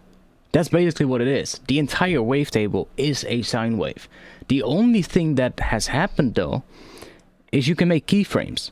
And, well, okay, no, the basic shapes is not just a sine wave, it's actually a couple of different waveforms, because they used keyframes to kind of create the different partials in here and kind of create the wave shape that they wanted with the phases and such. But okay, here we have a sine wave. Now, I can make a wavetable that has a whole variety of different shapes without changing the initial waveform. So the initial waveform here is a sine wave. So in this keyframe right here, we've got a sine wave. I can add a modifier. So I can say, for instance, I want to do a, whatever, wave warp. Whatever that's going to do. I'm just going to put one here. And it's basically just like, if you know like video editing, for instance in After Effects or in Premiere, in Adobe Premiere, you know keyframes, right? Keyframes are used to animate stuff, to automate things, if you want to give it a name that's more, you know, known to like audio people. You would use keyframes. So if you want to, for instance, make some, let's say you have a logo in After Effects or in Premiere, and you want to animate that logo so that it starts like, well, you don't see it at first and then it fades in. Basically using the transparency, which is often called opacity in video software or in photo software, or sometimes they'll call it alpha, which is also stands for the transparency. What you would do is you would add a keyframe, and you would basically animate or automate the transparency of that logo. You can do that in the wavetable editor here in Vital. So what I can do is I can morph this sine wave using some of these parameters here. So I can make a new waveform out of this. But the beauty is, the sine wave is still there. It's non-destructive. So I can make wavetables out of one particular shape and use the modifiers to warp that particular LFO shape, or warp that particular oscillator shape, that waveform shape that I had. So you basically, as you can see, this is a single cycle waveform basically. It's a single cycle of a sine wave. And I can morph it using the modifiers, but that is fully non-destructive, so it doesn't change the initial shape that you had, because you're using this keyframe system, and that is really powerful. So you can just take any shape you want to start off with and just use the modifiers to alter that shape and create a wavetable. And you can make keyframes where you want a change to happen. So let's say I want another change to happen here. I can add another modifier. Let's do a phase shift. I don't know what it does. I'm just going to drag this here. And what does that do? I don't know. Phase shift. Can we see what it does? Normal, even, odd. I don't know what it does. Not much from the looks of it. So on a sine wave, this probably doesn't do much, but okay. Remove. Let's try a different one. Wave window, whatever that's gonna do. Okay, that's gonna probably do something. So it's fully non-destructive, and you can use all of these different tools to kind of alter the shape of what that waveform is doing. Now I'm not sure why it's not really showing at the moment, but if we go here and use the table, I think you have to morph it somehow or something. I haven't really looked too much into that. I've just been looking at like, what does this do and how does it work? But basically you can create keyframes and just alter the shape of the waveform that you started with to create a wavetable. That's a really cool feature. Another thing I found out is if you have a patch, so just any random patch, doesn't really matter what you have. Let's just take something from maybe the massive thing. Let's take the scrapyard. Where is it? Scrapyard. That one has a lot of different kind of tones in it. Let's say you want to make a wavetable. You can do the same thing as what you can do in Serum, where you can resample whatever is happening inside Serum and resample that to a new wavetable. You can do that in Vital as well. The only thing you have to keep in mind is you use an LFO to create the movement. And what you do is you have to set it to seconds mode, if it wants to. Oh, have to click here. Seconds mode. And you have to make this exactly 4 seconds. So just enter value, 4 seconds. And 4 seconds is the time that the resampling engine uses. So if you want to make a new wavetable out of something else, you need to set that LFO to 4 seconds. At least that's what I've been told. Let's bring the smooth down so it doesn't try to smooth these edges here. And then we can just do anything in Vital, basically. So we can just take, I don't know, the diode filter, whatever that's gonna do. And let's assign LFO1 to the cutoff. And let's maybe introduce another another oscillator to do some FM on this first one. So let's do FM from oscillator 2, and I'm just gonna do this and maybe make this go up to a little bit like that. Let's make sure we don't have a random phase. So this sounds like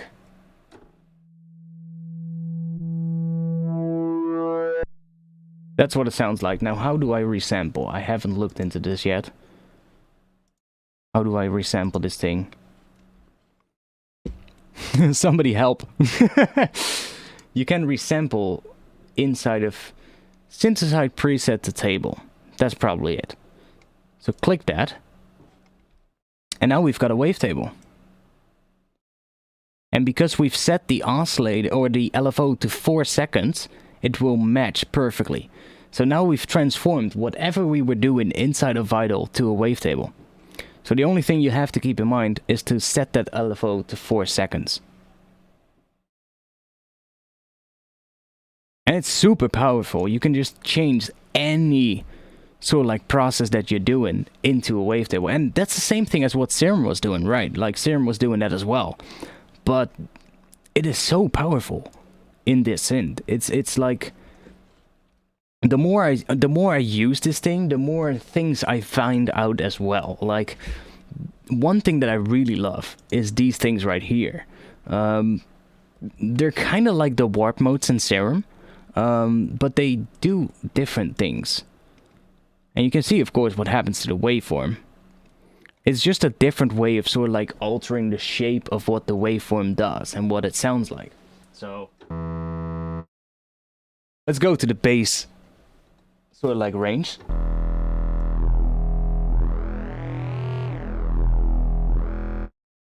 So you can already see, like, let's just take a really simple oscillator. So something like, I don't know, a saw wave or something. Let's find our saw wave right here.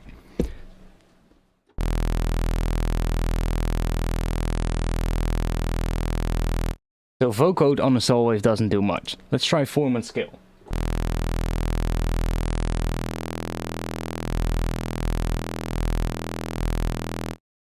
Already does a little bit. Now harmonic stretch. Oh boy, what are we gonna get now?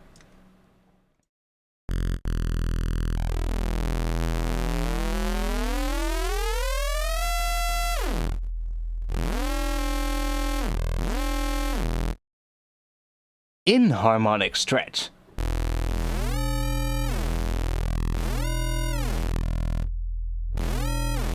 So they're kind of like the warp modes in Serum, but they work different.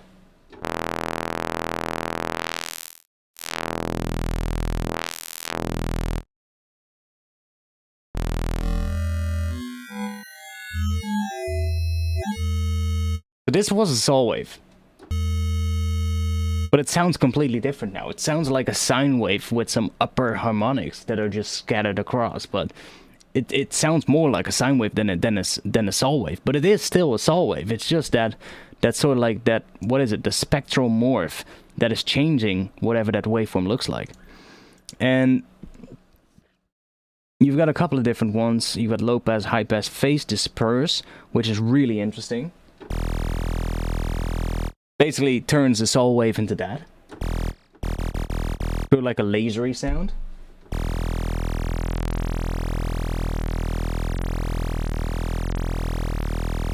So that's cool. And then we've got this weird one, shepherd tone.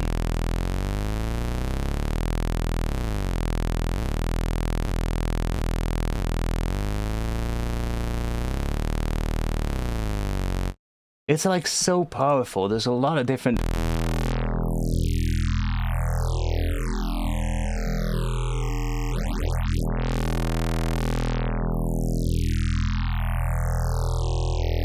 And all of this is you can resample to a new wavetable, so that's super powerful as well. And well, you've also got your regular. These are more like the warp modes that you would know from Serum, right? You've got sync, formant. Well, formant is not in Serum. You've got sync, quantize, that's in Serum too. You've got the bend modes, that's in Serum too. The squeeze is, I guess, maybe slightly similar to the asymmetrical. Oh no, this one is similar to the mirror warp mode in Serum.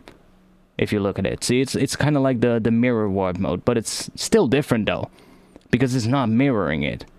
It's sort of like squeezing the waveform from the center point, which the mirror would mean that it looks in Serum. If you use the mirror warping mode, it looks exactly the same on the left and right side, whereas this one, it kind of creates a point in the middle of the waveform, and it takes whatever the waveform is and just squeezes it into that middle point, which is interesting. So it's also not the same as the asymmetrical warping mode in Serum, because that one would just squeeze it all to the right side or all to the left side, whereas this kind of squeezes it into the center, which is different. So another different type of do, and then you've got this weird pulse thing.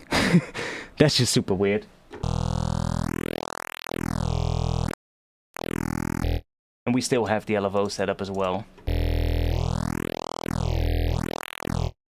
So there's a lot of different ways to kind of affect what the waveform looks like. I made a couple of patches so far. I made a couple of patches already. Got this one, which is quite cool.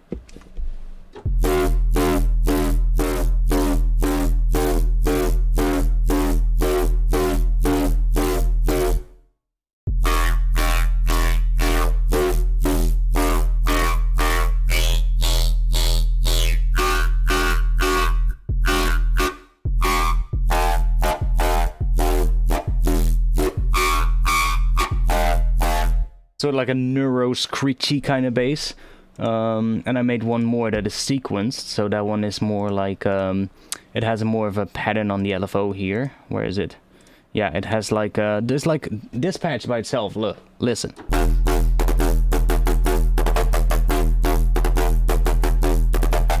It's the same patch that we had earlier, but this one is sequenced, so it has like different speeds for the LFOs, and it's so powerful. Like a lot of this you could do in Serum too, but... This initially started from a sine wave. As you can see, it's a sine wave that's being controlled by the times Q, which kind of creates a more, sort of like a dirty shape. Look. See? See when I press a note, how that sine wave changes to like a...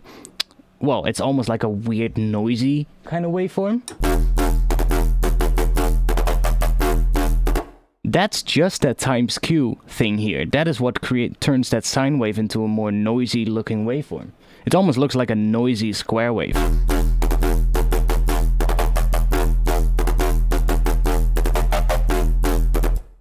And this is all just one patch. It's like, it's pretty nice. Oh yeah, this one is also cool. I did a little test to see what I could do with a single saw wave. One voice, no other effects, or no extra voices or detuning or anything. So without any of the effects here, without these three effects, this is just a pure saw. And I was sort of like thinking, how big can I make that saw sound with the effects itself? So I started with the chorus. One thing that I really like is that the chorus has 16 voices. You can go up to 16 voices. That is amazing. That is our saw wave now. Then we have a distortion.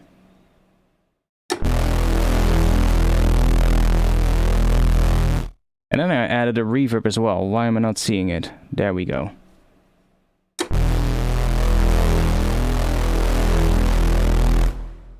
Wait, I think I had the compressor.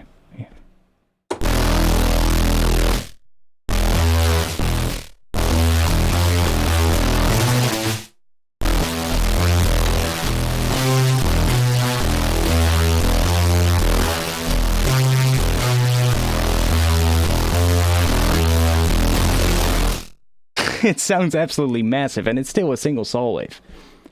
So, yeah, I was quite amazed the more I started using this thing, and the more I started playing with this. I also have this one. I think I made this today.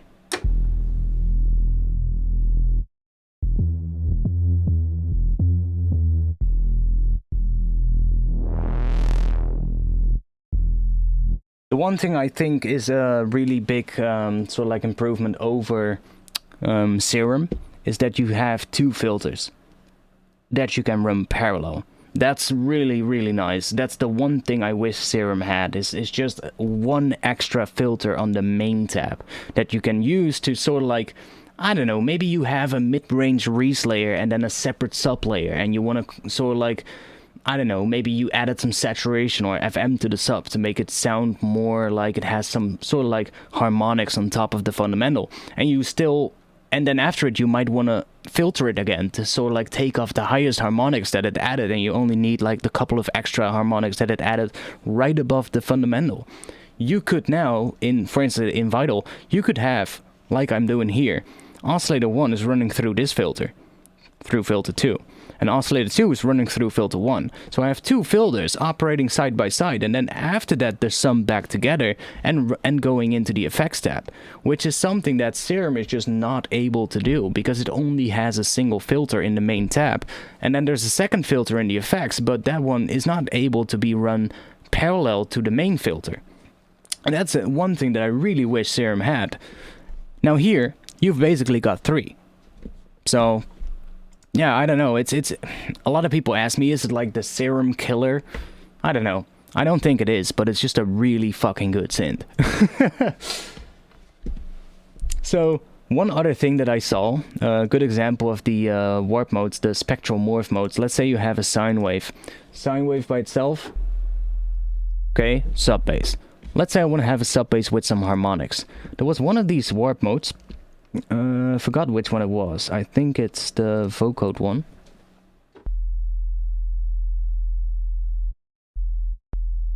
No. Ah, yeah, the form scale. You can just use this. You want to add some harmonics to your sub? Give it some wobble. Let's speed it up. 1/8. There you've got an audible sub. And it's still a sine wave. It's just, it adds that little modulation on the form scale, whatever that means, whatever that does. And you've got your extra harmonics. Without doing anything to the actual waveform. You're not doing any distortion or FM to create that wave, to create those harmonics. It's just the morphing, the spectral morphing of the waveform itself. See, so there's really interesting sort of like ways to kind of do things that you would do completely different in Serum, for instance, and it's just because you've got different sort of like tools to use, you'll be able to do loads of different things as well, and it's really cool.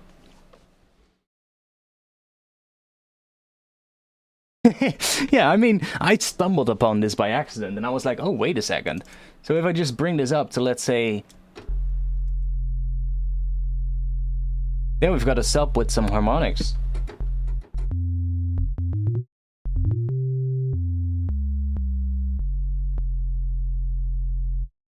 And it still sounds completely different from, let's say, going into the wavetable editor and adding maybe 1 or 2 harmonics here and there. It's just another way of doing things. I haven't had much time to go through all of the presets and stuff like that though, so that'll come later on my channel, that's for sure. I just started making a couple of patches, and so far the ones I made turned out pretty alright. Only thing, if you're making drums, make sure you bring the smooth down on the LFOs. I was making drums and I had some drums and the smooth was turned up. It basically smoothens out the LFO shape.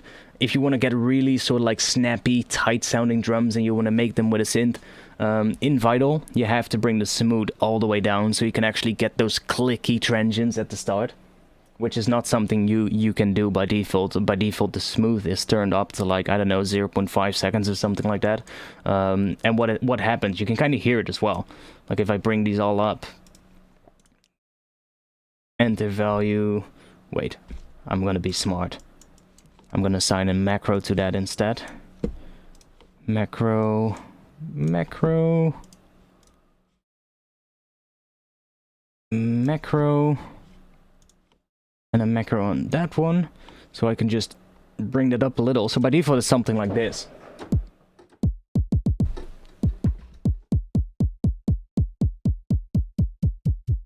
See, and the more I bring it up, so by default it's kind of, I was making a kick drum and I was like, and I was like, why can't I just make it sound more clicky?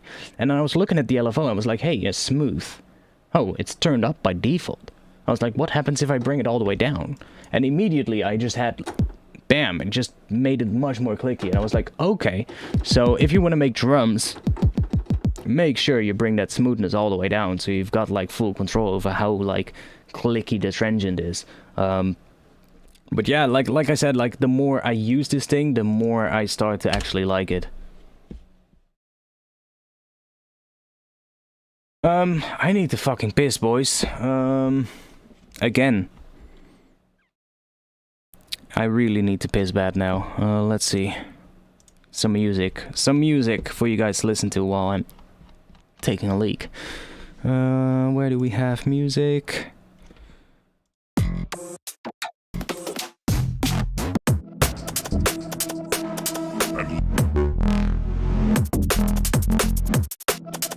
Cool, I'll let you listen to that. Not sure what it is. It's one of the tracks I made on stream. Is it in 174? No, it's not. It's probably 172.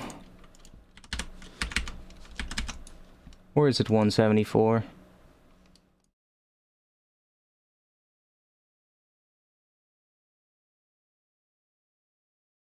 Oh boy, I need to go and run. Is it 173? No, it's not. What? Okay, whatever. You'll listen to this piece of music, and I'll be back in just a little bit. It's not gonna. I'm not gonna keep it dry out here otherwise. See you guys in like a minute or so.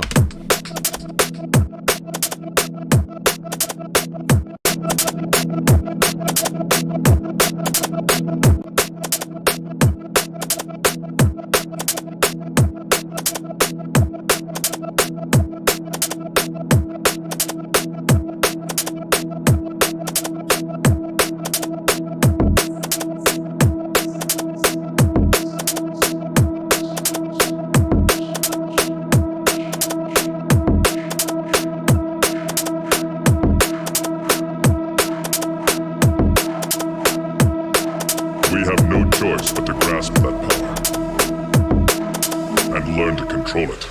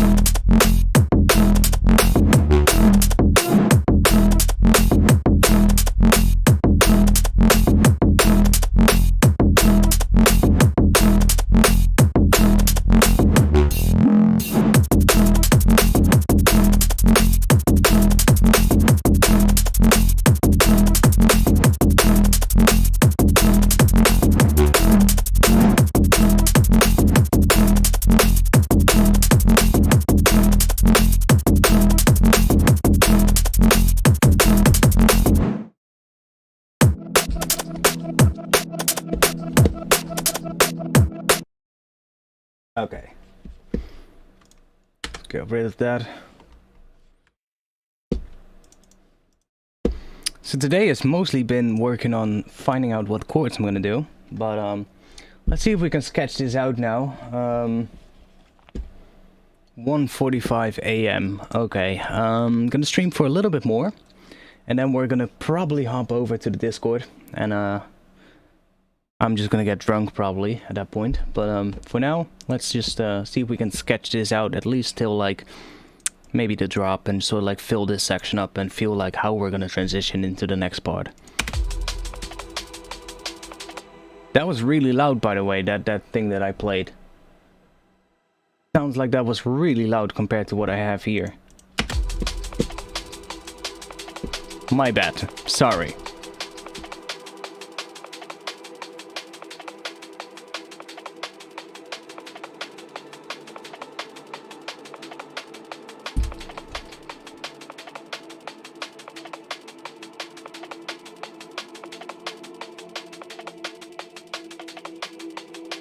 I feel like something needs to come in there. Bum, bum, bum.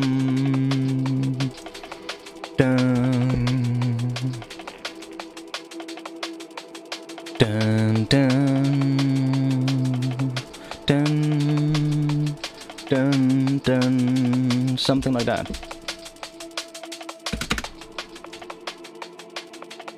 Dun. So E probably. Dun. Yeah. Dun, dun, dun.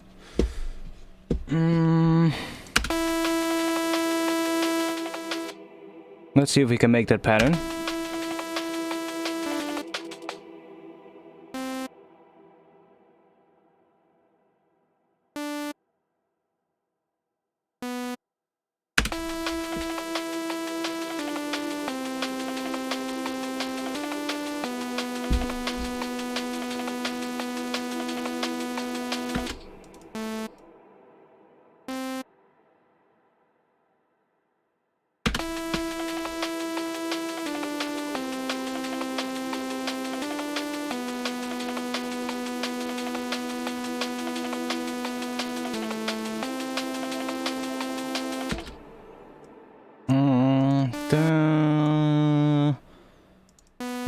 No.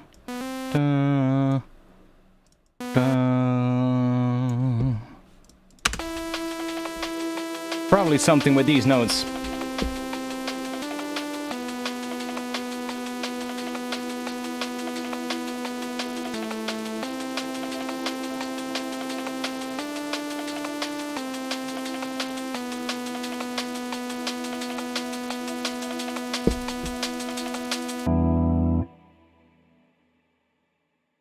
What can we do? Why do I have serum? Let's grab vital.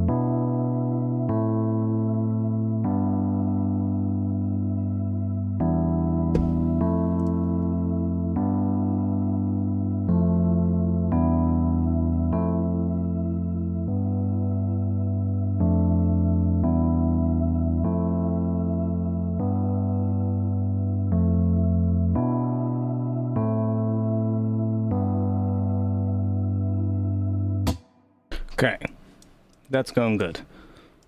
Now this needs to be filtered and sort of like processed at this point, but Vital is a new synth, yes. It's a new synth made by Matt Tidal, and it's a free synth as well. You can get it for free. It's basically fully functional for free, but if you pay either the subscription or the one-time fee, which I think is 90 euros if I'm correct, you get like extra presets and wavetables, and basically you get more content that works inside of the synth. But without it, it's still a fully functional synth, and you can use all of the features. There's nothing that you cannot use without paying for it. It's just that when you pay for it, you get like more presets and more wavetables. And I definitely like I initially grabbed the free version, and I think within like 2 days I paid, because I was like, man, this thing is great. I don't even know why this thing is a free synth. And I just wanted to help Matt out, you know, and just support him what he's doing, because this thing is absolutely amazing. For like being free, like just being free to download, it's absolutely amazing. Like normally synths like these would not be free most of the time. So definitely good job on him for doing that. Oh yeah, true. The text to wavetable thing, yeah. I haven't really played around with it much, to be honest. But there's a text to wavetable. it's amazing. It's definitely interesting. You can right click on the waveform and say text to wavetable, and I can just type whatever I want. I can just type something, hit enter, and it turns it into a wavetable.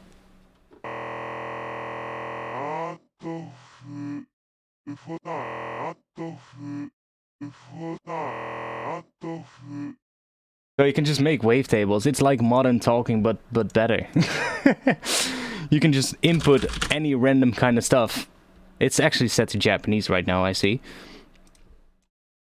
And I've got the premium version, so I've got unlimited text to wavetable. But you can just take anything and just turn it into a wavetable. It's amazing.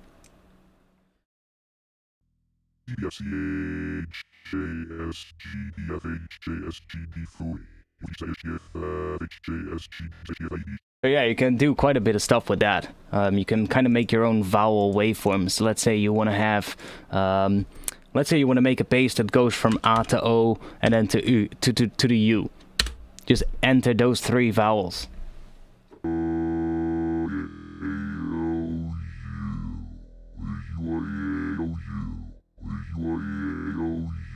And you've basically got sort of like a vowel wavetable.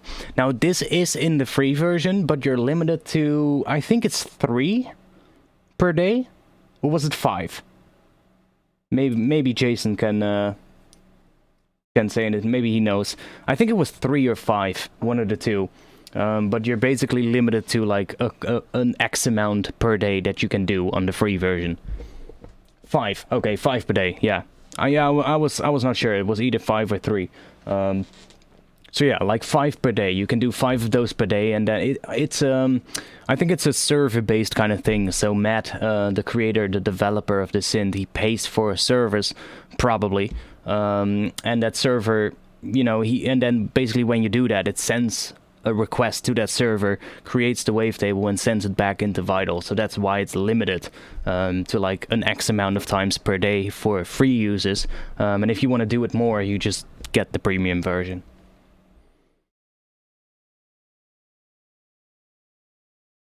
The vowels are also really nice with form and scale. Okay, let's try that out. So the form and scale. Oh yeah, I guess, yeah, then it changes the formant. So...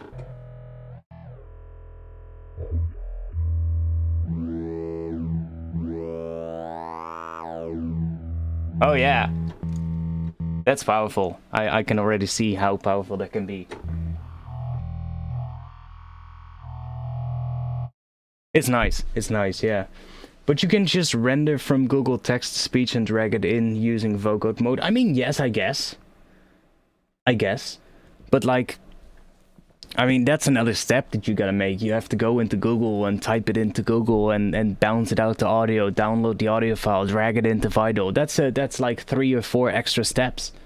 I mean, if you're making music and you're into the zone, you might not want to have to do extra steps to get to what you want to do, right? So, but the main reason I paid is just because I want to help support the developer, because I was using this thing and I was like, wait a second. At first I thought, okay, it looks like a Serum copy, it looks like it's just Serum in a different skin, and I started using it a bit and I was like, not sure. And initially I only had like 30 minutes that I played with it, and then the next day when I woke up, I just opened this thing and I just really started exploring some of the presets and some of the, you know, just basically started making some patches and just looking through like, what can I do with this thing? And the more I did, the more I was amazed by it. And it's at one point I was like, okay, wait a second, this thing is actually good. It's actually not just a Serum copy, it's actually something completely new. And it has things that Serum is not able to do, and I was like, okay. And the more I did that, the more I thought, okay, wait a second, maybe I'll actually get the premium version. Yeah, I was just amazed by the fact that he released this for free to begin with. Like, most developers would not even think of doing that for a product of this kind of complexity. They would just think like, hey, listen, I've put so much fucking work into this. You're not gonna get this for free. You're gonna pay for it. I mean, there's a lot of work that I had to put into this to even make it happen, right? So, that alone already I was like, okay, that's cool. Like, if you are a broke-ass motherfucker, you can just get this in and just use it and pay for it as soon as you've got some money. And you'll still be able to use any of the features. It's great. So, yeah, big up to Matt for that. Yeah, definitely. That's the reason why I'm looking into getting an MPE controller. It's because Vital is MPE supportive. I was like, now I need one, right? I never felt like getting an MPE controller, but when the new Ableton thing was released and they were like, yo, Ableton is gonna get MPE support, and I was like, okay, wait a second, let me look into this, what can I do with that? And I saw that you could do like the per note pitch bends and the all the different expression type of things, and I was like, okay, that's really interesting, because I had moments in the past where I was doing sound design, I was making pads or something like that, and I had a pad and I wanted to morph that pad from, let's say, one chord into another chord, and it's possible to do without MPE support. You can do it, but if you let's say you have a 3-note chord and you want to morph that chord into a different chord that also has 3 notes, but all of the notes are different from the first chord, you would need 3 instances of Serum to achieve it, because you would have to be pitch bending every single note to the new pitch. So most likely the pitch bends that you'll have to do are different for the individual notes. So if you want to have one 3-note chord, so a triad chord, and you want to morph that into another triad chord, you might need up to 3 instances of the same plugin to achieve that effect. With MPE support, you can do pitch bends per note. So no need for 3 instances. You can just have one Serum patch or one Vital patch, and you can morph one chord into another by just individually pitch bending the notes. And that is so fucking powerful. It's something that I mean, I've done it in the past where I wanted to morph one chord into another. I was like, oh, let's do it. And the thing is, as soon as you've done that, you've got 3 instances of the same patch. So if you want to change something in the patch, you have to change it 3 times. And you have to do it exactly the same in all of the 3 patches, because otherwise it might sound weird. So it's just a pain in the ass to do. And if you've only got 1 instance, and there's actually, let's say, 3 notes, and those notes are individually pitch bending to the new notes, you can still go back into that patch and completely change it and just work on the patch after you've done those pitch bends. And you don't have to worry about, you know, a couple of different other patches that you have to change because, you know, well, you get the deal, right?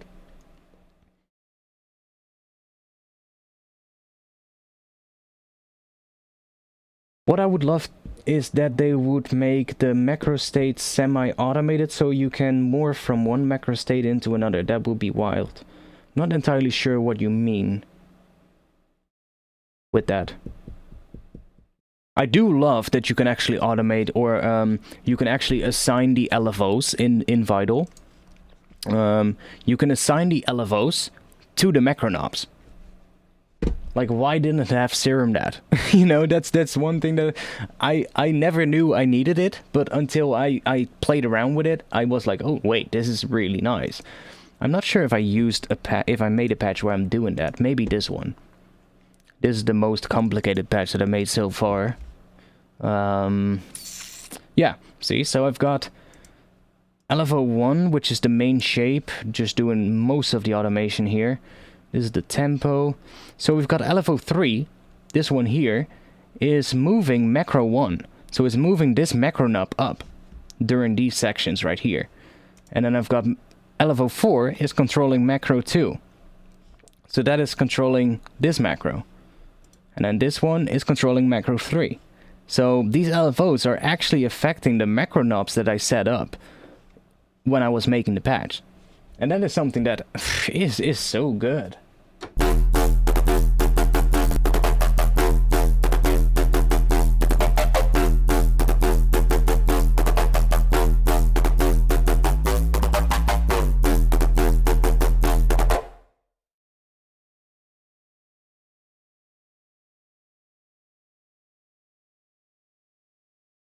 You can trigger the different states in time, but if it would turn the macro knobs within a user controllable amount of time.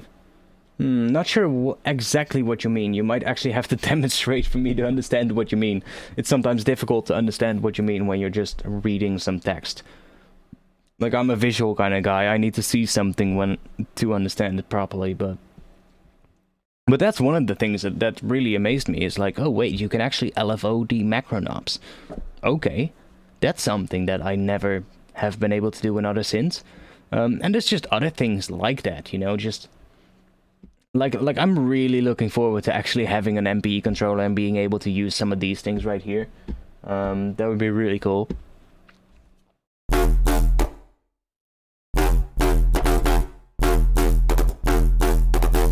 And this one it's actually a pretty simple patch. It started from this one. But this is just the same patch, but without the extra sort of like, what is it? The extra, so like sequencing. So it's sort of like just a neuro-ish kind of. So you could easily just set up a patch, like if you, I don't know, just do something like,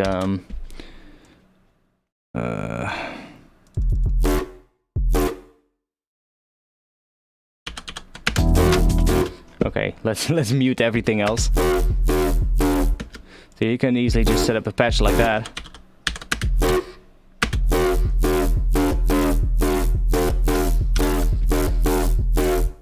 So that's the patch that I used, and I just thought to myself, okay, what if I change the LFO speed? Can I do that in a patch without having to, you know, automate things inside of Ableton? I was like, okay, let's try it out. So I eventually ended up doing that and just making my own, which is this version. And it's basically the same patch, but it has the speed of this LFO mapped to LFO number 2. So this one is now sort of like controlling the speed of the LFO. So let's say I want to make a pattern, I can change this and just make something else. I don't know what, but we can do something weird.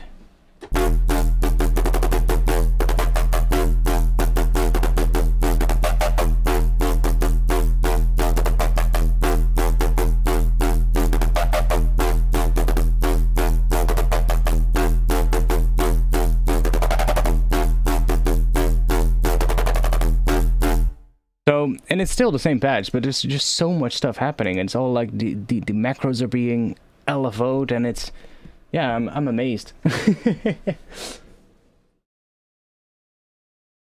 Yeah. The key track LFO stuff. Yeah, I quickly tested it out, and it actually works pretty damn well.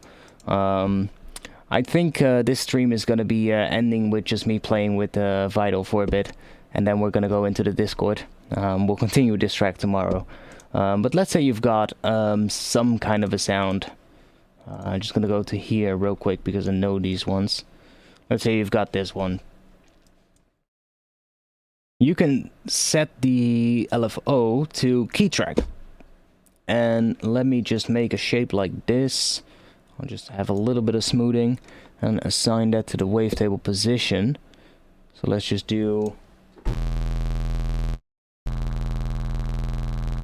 So this LFO is key tracked. So what I can do is bring this down, way down, because we're in a really low octave right now.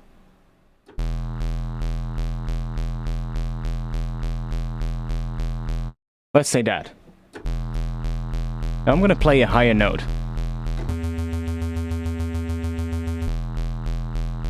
See? That's basically what you can do to make like fake recess, in a way. Oh, let me bring the voices down. Now the question is, does the LFO respond to the glide time? It does. That's so fucking good.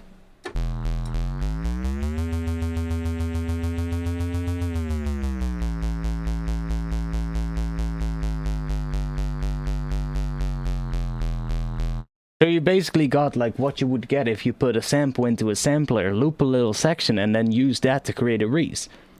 But you're doing it inside of a synth. So you can still use this LFO to control whatever you want to do. I don't know. We can take something random, phase disperse. Let's see what happens. Put this on here.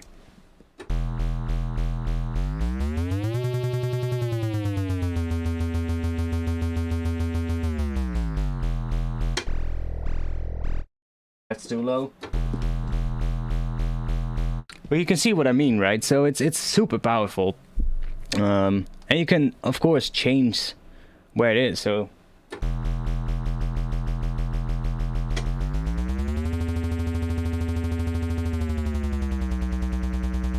yeah, that's great. It opens up a lot of possibilities for making like Reese-like sounds without having to resample them. That's something that, yeah. I used to do it in Serum. I used to use the note tracking thing that is at the bottom right in Serum, and I would use the note tracking, sort of like alter the shape of the graph to get the sort of like the change in speed that I would want, and you would have to fine tune it to get exactly right, and sometimes it would be a pain in the ass to get the timing right. This is great. It's just automatically does it, and it just does it right, you know? Yeah, it's the key tracking. So you can have the LFO. You've got different modes. So you've got the seconds mode, which is just regular BPM mode, or it's just unsynced basically. So you've just got, you can just set the speed in terms of seconds or milliseconds, basically that. Then you've got your tempo sync mode. So tempo, you've got dotted and triplets. So those are your three different sync modes. And then you've got key track. And key track is basically, well, it says it right, it's key tracking.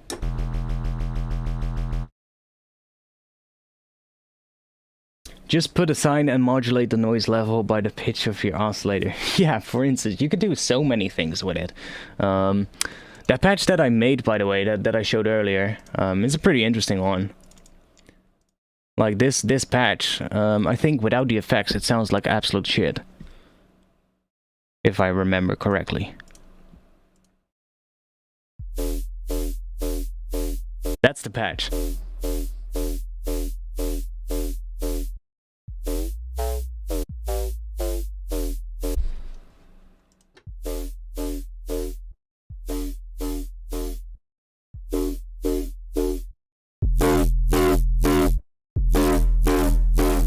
That distortion is so powerful.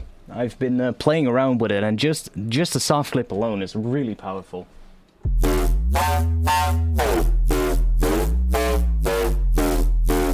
Like, it already just changes that simple sound into a much bigger sound. And yeah, just overall, just playing around with it, I think the modulation options are really powerful. You've got a lot of control over the modulation, and that's something, yeah, that's really nice.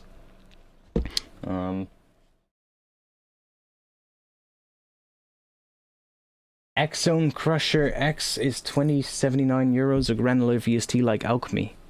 Okay. I mean, I've got Portal now. I don't really need much granular other stuff. Like the only thing, the only moment when I really use granular things is just when I want to resample something and make some cool sounds that might work in my track. And Portal is great for that. It does the job and it does what I need it to do. The reverb, yeah, the reverb sounds way better than the Serum reverb. I have to agree. I have to agree totally. The Serum reverb always felt metallic to me.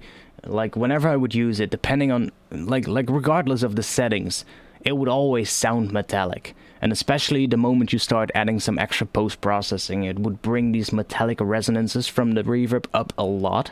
And I just never liked the sound of it. And I played with the Serum reverb for a lot, and I just couldn't make it sound nice.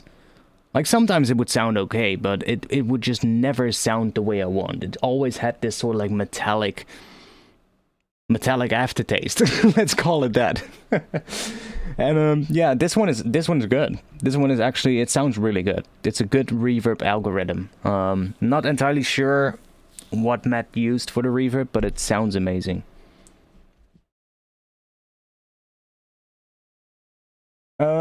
It's 2 a.m. It's 2 a.m. and I'm feeling slightly drunk. I don't think this track is gonna get any better today than what I did so far. So I think we're gonna hop into the Discord server, and I'm just gonna have some fun, listen to some drum and bass on the radio in the Discord server. So if you wanna join, and if you wanna have a little drinking party and have a little drum and bass listening party, then come to the Discord. I'll drop a link in the chat right now. We've got a 24/7 radio channel now, and it's been pretty fun the last few days. So I'll be there. Now I'm gonna be streaming again tomorrow. Depending on how hungover I am from tonight, it might be in the evening or the afternoon. I think the evening. If it's gonna be the regular time, it'll be at 8:30 p.m. Amsterdam time, so look up what that is for your time zone. Or just join the Discord server and I'll let you guys know when I go live in the Discord. If you want to help support the live streams, by the way, you can donate using this link. If you want to donate right now, this is the moment to do. Or you can get one of my sample packs or preset packs, which are available on Black Octopus Sound. Plan is for the coming year to make some more and do some more sample and preset packs. But that's where you should get my packs. If you want to get my packs, then get them at the Black Octopus Sound website, because that way I earn the most from the packs, because there's no extra third party in between me and the actual store that is selling them. I'll be in the Discord after this, and tomorrow we'll probably continue working on this. Good chance that when we start the stream tomorrow, it might already sound a little different, because well, if I wake up tomorrow, I'm probably gonna work on this a bit, and then in the evening I'll do a live stream working on this a little bit more. So I hope you liked tonight's stream. Thanks for being here during the New Year's Eve thing. We didn't get too much done, but we had some fun. We made some sounds and we had a good chat. So, Dom's 100, yes.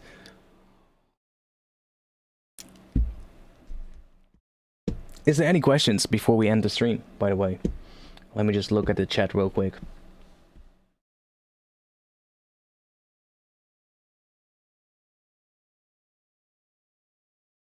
You can also just set it to 0 to avoid crunching noise into distortion. What do you mean?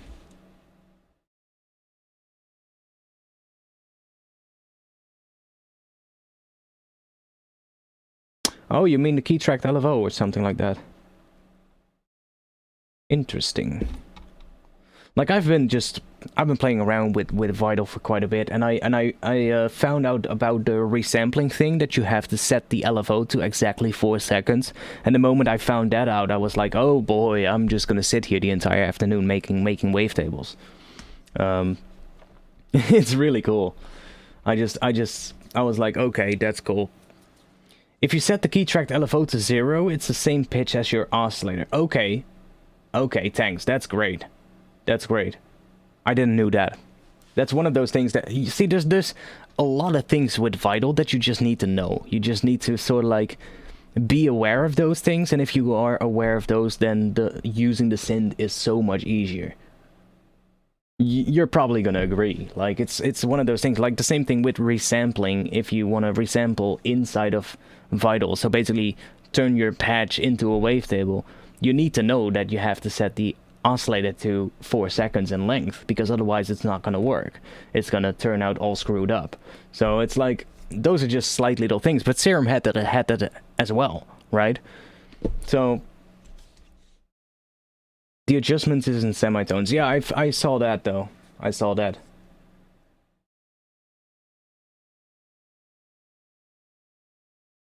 When you make a production offline, you work no stop like that? Yeah, I guess. I think what you mean is that you just work. Yeah, I just work. I just work. I just work on a track whenever I feel like working on a track, and if I at some point feel like it's not going anywhere, I'll just stop. I'll just go do something else and come back to it later. Yeah, yeah, totally. It does need a manual. It does need a manual. That's true.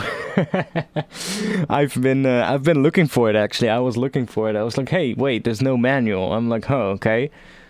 I wished I could actually read the fucking manual. Like, I'm one of those people that actually does read the manual. Usually I'll have a session with a new product. If I get a new synth or a new effect or anything like that, I'll usually have like an hour or 2 hours or just an afternoon just playing around with it. And then when I sort of like feel like, okay, I've got sort of like the gist of it, now I want to know like the full details of the entire thing, I'll grab the manual and just quickly sort of like, you know, just jump over all the different sections of the manual and just see like, okay, is there anything that I missed? And I was looking at I had used Vital for like a couple of hours. I just had a lot of fun playing around with it, and I was like, okay, I want to get a bit deeper now. Let's look up the manual. I'm like, there's no manual. What? And I'm like, okay, wait a second. So yeah, I initially I figured out like, okay, wait, they're still working on the manual, but I figured a lot of the stuff out by just watching live streams of other people. You know, a lot of people that have been doing videos on this synth before it actually came out. A lot of those people actually had a lot of these things in their tutorials, and I just by watching videos I figured most of it out. So it's not that big of a deal. Hit me up if you have any manual questions. I have manual level knowledge because I beta tested it. Yeah, I saw you did. Yeah, I would have loved to be part of it as well, but I just wasn't aware of this entire thing to begin with. Nobody ever told me. I just never knew until it was almost being released. I think it was like I think it was a week or something before release that I found out about Vital, and at first I was like, okay, it's another new synth. I've got way too many synths. I don't know if I need another one. I just got Faceplant a couple of months earlier, maybe a hell of a year before that. I was like, I haven't even grasped the full capabilities of Faceplant, let alone getting a new synth. And I think it was the week I think it was the week, oh, that might have been my fault though. Maybe he hit me up on my email, and to be quite honest, I don't really check my email that often. And when I do, it's just a fucking shitpool of spam emails that I have to sort through and then find a couple of emails that are actually mattering to me, you know. So the best place to get a hold of me is just using Twitter.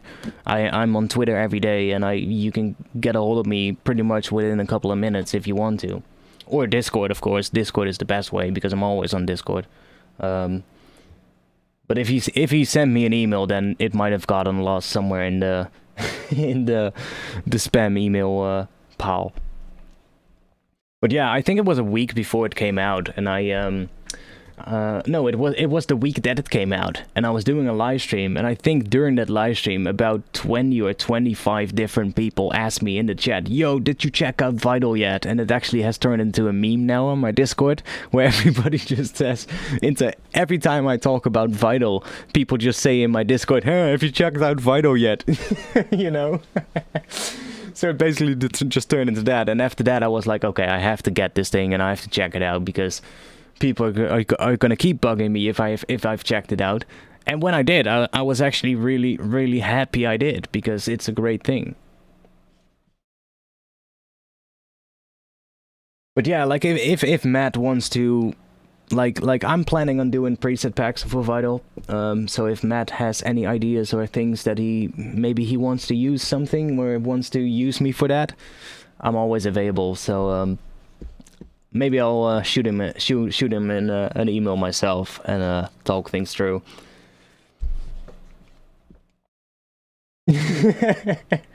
Yeah, it's turned into a meme, man. It was like that one stream. I think it was literally 25 different people that just individually, just like every 20 minutes or so, or every 30 minutes, somebody would come into the chat in the live stream. Yo, have you checked out Vital yet? It's a new synth. You should check it out. And after like 2 hours of streaming, I was like, no, I didn't check it out yet, but yes, I know it exists.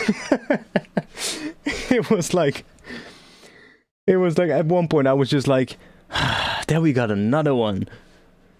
I guess I should check it out, you know? Yeah, I'm in the Vital Discord as well now. I joined the Vital Discord. I've been on there a little bit, haven't been too active. I guess I will. I'll shoot him a message. Anyways, thanks for being here. Was great fun. It's quiet outside again. No more fireworks. We lived through the New Year's without having to go outside. Great. This was the most weirdest fucking New Year's Eve ever. But hey, we made some music. I'm gonna be back tomorrow. I'm gonna stream tomorrow evening, starting 8:30 p.m. Amsterdam time. Look up what that is for your time zone. I'll be in the Discord now, so if you haven't joined yet, join the Discord using the link that's in the chat right now. And I'll see you guys again tomorrow. I'm gonna have a drink, get a little drunk, hopefully not too drunk, and I'll see you guys tomorrow. Peace.